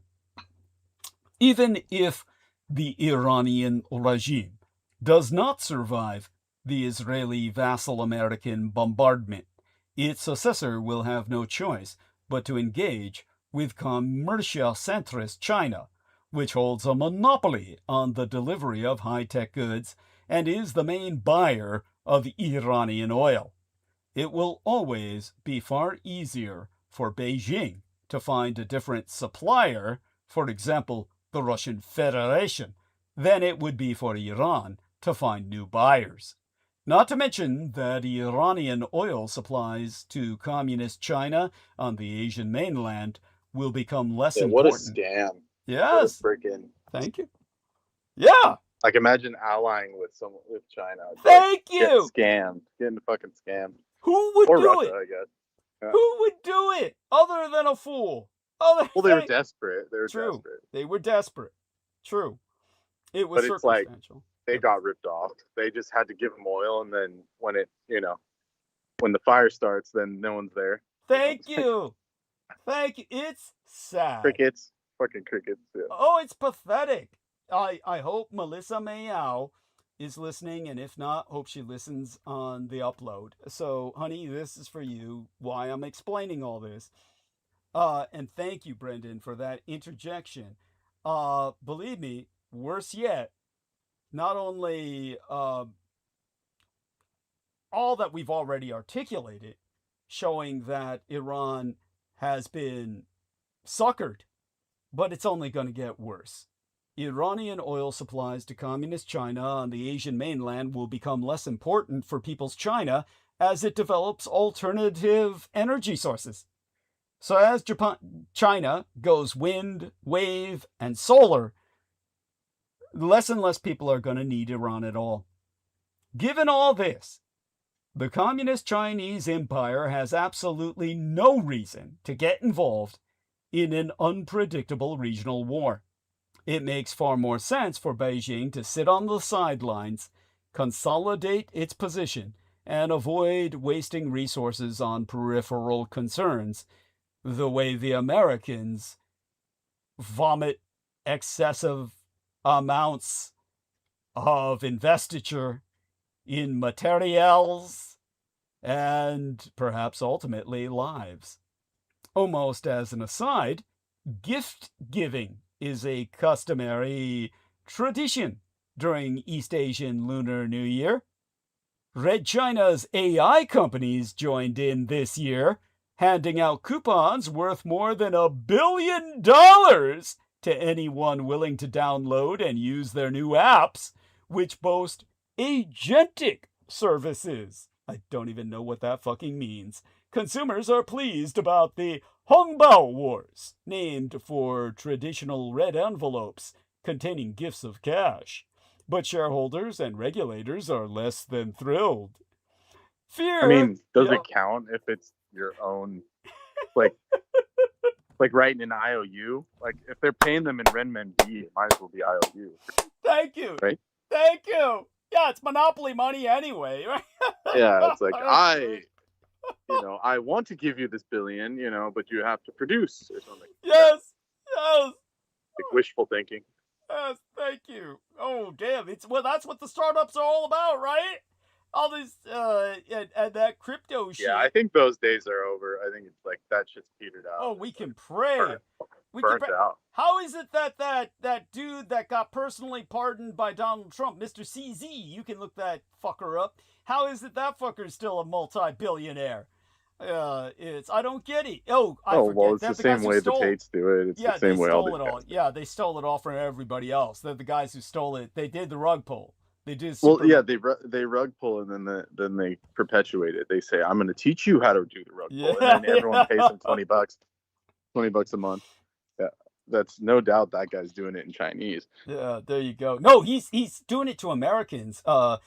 Cheng Bao, what's the guy named? Chinese American pardoned by Trump. Let's look this up. Chinese American pardoned by Trump. He had some kind of scheme. I forgot what it was. Binance. He's the founder of Binance.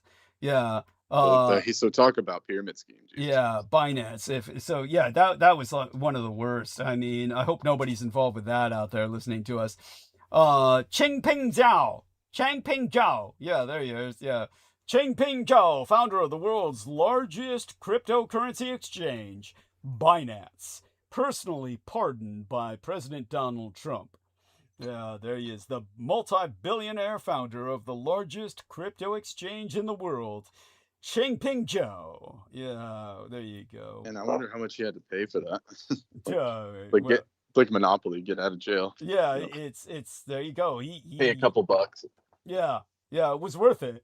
Yeah, well, now he's a multi-billionaire. He's on the Forbes list as one of the richest in the world. So, cool. Motherfucker crime pays when it comes to the Trump crime family. Yeah, the Trump crime dynasty. And certain friends we know when, lady boys show up in Singapore and say, "Hey, here's my family." Yeah. Yeah, I bet. Yeah, and it's just really big. Yeah, it's just it's just a really big clit. That's not a dick. Oh man. Oh fuck. Yeah. Yeah. Well, they've got a nice flat in Bangkok now. No, the whole family. The whole family is housed. They purchased housing for their entire family. Yeah. On the insurance he got from rolling that RV over the ravine for his Wisconsin death trip. He survived, that was one of his cat's 9 lives expended. Yes. To house a family in Thailand. Man. Yeah. Such a shame. Yeah. At least he's doing God's work. Yeah. You can sleep easy at night. I can't. Yeah. I can't. Yeah, the grandma pimp got a good payout. Yeah. Because it's always the grannies. Yes. It's like, damn. Lord. It's like, now with all its redundant data centers, distributed networks, and fiber optic cables running under every ocean, the very architecture of the digital cloud is an effort to make geography itself irrelevant. But that was always an illusion. Iranian Shahed drones offered a pointed rebuttal. The cloud is hosted in buildings. Buildings sit on territory. And territory has a way of attracting geopolitique, whether its rulers have planned for it or not. This vulnerability was highlighted by Iranian drone strikes on 3 Amazon Web Services data centers in the United Arab Emirates and Bahrain. Your input here, dear Brendan. Aside from this link, here we are. U.S. to release 172 million barrels of stockpiled oil. Japan's doing the same. They're releasing a lot of their reserves. Go on. Yes. Well, everyone is, because that means it's not going to end. It tells you that. Oh, well, it's bad. It's bad. It's really bad. We're only supposed to be doing this apocalypse and shit. Did we get cut off? I hope not. Let's see. I guess we're Hello? still on. We're still, I think. Yeah, can you hear Can you me? hear me? Let me say I hear you. I can hear you. I can hear you. Okay, good. Okay, I hear you. Yeah, okay. So there you go. And yeah, it might have glitched us for a second when we started talking about just how apocalyptic it's getting. But yes, Yeah. you're I saw Brendan. some shit in the sky. For a second, I thought it was one of those drones that they were showing in the sky. I was like, oh, fuck. They're scrambling my signal. Yeah. Oh man, that wouldn't surprise me. But Well, I don't know. It's coming quick. It's bright. Yeah, fuck. Let's hope for the you best. still see it? Like, You still see it? yeah, it's. God damn. Let's just fuck, hope take it's a shelter. plane. I'd take a UFO at this point. Yeah, take shelter. Jesus Christ. I can't afford to lose you. Oh man. Well, don't we theoretically we would have sirens, right? Or I guess maybe we can't count on Dude, that. all that shit's gone. Dude, dude, that shit was stripped long time ago. That's Well, we had the phone. Remember when during the first term of the first FUBAR term, we did it to Hawaii? Yes. Like, come on. Yes. Christ. Yeah, remember? Yes, there was a missile headed towards Hawaii, and everybody got the notice on their phones. Yes, that's right. Well, I think it was a fake. It wasn't a genuine missile, was it? I don't know. I mean, Judith Ager, of course, was still around at that time, poor dear, and I don't know why I still feel affection for her, but yeah, but Sick. yes, it is. I'm masochistic like that. Man. I know. I'm a masochist. It's awful, isn't it? It's just I blame my mother. She abused me in that sense, where she was so, verbally, abusive. That Of course. I developed this masochistic streak. Anyhow. Oh well. Yeah, Let's not put you on the couch right now. Yeah, no point in that. Don't But need it. as Brendan has articulated, world governments are stepping up efforts to calm energy markets as oil markets are starting to take the Iran war seriously. As the global energy crunch continues to intensify, dozens of countries have agreed to release 400 million barrels of oil from their reserves. Today, the International Energy Agency agreed to its largest ever release of emergency oil reserves as governments seek to contain the price surge stemming from Israel's American war with Iran. In these United States, amid rising gas prices, the Trump maladministration is scrambling to mollify an increasingly worried public with a new, albeit relatively small, push to increase offshore drilling. I mean, really? How long will that take to extract and then process whatever's extracted? I mean, that's like, dude.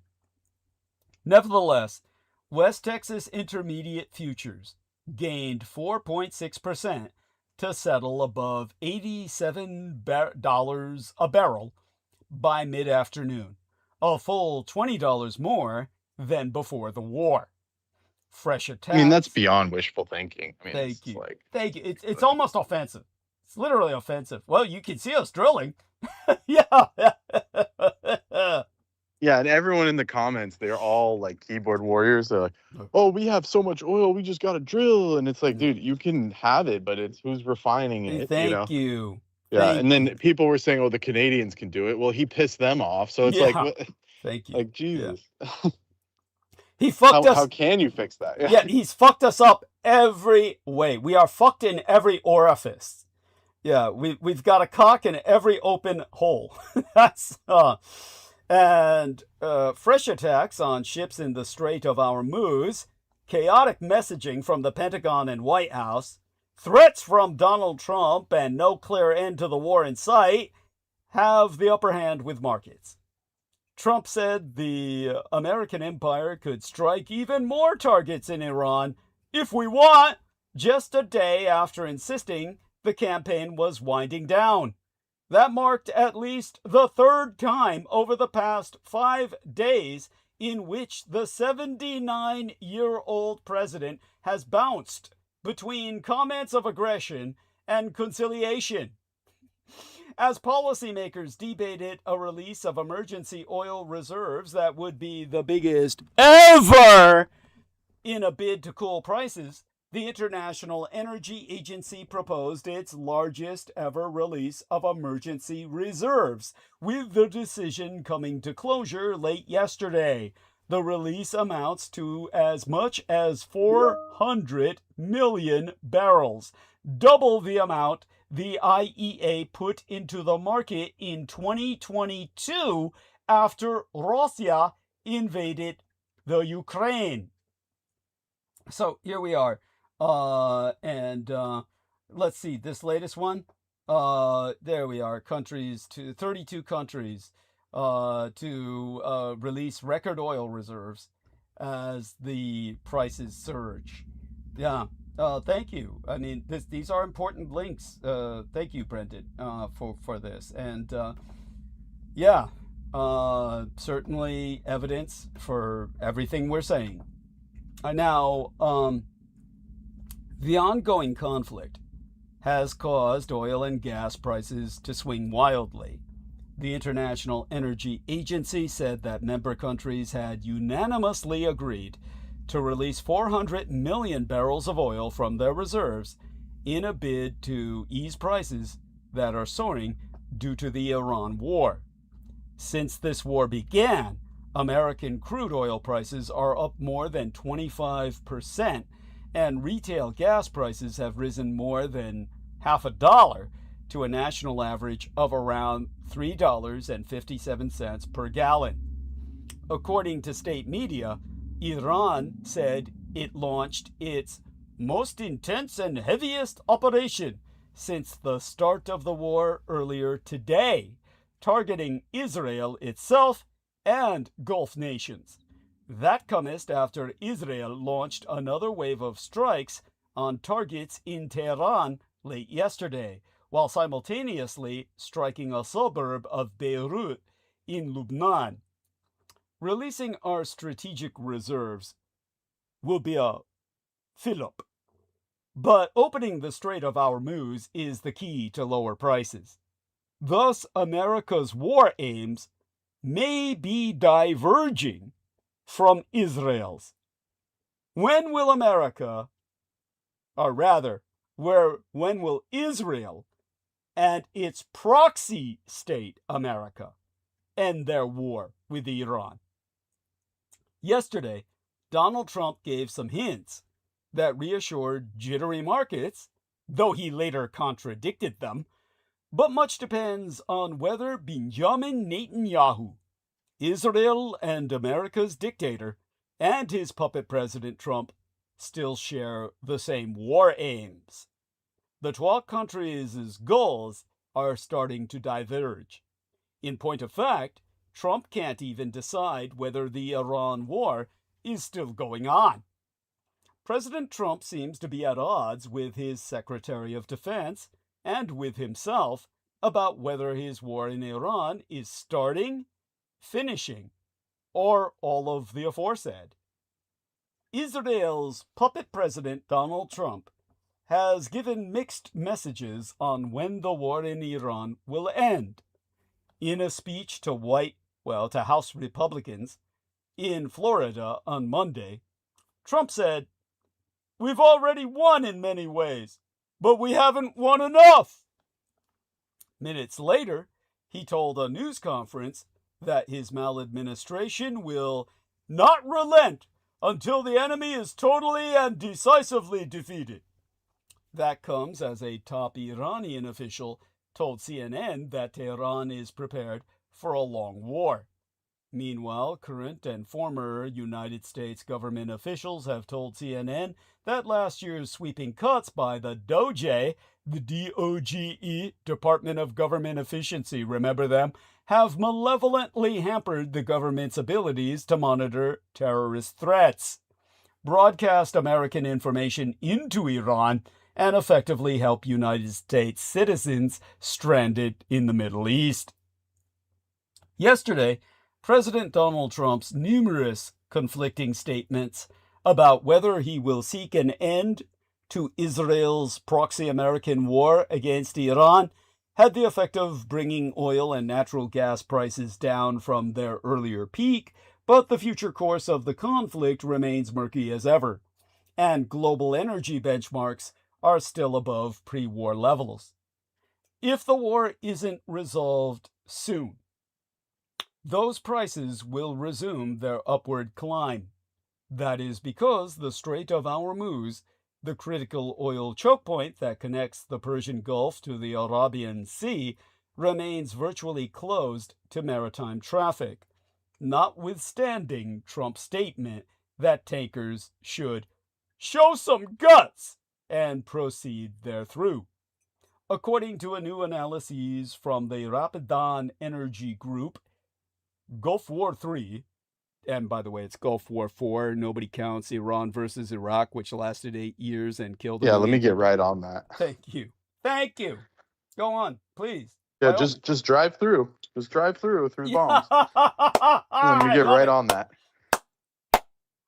Put Trump as the figurehead on the ship, and they might consider it. Yeah, I mean, seriously, really. Yeah, nothing like, well, I'll get back to that. You're so on. You're so on. Anyhow, Rapidan Energy Group, misnumerating the war, calling it Gulf War III when it should be Gulf War IV. Rapidan says, Gulf War III is by far the largest oil disruption in history and has zeroed out spare capacity. Absent a near-term resumption of Strait of Hormuz flows, the global oil market will need to balance via demand destruction caused by sharply rising oil prices. Not quite sure what that means. To balance demand destruction. Got it. The global oil market will need to balance via demand destruction caused by sharply rising oil prices. In other words, the sharply rising oil prices are causing destruction of demand, and the oil market will need to balance that. All of this imposing a considerable strain on economies around the world. Now, Pakistan, which hosts the world's 5th largest population base, announced a set of sweeping emergency measures as the country braces for the impact of soaring global oil prices triggered by ever-escalating tensions and conflict in the Middle East. For better or for worse, Islamabad, the capital of Pakistan, has already been trying a novel approach to its long-standing economic woes, monetizing its military. Pakistan is becoming a mercenary state. Pakistan signed a mutual defense pact with Saudi Arabia in September of 2025, but has so far refrained from involvement in the current war in the Middle East. The deal is the most visible outcome of a multi-year strategic pivot designed in the halls of Pakistan's military headquarters in Rawalpindi to reposition the country from aid recipient to security guarantor for countries that are losing faith in the United States' staying power in region. That strategy includes expansion into new maritime arenas. The Pakistanis are the only Muslim nation on earth with nuclear submarines and nuclear warheads that can be launched therefrom that could glass into, well, glowing radioactive sand any capital on earth just by swimming by. Now, the New York Times reports that Pakistan is sending its warships to escort oil and gas tankers operated by its national shipping company through the Persian Gulf as the regional conflict disrupts shipping and threatens its already fragile import-dependent economy. Meanwhile, oil and gas prices remain elevated as shipping has all but come to a halt in the Strait of Hormuz, that narrow body of water below Iran through which 20% of the world's oil travels, sources having told the Fourth Estate that Iran has begun laying mines in the waterway. Yesterday, the United States military said it destroyed multiple Iranian naval ships, including 16 mine-laying vessels near the strait.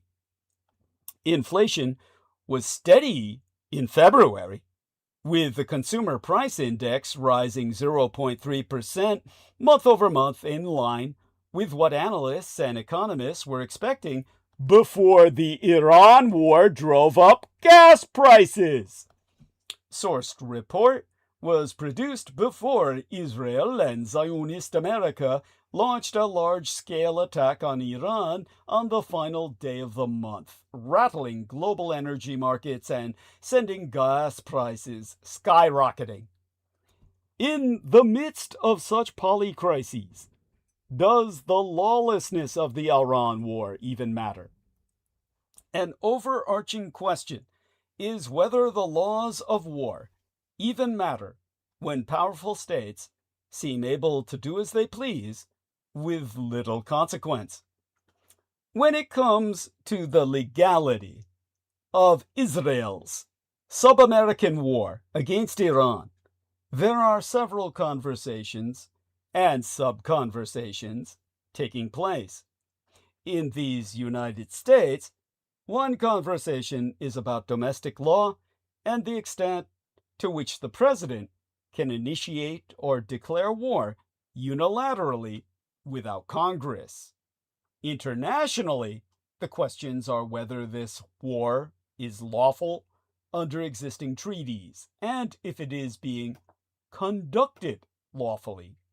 Another overarching question is whether this even matters when powerful states seem to be able to do as they please with little consequence.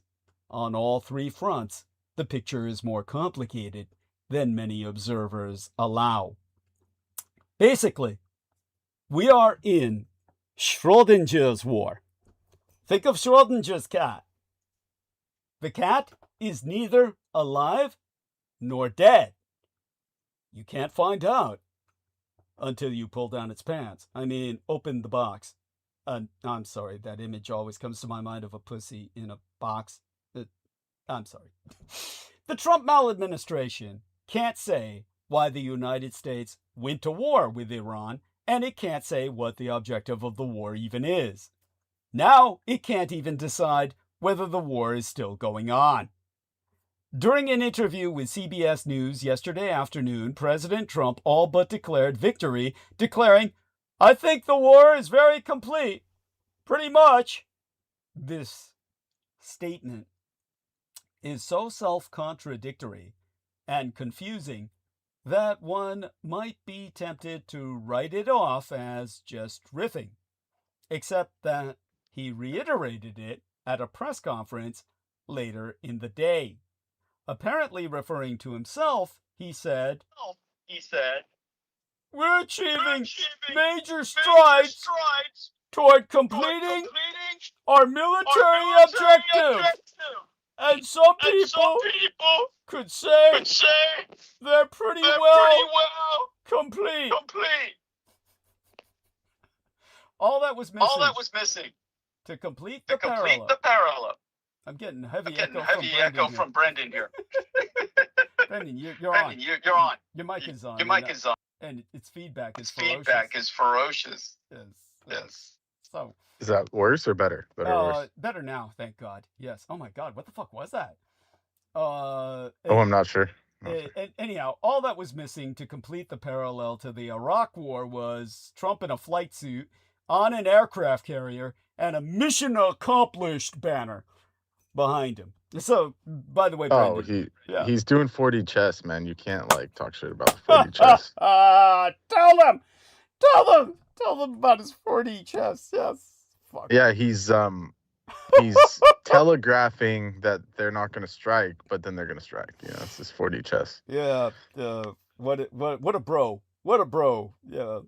Now he's the most intelligent president we've ever had. You can't deny that. Oh yeah. Oh man. And on that same afternoon, after all the echoing I just articulated, the Department of Defense posted on X, "We have only just begun to fight." mangling a famous quotation from John Paul Jones, the father of the United States Navy. Reporters at the press conference, perplexed, asked Trump about the gap. You said the war is very complete, but your defense secretary says this is just the beginning. So which is it? Trump replied, well, I think you could say both. Well, you could, if you were a pundit making an argument about the future of the war, but people might hope for a bit more clarity from the man who launched this war. Sounds congressional authorization, popular support, or even much buy-in from his own advisors. Now, Trump's equivocation yesterday may be his attempt to steady an economy shaken by his war. The president's approval has been battered recently by the high cost of living, although inflation was a major factor. Speaking of that, did you see the Rubio shoe ordeal? No, tell us. Oh, I guess Trump gave him a pair of shoes, like, as a gift. Yeah? And he said, I picked them out myself. And obviously they didn't fit him, but he wore them anyway. And people were making fun of him. They said, dude, those shoes don't fit. Like, he's trying to suck up so hard that he had to put them on and say, look, the shoes you bought for me, oh, beautiful, like he's a grandpa or something. God damn. I heard he did that with all his staffers. I heard Trump was buying all his staffers shoes. What the fuck is that about? Yeah, well, they're all the wrong size. Yeah, that figures. Oh my fucking God. So he's just torturing people. Because Gramps gave it to them, they have to say, oh, look, I'm wearing them. So it'd make him happy and shit. Yeah. He's turning them all into clowns. Clown floppers. Yeah. Yeah, horrible. Yeah, they're wearing clown shoes. You know how clowns wear the floppy shoes that are 10 sizes? Yeah, it's literally like that. He's turning all the Republican staff into that. That's, anyhow, yeah, thank you. It's we all know Trump's insane, demented, senile, and he's been hit hard. I'm getting, like, gnarly interference. Did you hear? Are you guys hearing? I heard it. Yeah, what was that? What do you think? It's like the guys who monitor our calls can't help but get involved. I mean, they're like holy shit, don't they have a war to fight? Good God. Tell them about the old equipment these fuckers use. These fuckers are using Watergate. Oh, the tape deck? Yeah, Watergate tapes and shit. Tape reels. It was literally, one time we got disconnected on a call and I was like, hello? And it was, all I could hear in the back was like the hissing of the tape reel, and then it clicks, as it spins. It was like, click, click. And I was like, oh, what the fuck? And then when I talked to Doug next, I said, dude, they're using fucking 70s tape decks and shit. Tape reels. Yeah. Reel to reel tape. That's what it's called. Yeah. Reel to reel tape. Like it's fucking set like 1972. Like, Jesus Christ. Yeah. Unfucking believable. And what doesn't make sense about that is that shit's more expensive than fucking modernizing. Yes, like just buying a fucking Zoom mic recorder. It's doesn't make sense. Yeah, but that's all they're familiar with. They can't adapt to the new technology. These fuckers are old. They're part of Aquino's old cult, and they're oldsters. Holy shit. And the if they're that old, that's pretty bad. It's not only that, but the people who they've inducted were inducted in this technology. This is why so many of the people, that we knew who were the Edomite cultists in the past were never tech people. They were always operating on a primitive level of technology themselves. And you remember that Pavel Edward? And shit? Is this creating an echo? It is. It is creating a monster echo. Yeah. So, yeah. Anyhow, thank you for taking care of that, but we're still here in the background of it. Anyhow, as we know, inflation was a major factor in Trump's victory over Kamala Harris in 2024, but despite that fact, Trump has seldom focused on it since entering office and has insisted that affordability is somehow both a Democratic hoax. Yeah, my technology is not working, so I'm going to have to carry on. Okay. But yeah, good luck. We love you dearly. Stay safe and be well. Oh, let me know by an email and a text or a cellular text and a message in the Microsoft Teams that you got home safely, okay? Or to the warehouse, where Yes, I'll do my best. the I'll do my storage best. All right. facility. Yeah, okay. Good luck. Bye-bye. Yes. All right, Yes. so that's our man, Brendan Zogit. Blessed be. Real Tech is still with us. And, welcome to him as well. Anyhow, even though inflation was this big factor in Trump's victory over Kamala Harris in 2024, Trump's never focused on it since entering office and has insisted that affordability is somehow both a Democratic hoax and a problem that he has already solved. The war in Iran has exacerbated existing stressors. It has driven up gas prices, rocked stock markets, and suggested that Trump's attention is not on the economy. The president appears rattled by this and even called on oil tanker captains to show some guts and sail through the contested Strait of Hormuz, according to Fox News' own Brian Kilmeade, although Trump himself hasn't volunteered to personally dodge Iranian missiles aboard a floating makeshift bomb. Trump's comments yesterday seemed to work, at least in the immediate term. Oil futures dropped and markets rebounded a bit.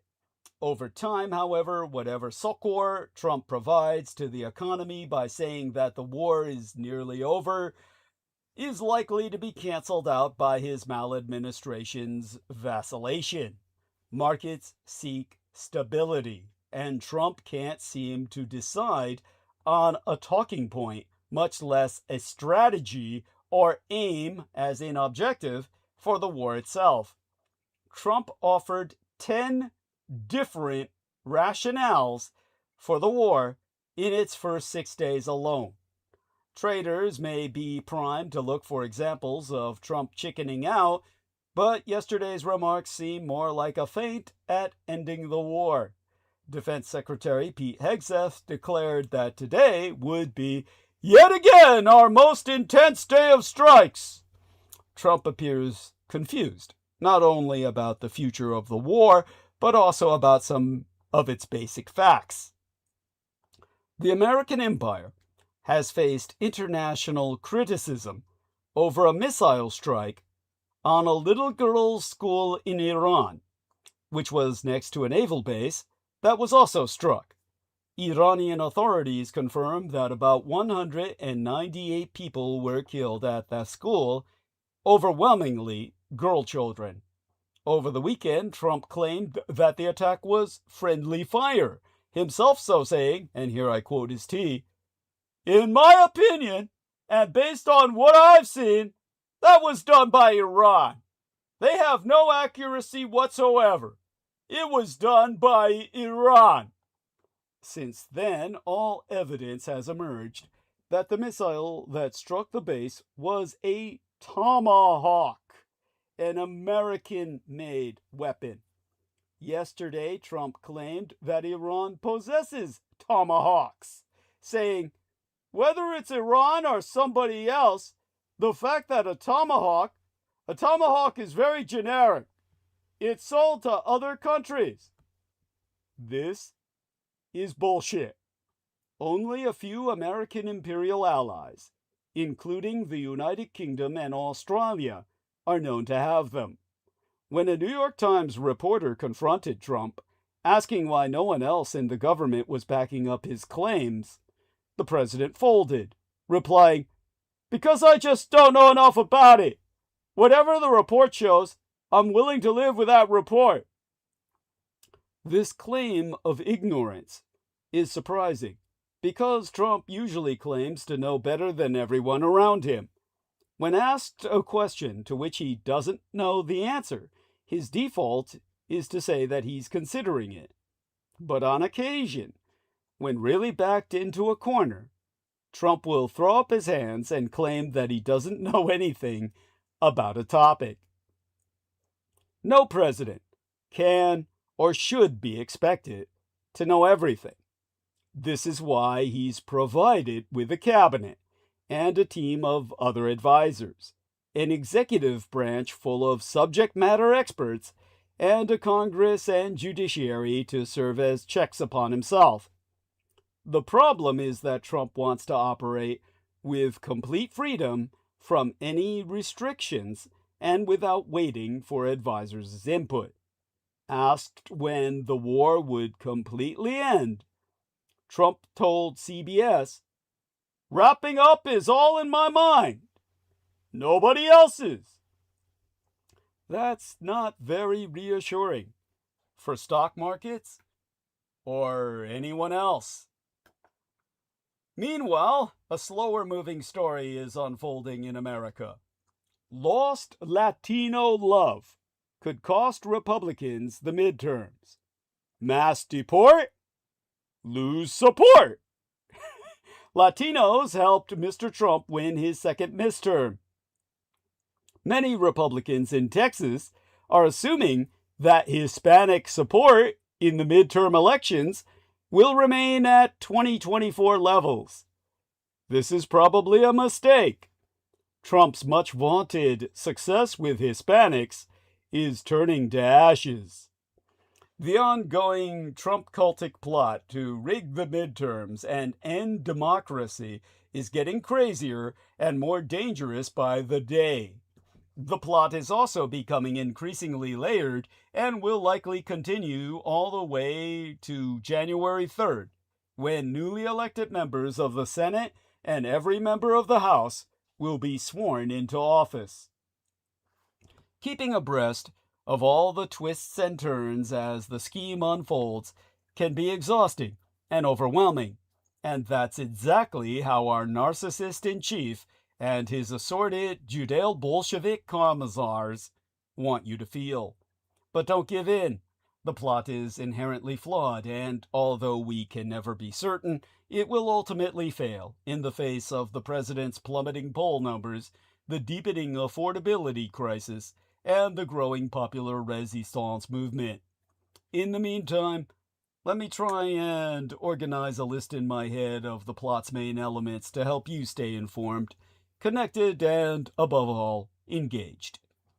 Nationalizing elections by executive order, declaring a national emergency, and going to war.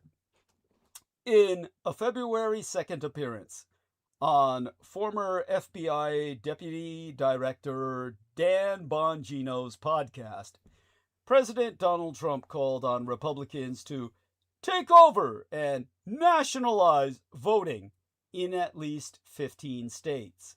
As if on cue, the 귲ld Institute for International Strategy, a conservative Washington, D.C. think tank, convened an election integrity summit on February 19th.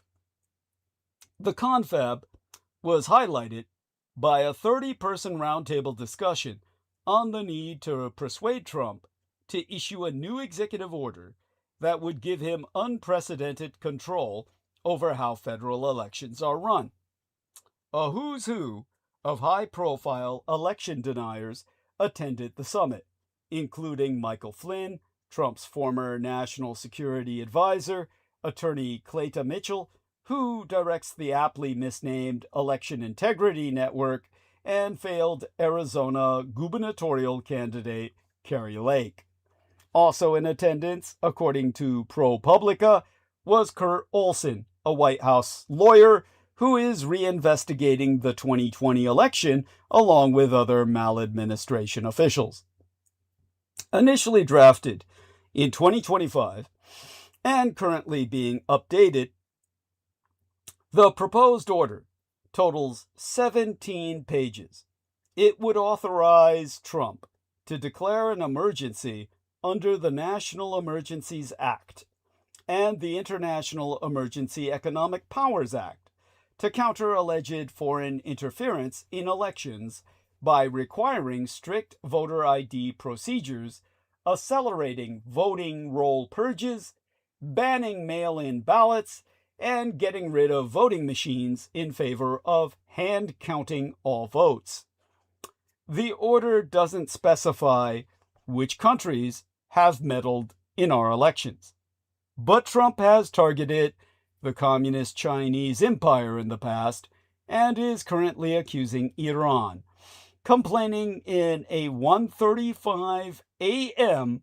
Truth Social rant on February 28th that Iran interfered in the 2020-2024 elections to stop Trump and now faces renewed war with United States. This serves the dual purpose of adding another justification for the war and, as election lawyer Mark Elias has noted, another rationale for Trump's midterm power grab. Like the executive order on voting rights Trump issued in March of 2025, the new proposed orders should be overturned by the courts, but only after costly and protracted litigation. Under Article 1 of our Constitution, the states determine the times, places, and manner of holding elections. Congress can pass legislation to regulate state voting procedures, but the president has no independent authority to do so. Still, there is considerable peril ahead. No court rulings can prevent red states from voluntarily complying with Trump's demands and affecting down-ballot races that might favor Democrats. Thus far, at least 10 states, including Texas, have handed over their full voter files to the Department of Justice, and the DOJ has sued more than 20 states that have refused to do the same. Even worse, on January 28th, the FBI seized voting records from an election center in Fulton County, Georgia, after Georgia Secretary of State Brad Raffensperger rebuffed the maladministration's records request. The specter of similar raids in non-complying states looms as the midterms approach. This brings us to the SAVE Act and its successors. Realizing the limitations of unilateral executive misaction, Trump cultists have introduced legislation to accomplish what his executive orders cannot. The SAFE, or SAVE, S-A-V-E, or Safeguard American Voter Eligibility Act, passed in the House on April 10th and is pending before the Senate. If enacted, it will require all Americans to provide a birth certificate, passport, or some other documentary proof of citizenship in person every time they register or re-register to vote, and require each state to ensure that only United States citizens are registered to vote, and to remove non-citizens from their voter lists. It would also create a private right of action, after the fashion of the Texas anti-abortion law, to allow disgruntled individuals to sue electoral officials who register voters without obtaining proof of citizenship, and establish criminal penalties of up to 5 years in prison for electoral officials who violate the act. Fortunately, the act has stalled in the Senate, blocked at least temporarily by the filibuster rule that requires 60-vote majority to advance legislation. However, 2 new bills, an amended version of the SAVE Act, and the MÉGA, or Make Elections Great Again Act, have been introduced in the House with strong backing from Trump, who claimed in his recent State of the Union address that cheating by Democrats in elections is rampant. Should any of the bills reach the resolute desk, the courts will be hard-pressed to block them, although legal challenges will no doubt be filed. And in yet another Truth Social rant posted in the early hours of March 8th, Trump threatened not to sign any legislation until the act passes the Senate. Now we're into our mid-decade gerrymandering here.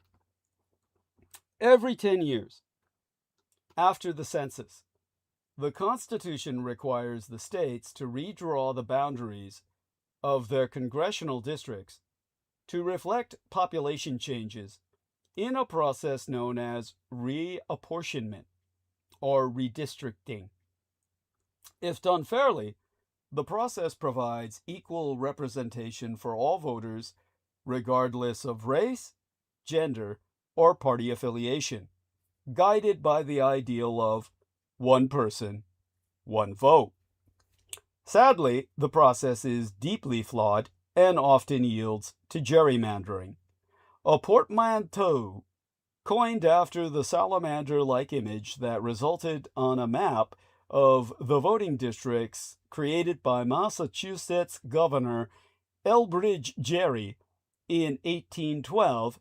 Gerrymandering today refers to the abusive practice of drawing electoral boundaries to give an advantage to a dominant party, group, or socioeconomic class.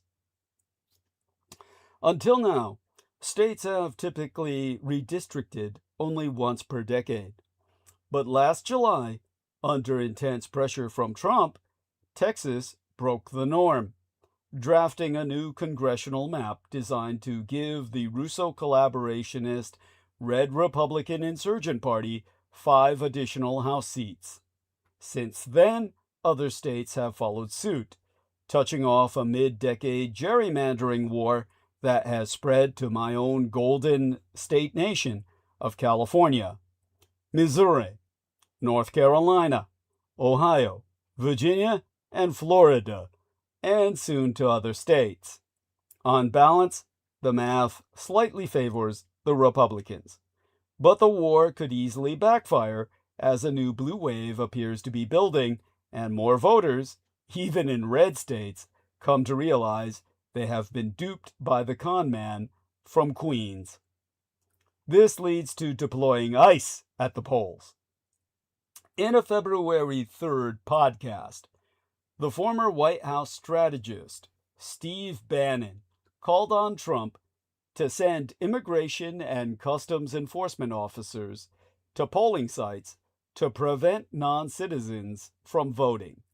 Echoing the president's own oft-repeated conspiracy theory, Bannon said, and here I quote his tweet, "We're gonna have ICE around the polls come November. We're not gonna sit here and allow you to steal the country again.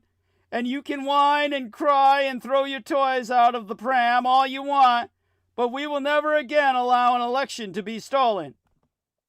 Asked about Bannon's comments 12 days later, White House Press Secretary Karoline Leavitt said, "I can't guarantee that an ICE agent won't be around a polling location in November, but what I can tell you is I haven't heard the president discuss any formal plans to put ICE outside of polling locations." Now, Leavitt's remarks were anything but reassuring for a maladministration that thrives on deceit. It is a federal crime, punishable by up to 5 years in prison, to deploy federal troops or armed federal law enforcement to any polling place. It would not be illegal, however, for ICE to deploy to blue state cities on Election Day in the general vicinity of polling places with the objective of intimidating newly naturalized citizens from voting. In fact, it would be astonishing if I stayed home. This brings us to January 3rd of 2027. If all other tactics and any lawsuits the Russo collaborationist Red Republican Insurgent Party launches fail, Trump and his most die-hard adherents will have one last opportunity to stop the Democrats from taking over the House and possibly the Senate on January 3rd of 2027. when the next Congress is sworn in. The 20th Amendment mandates that every new Congress convene at noon on January 3rd.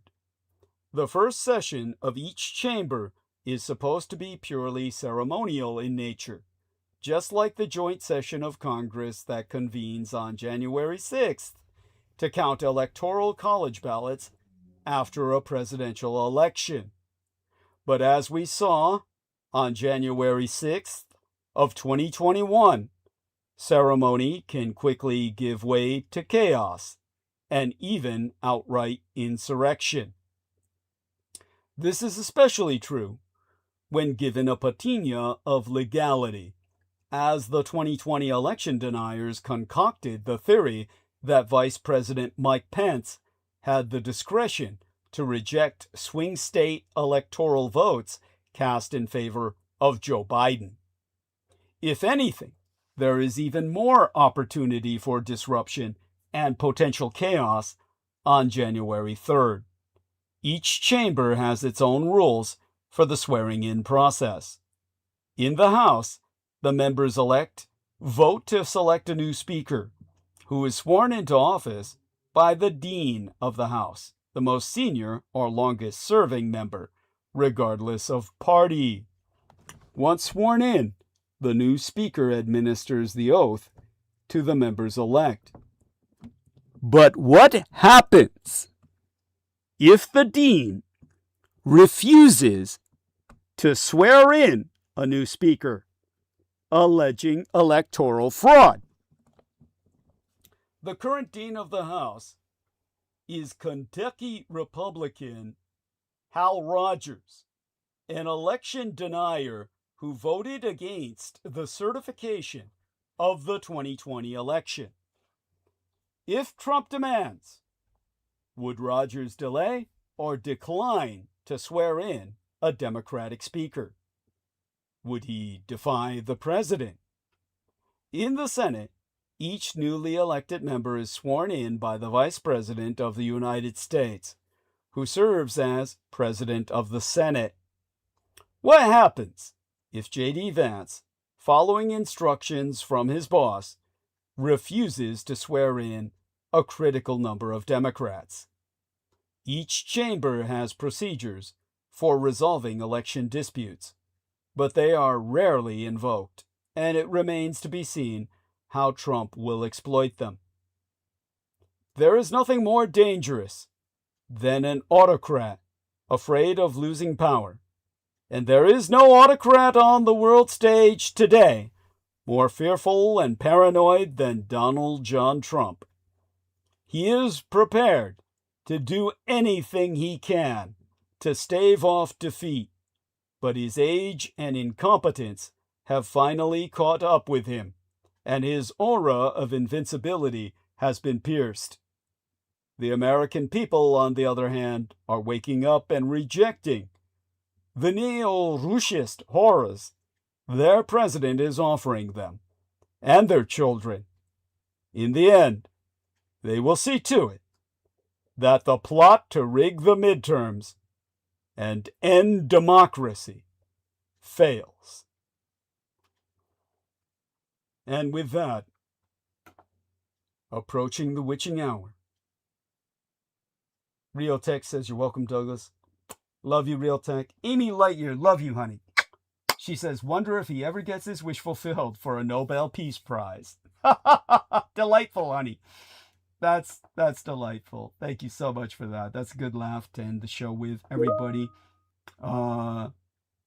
So our friend Brendan says his astrologic chart is coming up on a malefic phase. Thank you, Brendan. That's good news all around.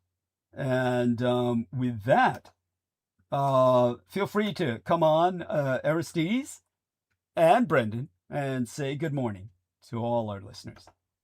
By all means, come off mute.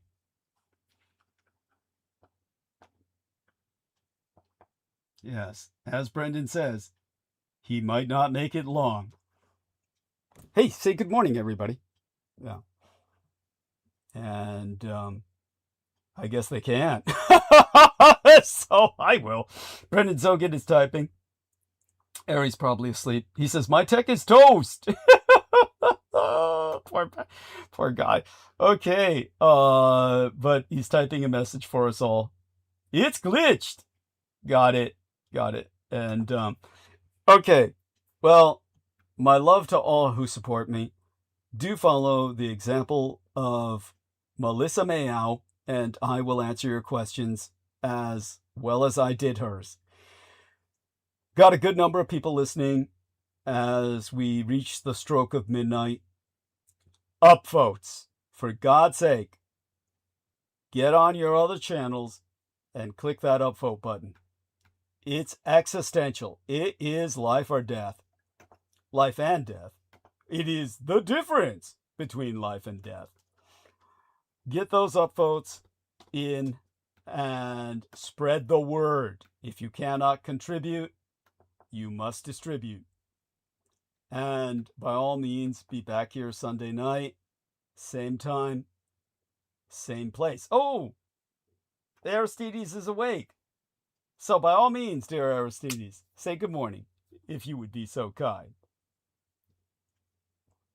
His dulcet tones should ring in our ears soon enough. Let's see if he gets off mute. I saw him enter. Yeah, there we are. I can't promise you much here, but can you hear me? Yeah. All right. It's on the computer now, not the phone. Huh. I can show up enough to say, please tribute to Douglas there at the PayPal link. Just got put in the chat, and not too sure what else, but sounds like you're about to wrap up. Yeah, just say good morning. That's fine. Good morning to everyone. Huh? Good morning and good night. And upvotes. Tell them upvotes and return same place. Upvote and share the program and go to PayPal and give Doug money. Thank you. And show up on Sunday, same time, same place. Yeah. Same time. Trying to think of something, what is it? Same bat time, same bat channel or something? Yeah. Something like we got to think of our own thing. Yeah. Same Drac time. Same Drac channel. Same Doug time. Yeah. Same Doug channel. Yeah, there we are. Okay, that was delightful. Hugs and love to Aristides. Blessed be thy slumber and sweet be thy dreams. And to everyone else, you heard the man. And join us. Oh, look, we're joined by Brooke Gibson of Love More, Laugh More, Live More. My God, Brooke, don't be afraid to come on bandwidth with us. But anyhow, so let me give kisses to dear Brooke. And I'll find the kiss emoji for her. And there we are. Kisses at Brooke. Kisses at Love. There we are. And okay. With that, glad she survived. She was under terrible psychic attack. And we know from whom. And the one man who hated her as much, who hates her as much as Peter Moon does. All right, to everyone. It's been a blessed evening with you all.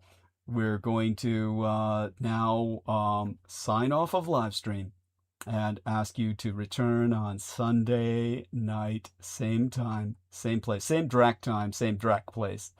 And like Dracula, for Dragon, for Team Drac, Team Dietrich, which is Team Drac, or Dragon, in the ancient Gothic. Dietrich. There we are. Okay, so with that, let's end stream.